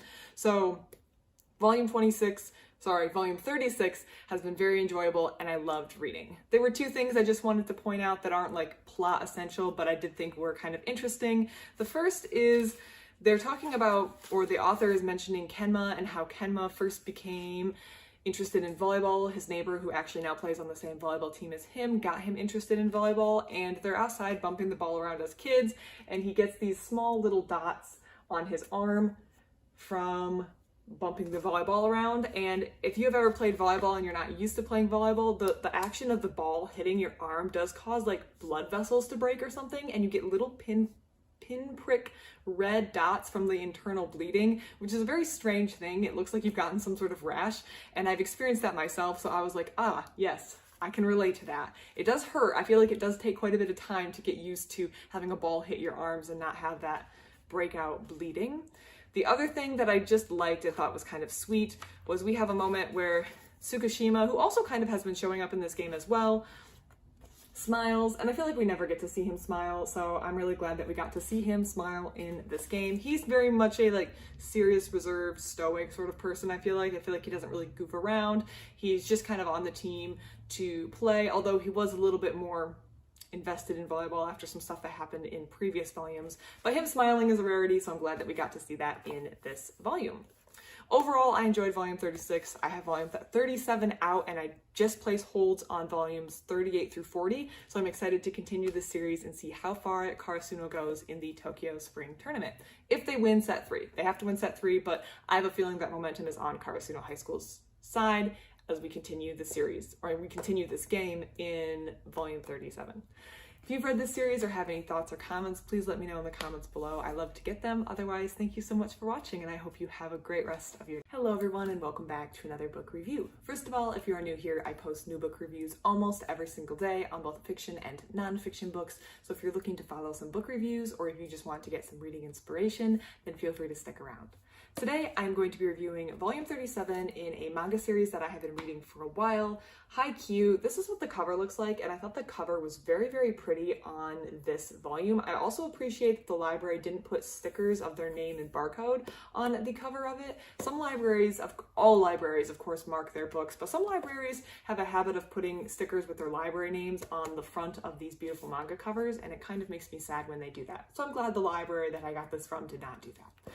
The cover is very beautiful. It has some members of the Nekoma team, and we're going to talk about what happened in this because this was a very good volume. I loved volume 37. I really enjoyed this volume. I really enjoyed reading it, and I like the way the series is advancing.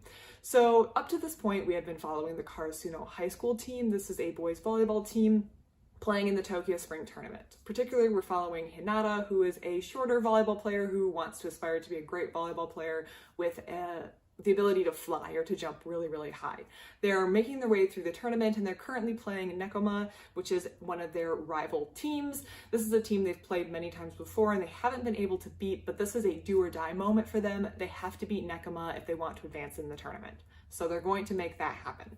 Nekoma is the master of defense. No matter how hard Karasuno attacks or tries to get a point, Nekoma can always counter them, and this has been incredibly frustrating. But in volume 36, we see Karasuno win a set against them, which is going to push this volleyball game into set 3. So now whoever wins this set wins the entire game. Both sides are exhausted from the previous 2 sets, but we are seeing these teams play to the best of their ability. In volume 37, we have the conclusion of this game, and I am going to explain how that kind of plays out. I think Nekoma, well, I don't think, okay, let's back up. Nekoma won set 1, and they should have had this momentum on their side. However, Karasuno really got some momentum going in set 2, and that momentum, as well as a few lucky breaks, just kind of continued with the momentum through set 3, and they wind up taking set 3. The showing up, the momentum just carried them through in a way that I feel like I haven't seen before. I feel like things just got going and things got going well. The offense, the defense, all of that just kept flowing for Karasuno, and as a result, they wind up winning against Nekoma, which is the first time they have ever beaten their rivals in like modern times. They've played, these teams have a rivalry that's much older, but these current teams have played each other in practice games before, and Karasuno has never come out on top. I do have to say that Hinata had so much momentum going that he didn't even realize that they had won set 3. When the final point was won for set 3, Hinata just moved to rotation. He tried to call someone to serve, and he didn't realize that they had already won because the momentum had just been going for so long.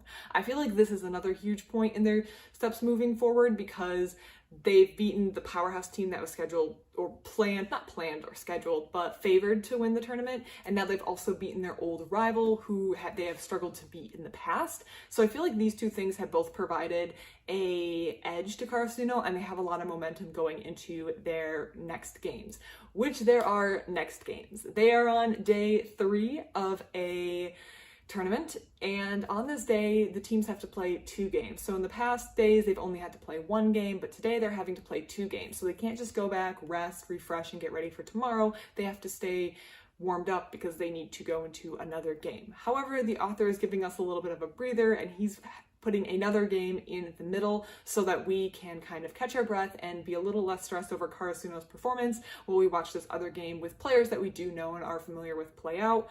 We are watching the Mujinazaka versus Fukuradani team, and they're playing in this tournament, and we're watching them. The author, I think, is using this to get some spacing in the book, so we're not just watching Karasuno play and then Karasuno play and then Karasuno play and keeping the stress level high the entire time. I think he's using this game to kind of break things up and space things out. So once Karasuno beats Nekoma in volume 37, they do not play again that day in this book. They do play again that day, but we're going to have to wait for another volume. Instead, it goes into this breather game where we can watch and enjoy some volleyball without having the stakes feel so high because the team that we're watching isn't playing at that moment. And I think that's a good choice on the author's part to give us some breathing space and some breathing room while we wait for the next game that Karasuno will be playing on day 3 in the Tokyo Spring Tournament. I really enjoyed volume 37. I thought it was really well done. I'm waiting for my volumes 38, 39, and 40 to come in from other libraries so I can read them and continue the series. However, if you have read this volume or the series up to this point, please let me know what you thought about it. I love to hear it. Otherwise, thank you so much for watching, and I hope you have a great rest of your day. Hello everyone, and welcome back to another review. Today I am reviewing volume 38 in the manga series that I have been reading, Haikyu by Haruichi Furudate, and in this volume the Tokyo Spring Tournament continues, and we continue to follow the Karasuno High School boys basketball team. But first of all, if you're new here, I post new book reviews almost every single day on both fiction and nonfiction, so if that sounds interesting to you, feel free to stick around. So, as previously mentioned, the Tokyo Spring Tournament is continuing in volume 38. Karasuno High School team has really been doing quite well in this tournament. They've beat a lot of formidable opponents, including a a rivalry that they just won in the last game. However, today is day 3 of the Tokyo tournament, which means that the teams are going to have to play twice. That means Karasuno High School has another game up ahead, despite them being tired and not having a real chance to do a rest, but they're going to have to play and do their best against this upcoming opponent. The author, Haruichi Furudate, has kind of broken up the momentum, and I think this is a good move. So in previous volumes, there would be like a big game or a practice game or some sort of montage, like a training camp, and the author would kind of use different things to break up these tense big games. And in the spring tournament, because we're seeing game after game after game, I think the author had to get creative, so we're not just getting a hard-hitting game after a hard-hitting game. So the author is using this opportunity in volume 38 to take some time to showcase another team that we are familiar with, and that is Fukurodani, I hope I'm saying that correctly, Academy. They're playing the team Mujinazaka, and this game is going on, and it is interesting because we know the characters on the Fukurodani team, we know their personalities, and they're fun to watch, but it does give us a breather from watching Karasuno and lets us build up some tension for the next game that's going to be going on. So in volume 38, however, the next game that does start is going to be Karasuno versus the team Kamomedai, I hope I'm saying that correctly.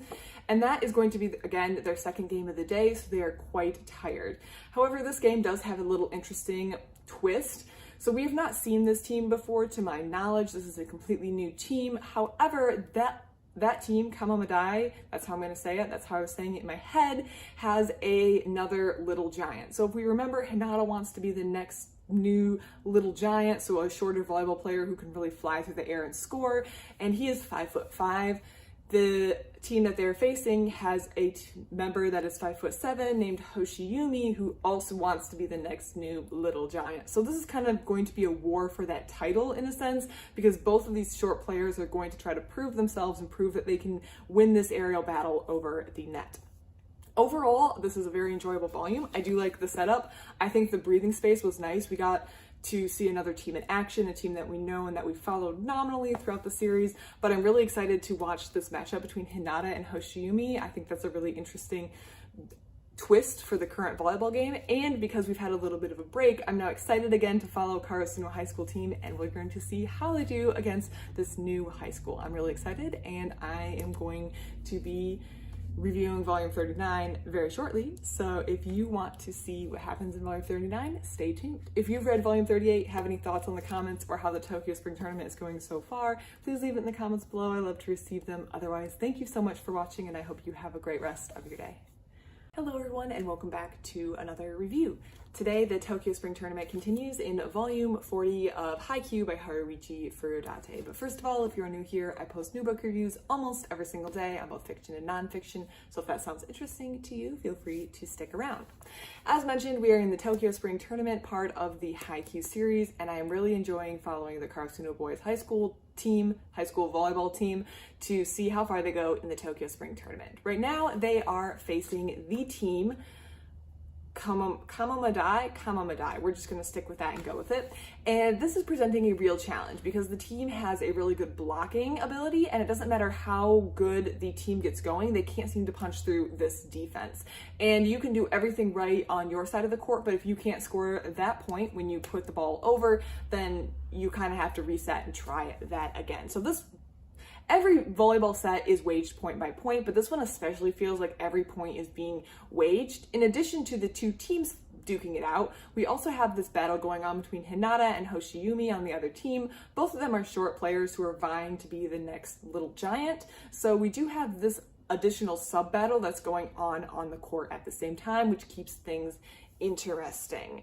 So in volume 39, we do have the conclusion of set 1. Kamomedai takes set 1 because they have just better defense, they're just doing better overall.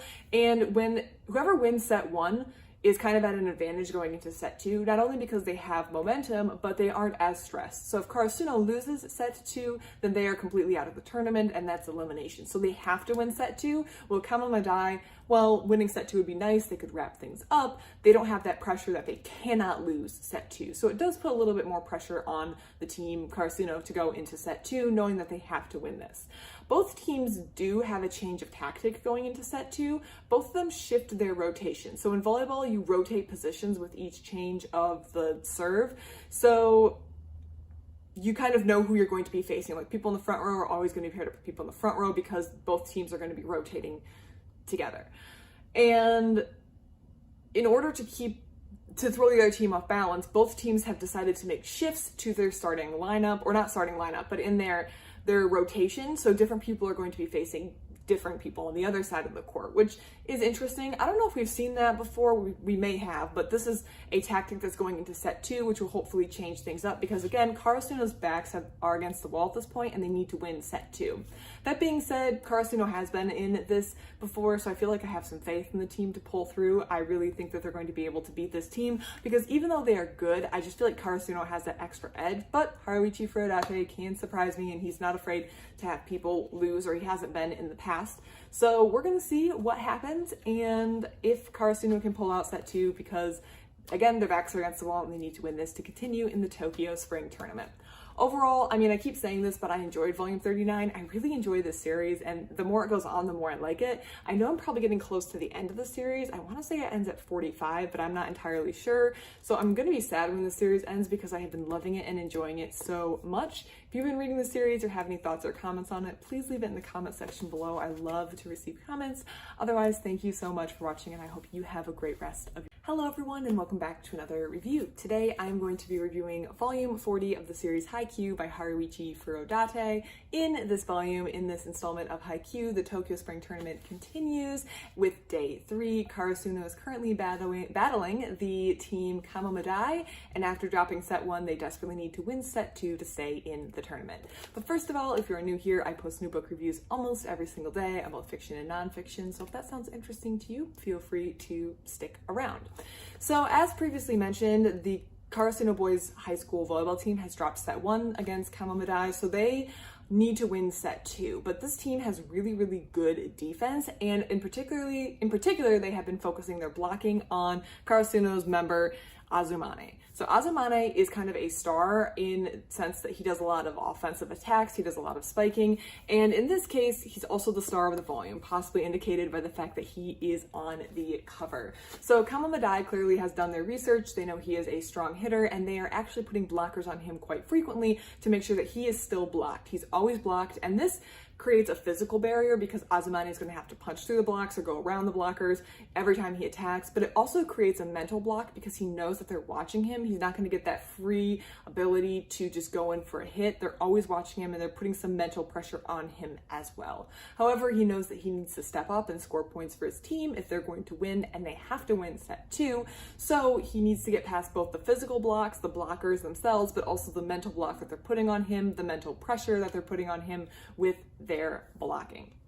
I also want to say that even though Azumane is the star of this volume, we can see him on the cover, metaphorically ripping the vines away that is Kamomedai's defense and their dense jungle that they can't seem to get out of. I do think like there's a silent star in the series, and that's Tsukushima. I feel like against Kamomedai, Tsukushima he's not a big spiker, he's not going up for the attack like that, he's not as flashy as Hinata in his aerial battle for the title of next or new little giant. He's not, again, Azumane going up for the attacks. He's not as heavily featured as Kageyama, who's doing all the setting for the team, but he's just kind of steadily and reliably been there throughout this entire series. I feel like, and especially this game, I feel like his attitude has kind of definitely improved. He says some things, I think they were in previous volumes, but during this game against Kamomedai, which kind of indicate he's grown a little bit, and he makes some very smart decisions at the very last rally of the game that leads to Karasuno High School winning set 2, which means they've pulled through, and it is thanks to Tsukushima's quick thinking and ability to read the situation in front of him. So even though he doesn't get the front cover on this one, or he doesn't get a lot of praise, I think he really is a silent hero or an unsung hero in Volume 40. I loved it, as usual. Volume 40 was really good. I need to place holds on the rest of the series as soon as I remember to do so. Something that I'm really impressed with throughout this entire series is the author's ability to keep a volleyball game interesting. So I would think if you had told me about this series that watching a volleyball game every couple volumes would get boring and repetitive, but the author does a really good job of keeping the games interesting and unique and refreshing, and there's something unique in each volleyball game that keeps you wanting to watch. I never feel like things have gotten repetitive, and I feel like the author has a good sense of spacing these games out and the stress out and the pressures out that just keep things interesting. So I think the author is doing a really good job, and genuinely, I don't know what I'm going to pick up next for manga after reading this series, especially sports manga, because I've been introduced to this genre and I do enjoy it, but I feel like I may have read one of the best ones. That could be wrong, but I may have read one of the best ones right out the gate, and now where am I going to go from there? So we're going to see what I read after this, but I'm so excited to continue reading this series because I have been loving it and enjoying it. If you've been reading the series or have any thoughts or comments, please leave it in the comment section below. Otherwise, thank you so much for watching, and I hope you have a great rest of your day. Hello everyone, and welcome back to another book review. Today I'm going to be reviewing volume 41 in the series. I have been reading Haikyu by Haruichi Furudate. This is what the cover of this volume looks like. In this volume, I'm going to assume that you have some familiarity with the series thus far, so I'm just going to jump in and start talking about what's going on in this volume and how I thought about volume 41.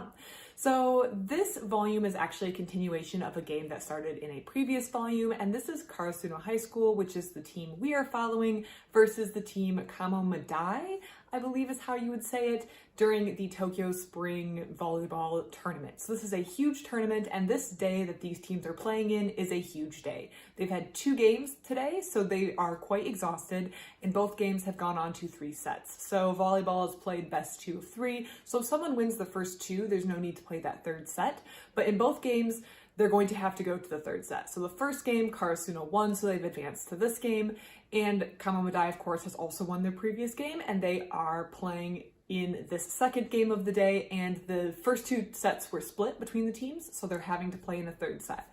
Both teams are incredibly exhausted, and they're trying their best to win this so they can continue to advance in the tournament. I promise someday I will finish reading the series and watch the anime, and then I can actually learn how to pronounce all of these names and find out that I've been pronouncing them horribly incorrect. So I apologize if any of these names are not correct. Kamo Madai has a player who kind of acts as a, I don't want to say foil, but a comparison to Hinata. Hinata's on the Karasuno team. He's short, but he has aims to become a great volleyball player. Volleyball is a sport in which height is quite important. Kamo Madai has a player called Korai Hoshiyumi, who also aims to be a very good volleyball player despite being on the shorter end of height. So both of these teams have a player who has something to prove, and they both want to give it their all and be the best shorter player on the court. So they're kind of fighting against each other in this game. So this entire volume, volume 41, is just focused on set 3. We do not get beyond set 3 in this. Set 3 is where we start, and the game has not concluded, or sorry, the set has not concluded, although this set will conclude the game by the end of the volume. So this is a very focused volume, and I would recommend having volume 42 queued up, ready to go, so you don't get left hanging if you do read this volume. We do have this back and forth going on between Hinata and Hoshiyumi. We see the exhaustion, and this is a very furious game back and forth. The tournament is set up so that if you lose, you don't go to like a loser's bracket or something, you just immediately leave the tournament. So you do have this very furious fighting between the teams to advance on, and both teams are quite good. I do feel like Kamo Madai kind of has a little bit of the momentum right now. They just seem to be a little bit stronger, while Karasuno's kind of almost on their back foot, and you do see that especially closer to the end of the volume, which I will talk about in the second. Something I'm learning with this series is as the art advances, if you have not seen the volleyball hit the floor and you're on one page, I have an example. So we have this panel at the bottom here where it looks like the volleyball is probably going to hit the floor, but we haven't seen it hit the floor in this panel. And we flip the page, and that is Hoshiyumi right there. At least I believe that is getting the ball. So I have learned in this series that if you have not seen the volleyball hit the ground, the volleyball has not hit the ground. So don't count anything until you've actually seen it in the art. Don't make assumptions or try to think panels ahead. The fighting in this game, or the competition between the two teams, is very intense. I do think Kamo Madai kind of has a little bit more momentum. They seem to just have the slight edge, but Karasuno has played teams that have had, in my opinion, a little bit of an edge above them. But things get very dicey at the end. If you don't want any spoilers, click off now. At the end, Hinata, who has been pushing very, very hard, he has always full of energy. He always has been someone who gives his all on the volleyball court, winds up collapsing, and he has a fever. He has pushed himself way too hard, and his coach tells him, in good faith, I cannot let you go back out there until you have recovered. So you're going to have to take care of your body, and knowing when to push and knowing when to rest is kind of these two opposites. And I mean, anything, exercise, work, whatever you're doing, knowing when you need to push yourself and knowing when you need to rest. And Hinata hasn't quite found that balance yet. And unfortunately, at the end of this set, he finds out that he is not going to be able to re-enter the volleyball game, which he's quite exhausted and he's pushed himself too far and he needs to recover. So the coach just tells him to think about this and make sure that he takes care of his body in the future, but he can't let him continue to play volleyball. So now Karasuno High School is going to have to continue the rest of set 3 without one of their star players, Hinata, and that is where the volume kind of ends, leaving a lot of questions, and I think most readers will want to jump directly into volume 42 for that reason. The cover has our two players facing each other. I feel like the cover is quite good. I really enjoyed this series. I feel like the author, Furudate, hasn't really played with the idea of Hinata being pulled out of a game like permanently, and he kind of is at this point. He's not going to be able to play any further, and there's questions on how long it's going to take for him to recover. So I think that this is a really interesting twist, and I like the fact that the author really doesn't have anything that's safe. I like the fact that the author doesn't keep anything too sacred, in the sense that a player can never get hurt or everything always has to go well. So I do like that aspect, and I think we're seeing that with the fact that Hinata winds up being pulled out of the game and not being able to continue playing at the end of volume 41. If you read volume 41 and have thoughts on it, please leave it down below. I love to receive it. Otherwise, thank you so much for watching, and I hope you have a great rest. Hello everyone, and welcome back to another review. Today I'm going to be reviewing volume 42 in the Haikyu series by Haruichi Furudate. This is a series that I have been reading and loving, and I think this volume is a huge turning point for the series. So we're going to dive in and discuss my thoughts and opinions on the series thus far and what I think happened in this volume and my thoughts on it.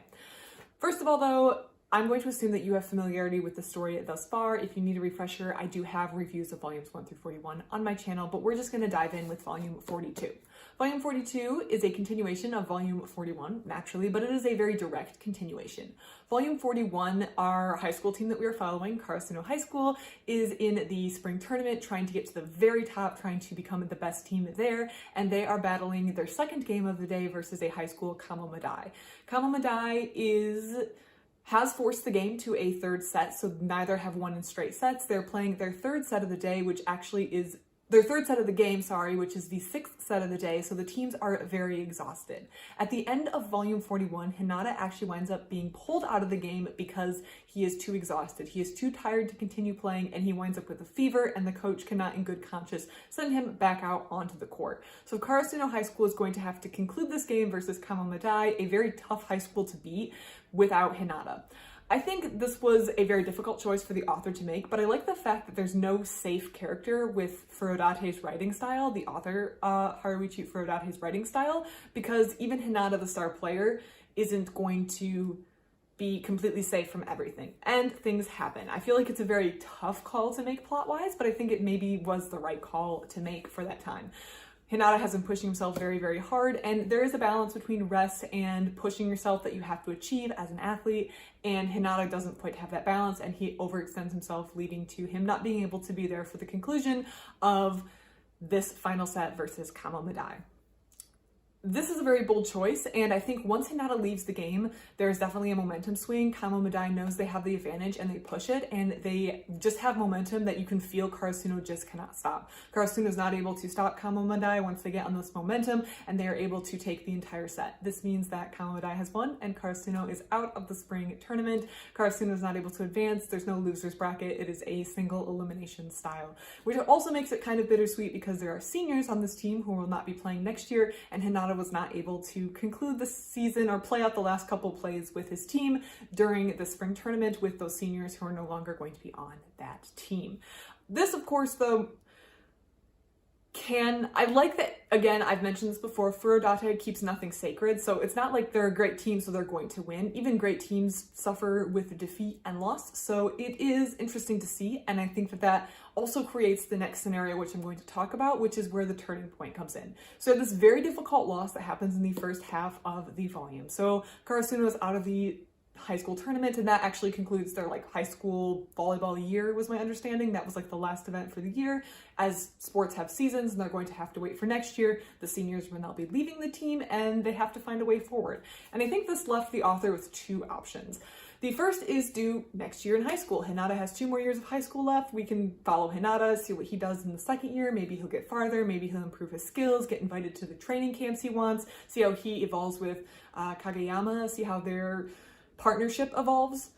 And that could be a route that he takes, or he can do some sort of time jump. The problem, and I initially saw this as soon as Karasuno was kicked out of the tournament, and this was something I had been thinking about in previous volumes, where if they leave, what is the author going to do? If they lose this tournament, what is the path the author is going to take? Is the author going to do the next year of high school? And I felt like that would be a very tricky thing to do, because the team was built around, the Karasuno high school team was built around these players that we know. Let me see if they're here. Yes. We know all these players that are in this team. We're just familiar with them. That team is so tight-knit that I felt like it would be very, very difficult, or the pivot would have to be made to bring in new players, because there'd be new freshmen and the seniors would be gone, and it would just kind of change the dynamic. Of course, that happens with regular sports teams all the time. Older players leave, newer players come on. But I felt like then would you just play through 2 more seasons? And I also had a suspicion that might not happen, because the volume we're on is 42 and there's 45 volumes. The second is to do some sort of time jump and to see how these characters maybe are reflecting on volleyball after their time in high school is done, or what happens. And the author chooses the time jump option. I felt like doing a time jump, or I feel like doing a time jump sometimes can be done poorly.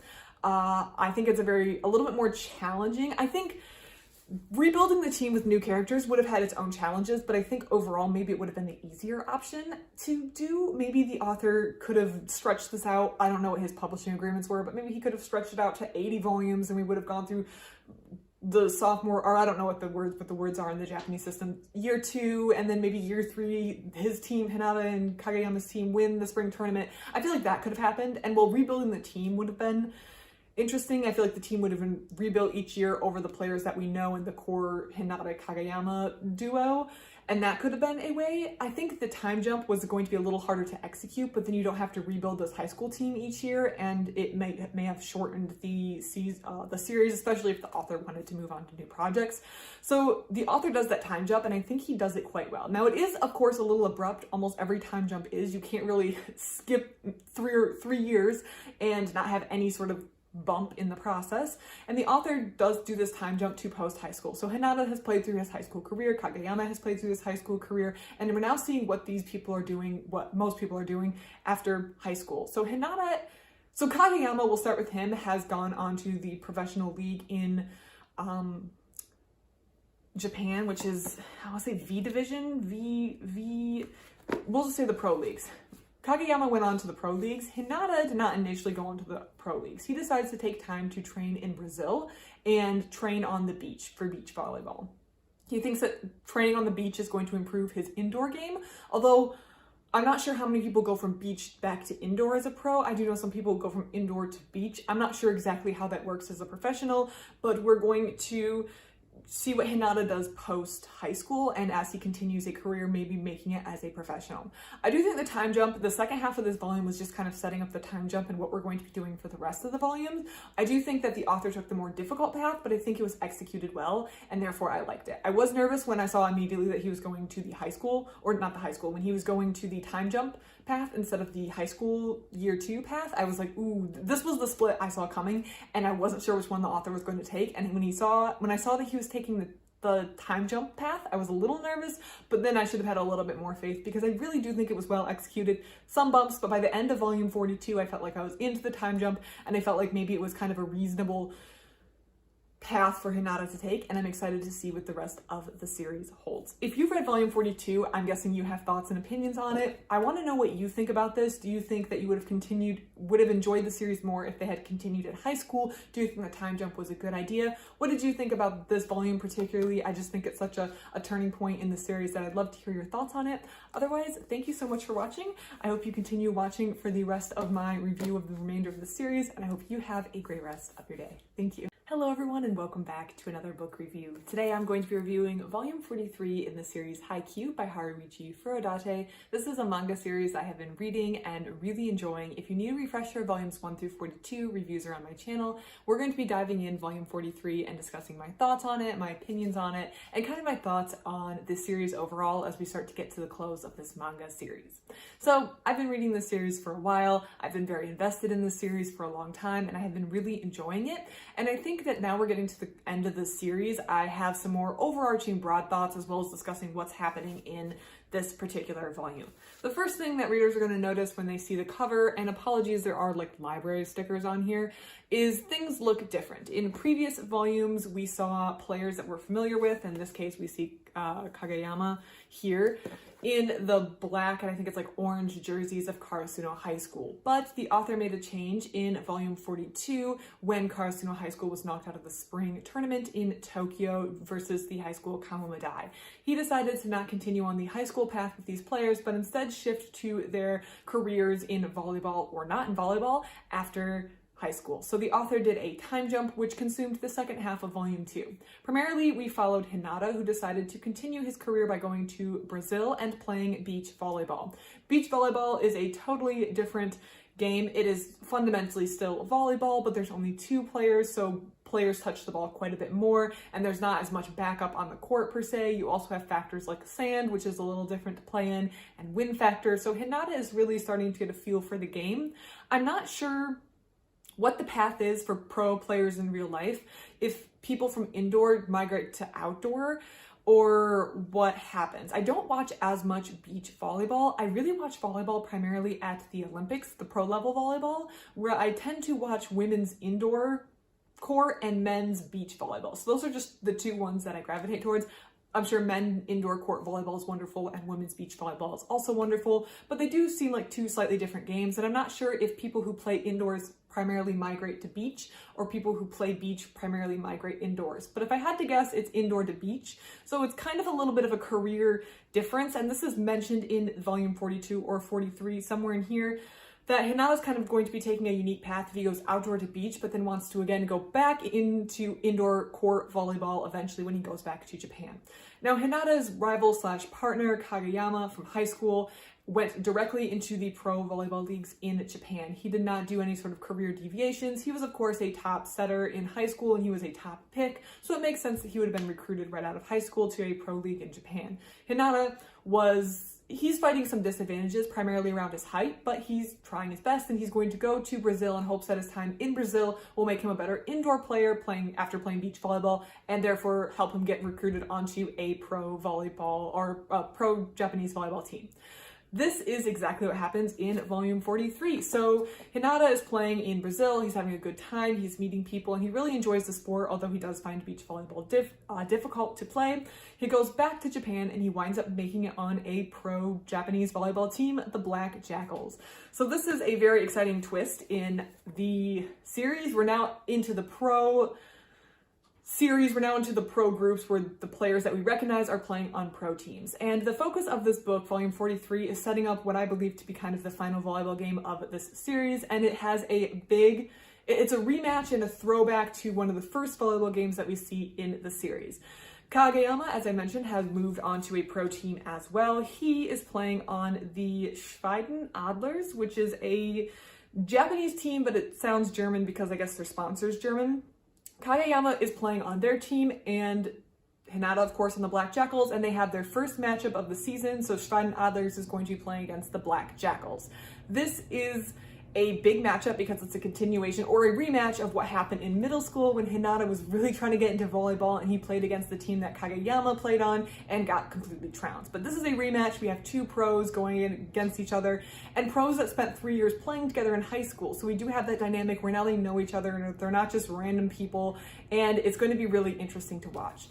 We also are getting this conclusion aspect in that a lot of people who played with these teams, played against these teams, when I say teams, I mean Hinata and Kageyama's Karasuno High School in high school, so competitors from the spring tournament that we spent like 15 volumes in, people who were teammates of Kageyama and Hinata, all are coming to the game to watch this matchup between these two teams. And we get to see them talking, and we're also getting to see what they did, whether they didn't play volleyball at all, whether they just left that in high school, whether they just joined a municipal team. Maybe they're also playing in the pro leagues. Maybe they're playing in a lower division of the pro leagues.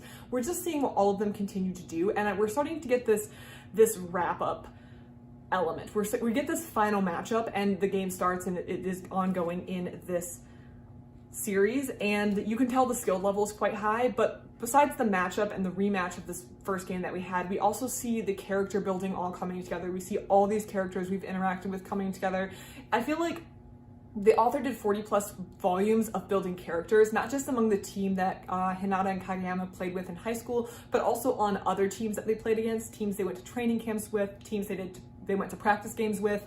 And all this character building is kind of paying off in these final volumes. We're getting all of them together one last time. They're watching two of their former teammates, and possibly, if they're playing in the top volleyball league, two of their also rivals playing against one another. And it's just a really sweet, interesting game to watch. I think it's a volleyball game.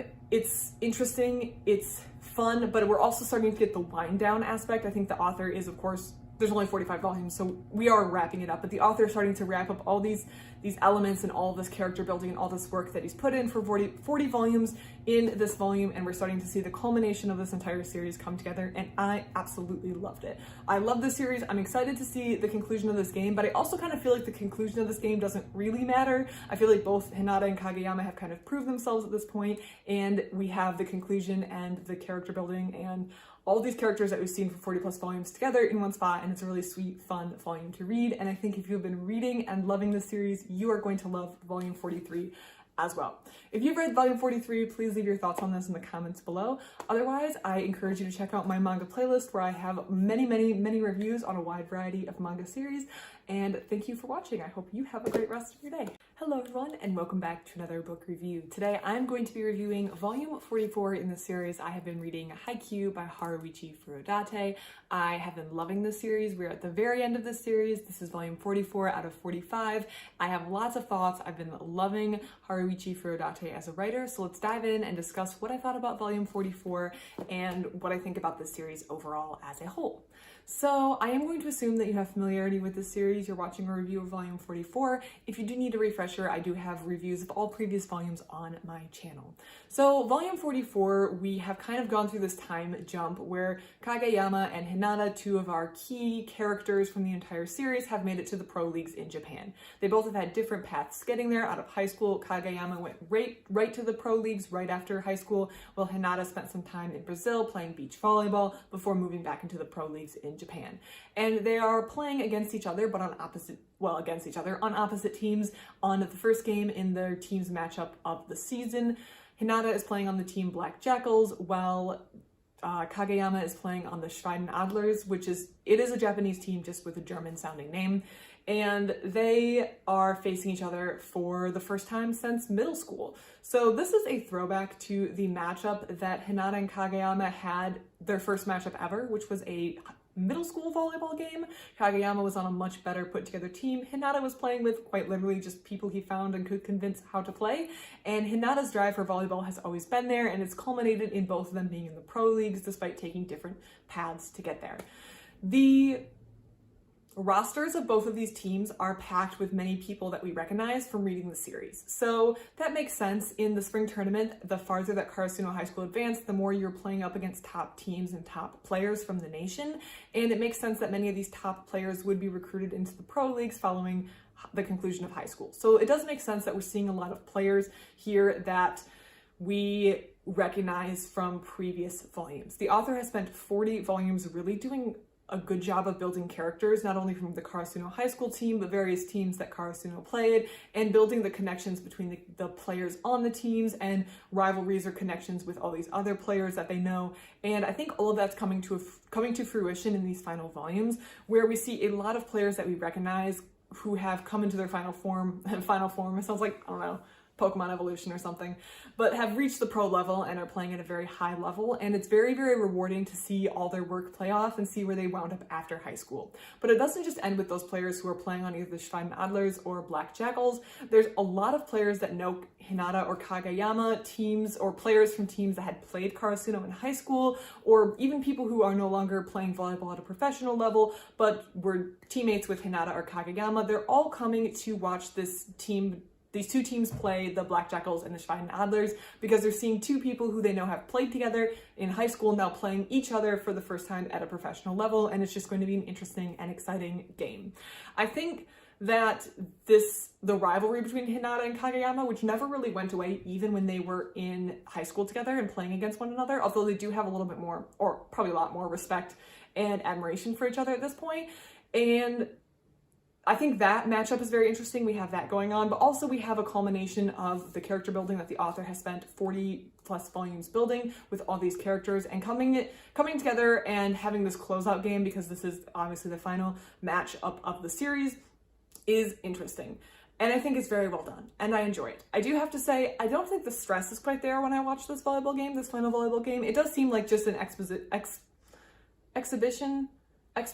It's an example of high-level professional volleyball just being played. We have the rivalry, but I don't really feel stressed because I know that these two players are going to have professional careers. And also we're not in like a single elimination spring tournament like we were for 15 volumes, which was the most stressful stuff I have read. So we don't have that stress aspect in this book. It just feels like an enjoyable culmination of the series that we've been reading. And we do have a little bit of competition between Hinata and Kageyama. In this volume, the Jackals take set 1, but the Adlers take set 2, so we're going into another set. I do think that, do pro teams play to 5 sets? I'm not sure. All I know is they're equal and they have to go into a final set, so maybe they're 2 and 2. But it is going to be really interesting to watch this final set play out, and I think the author just bringing all these people together and showing where they've been since high school is really, really enjoyable. Seeing these people who maybe don't play volleyball, people who just play on local like municipal teams, people who play in the pro leagues in any of the divisions, it's just really interesting to have them all come together. I think overall for this series, the writing has been really high quality, and sometimes that isn't always the case with manga series. I think sometimes the plot can be lacking in some manga series, which the plot is also lacking in things that aren't manga, so it's not just a manga problem. But I found that the writing in this series was particularly really well done, and I think the author has a lot of skill and talent in that writing aspect. And I think it's really interesting to encounter something that has such great art and great writing, and just having it all come together in these final volumes has been really, really amazing and good.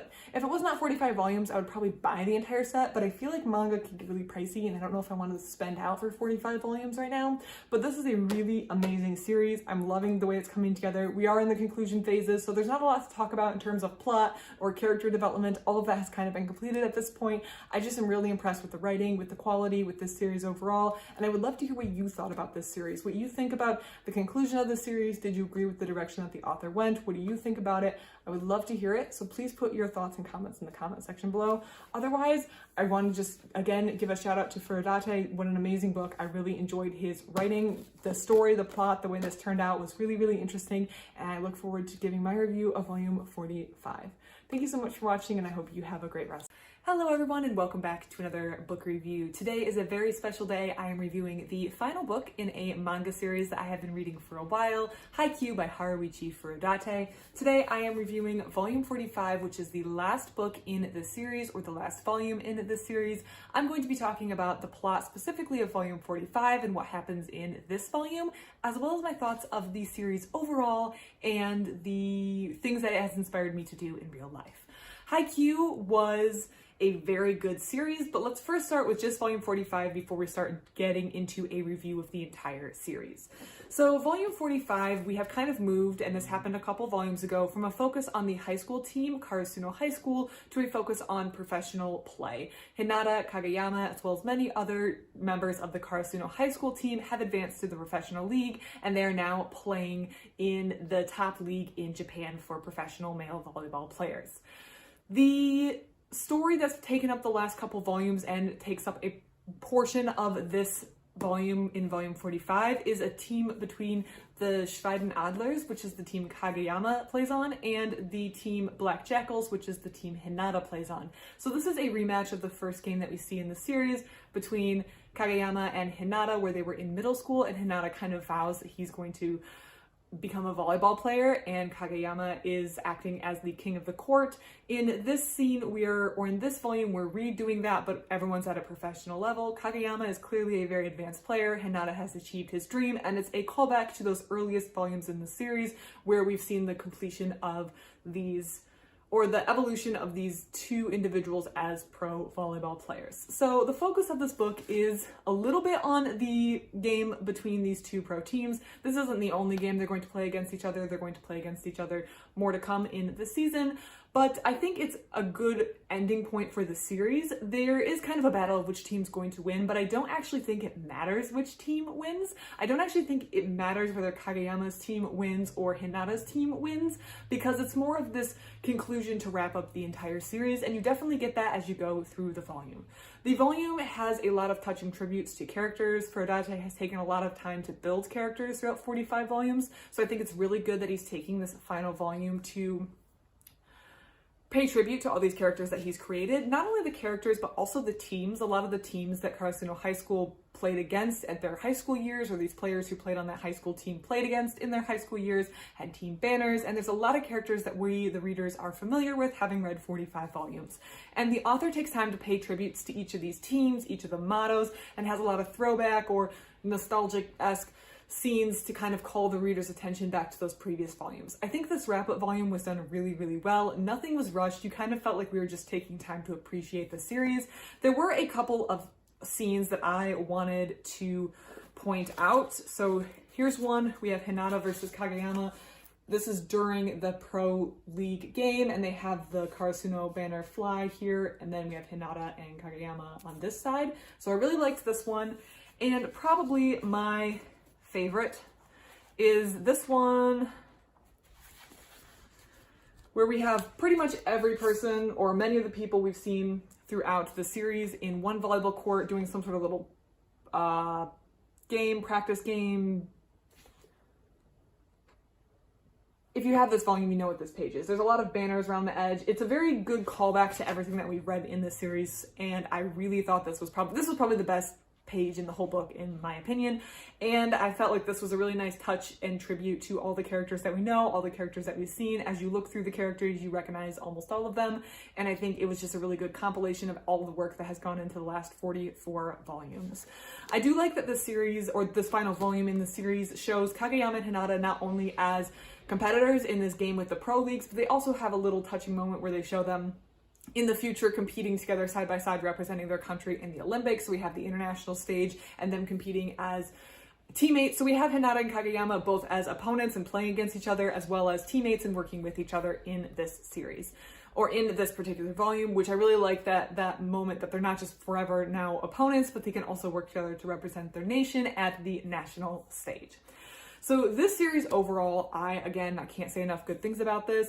I initially blew off the recommendation to read this series, and I should probably stop doing that, because whenever I blow off these recommendations, they wind up being really good. Another case in point is my aunt recommending me the series Check Please.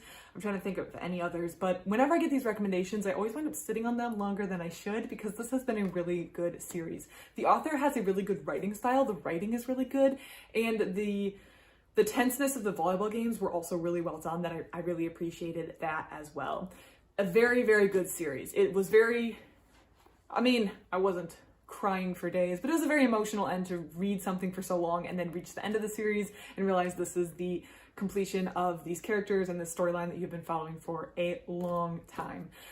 Ending this series did put me into a little bit of a fiction book hangover. I say fiction book hangover because usually when reading a series that puts me into like a book hangover, I can still read the opposite type of book, if that makes sense. So I'm currently happily reading plenty of nonfiction because I feel like that hasn't been impacted, but I'm scared to start another fiction book because I know it's probably not going to be as good as this one. I feel like I just need to read a quick read that I'm not expecting too much out of to get over this little book hangover. This series has also encouraged or inspired me to do a lot of stuff outside of reading, which I really like when a book does that. I really like it when a book impacts me beyond just reading or learning or having an entertaining time. I actually started going to drop-in volleyball at my local gym, and I got involved with some local volleyball rec teams to play around because I had quit volleyball in middle school, late elementary school or middle school, because I didn't really like it. I didn't like the team I played on. But after reading this series, I got partway through and I was like, wait, volleyball seems like a really fun sport. This is not the experience that I had in middle school. What's different? I think the team dynamics on my team were a little different, I do have to admit, but I've kind of come back into loving the sport, having been inspired by reading this series and seeing, hey, these people seem to be having a lot of fun in this fictional series. I wonder if I were to try it again, if I would have more enjoyment as an adult. And it turns out that I did. And I feel like I really enjoy it when a book has a real impact in my real life outside of reading. I feel like this happens more often with nonfiction books because they're things I can apply. So it's especially unique that a fiction book has had such an impact on my life outside of just reading it. I highly recommend this series. I do think it's very tense at times, so be prepared for that. But if you were looking for a manga series and you haven't read this, I definitely would recommend this series. If you like sports manga, I feel like I want to read another sports manga series, but I don't know if any of them are going to be this good, so I'm going to probably give it a little bit of a rest for now to kind of let this book hangover pass, and then maybe I'll try another sports manga in the future to see if I like it. Love this series. I'm recommending it to everyone who I think would enjoy this series in my life. I think this is a great author. I think the writing was good, the story was good, the plot was good, the art was beautiful, the character building was especially good. I felt connected to a lot of the characters, not just the team that we were following for the vast majority of the plot. And I thought the whole thing was well done, and I really, really enjoyed it. And I'm so excited to move on and kind of have this checked off my list, but at the same time, I really appreciate the fact that I got to read this series and I had such enjoyment out of it, and it's had such a positive impact outside of me reading it and just being a book that I've read. I'm sure that if you're watching this video, you have either read this series or want to read this series, so please leave your thoughts on the series in the comment section below. I love to receive comments on what your thoughts on the book are. I like to read them. If you have any suggestions for things that maybe I would like following this series, then please leave those down below as well. Again, I'm in a book hangover, so I kind of need suggestions, so please leave those down below. I love to receive them. Otherwise, thank you so much for watching, and I hope you have a great rest of your day.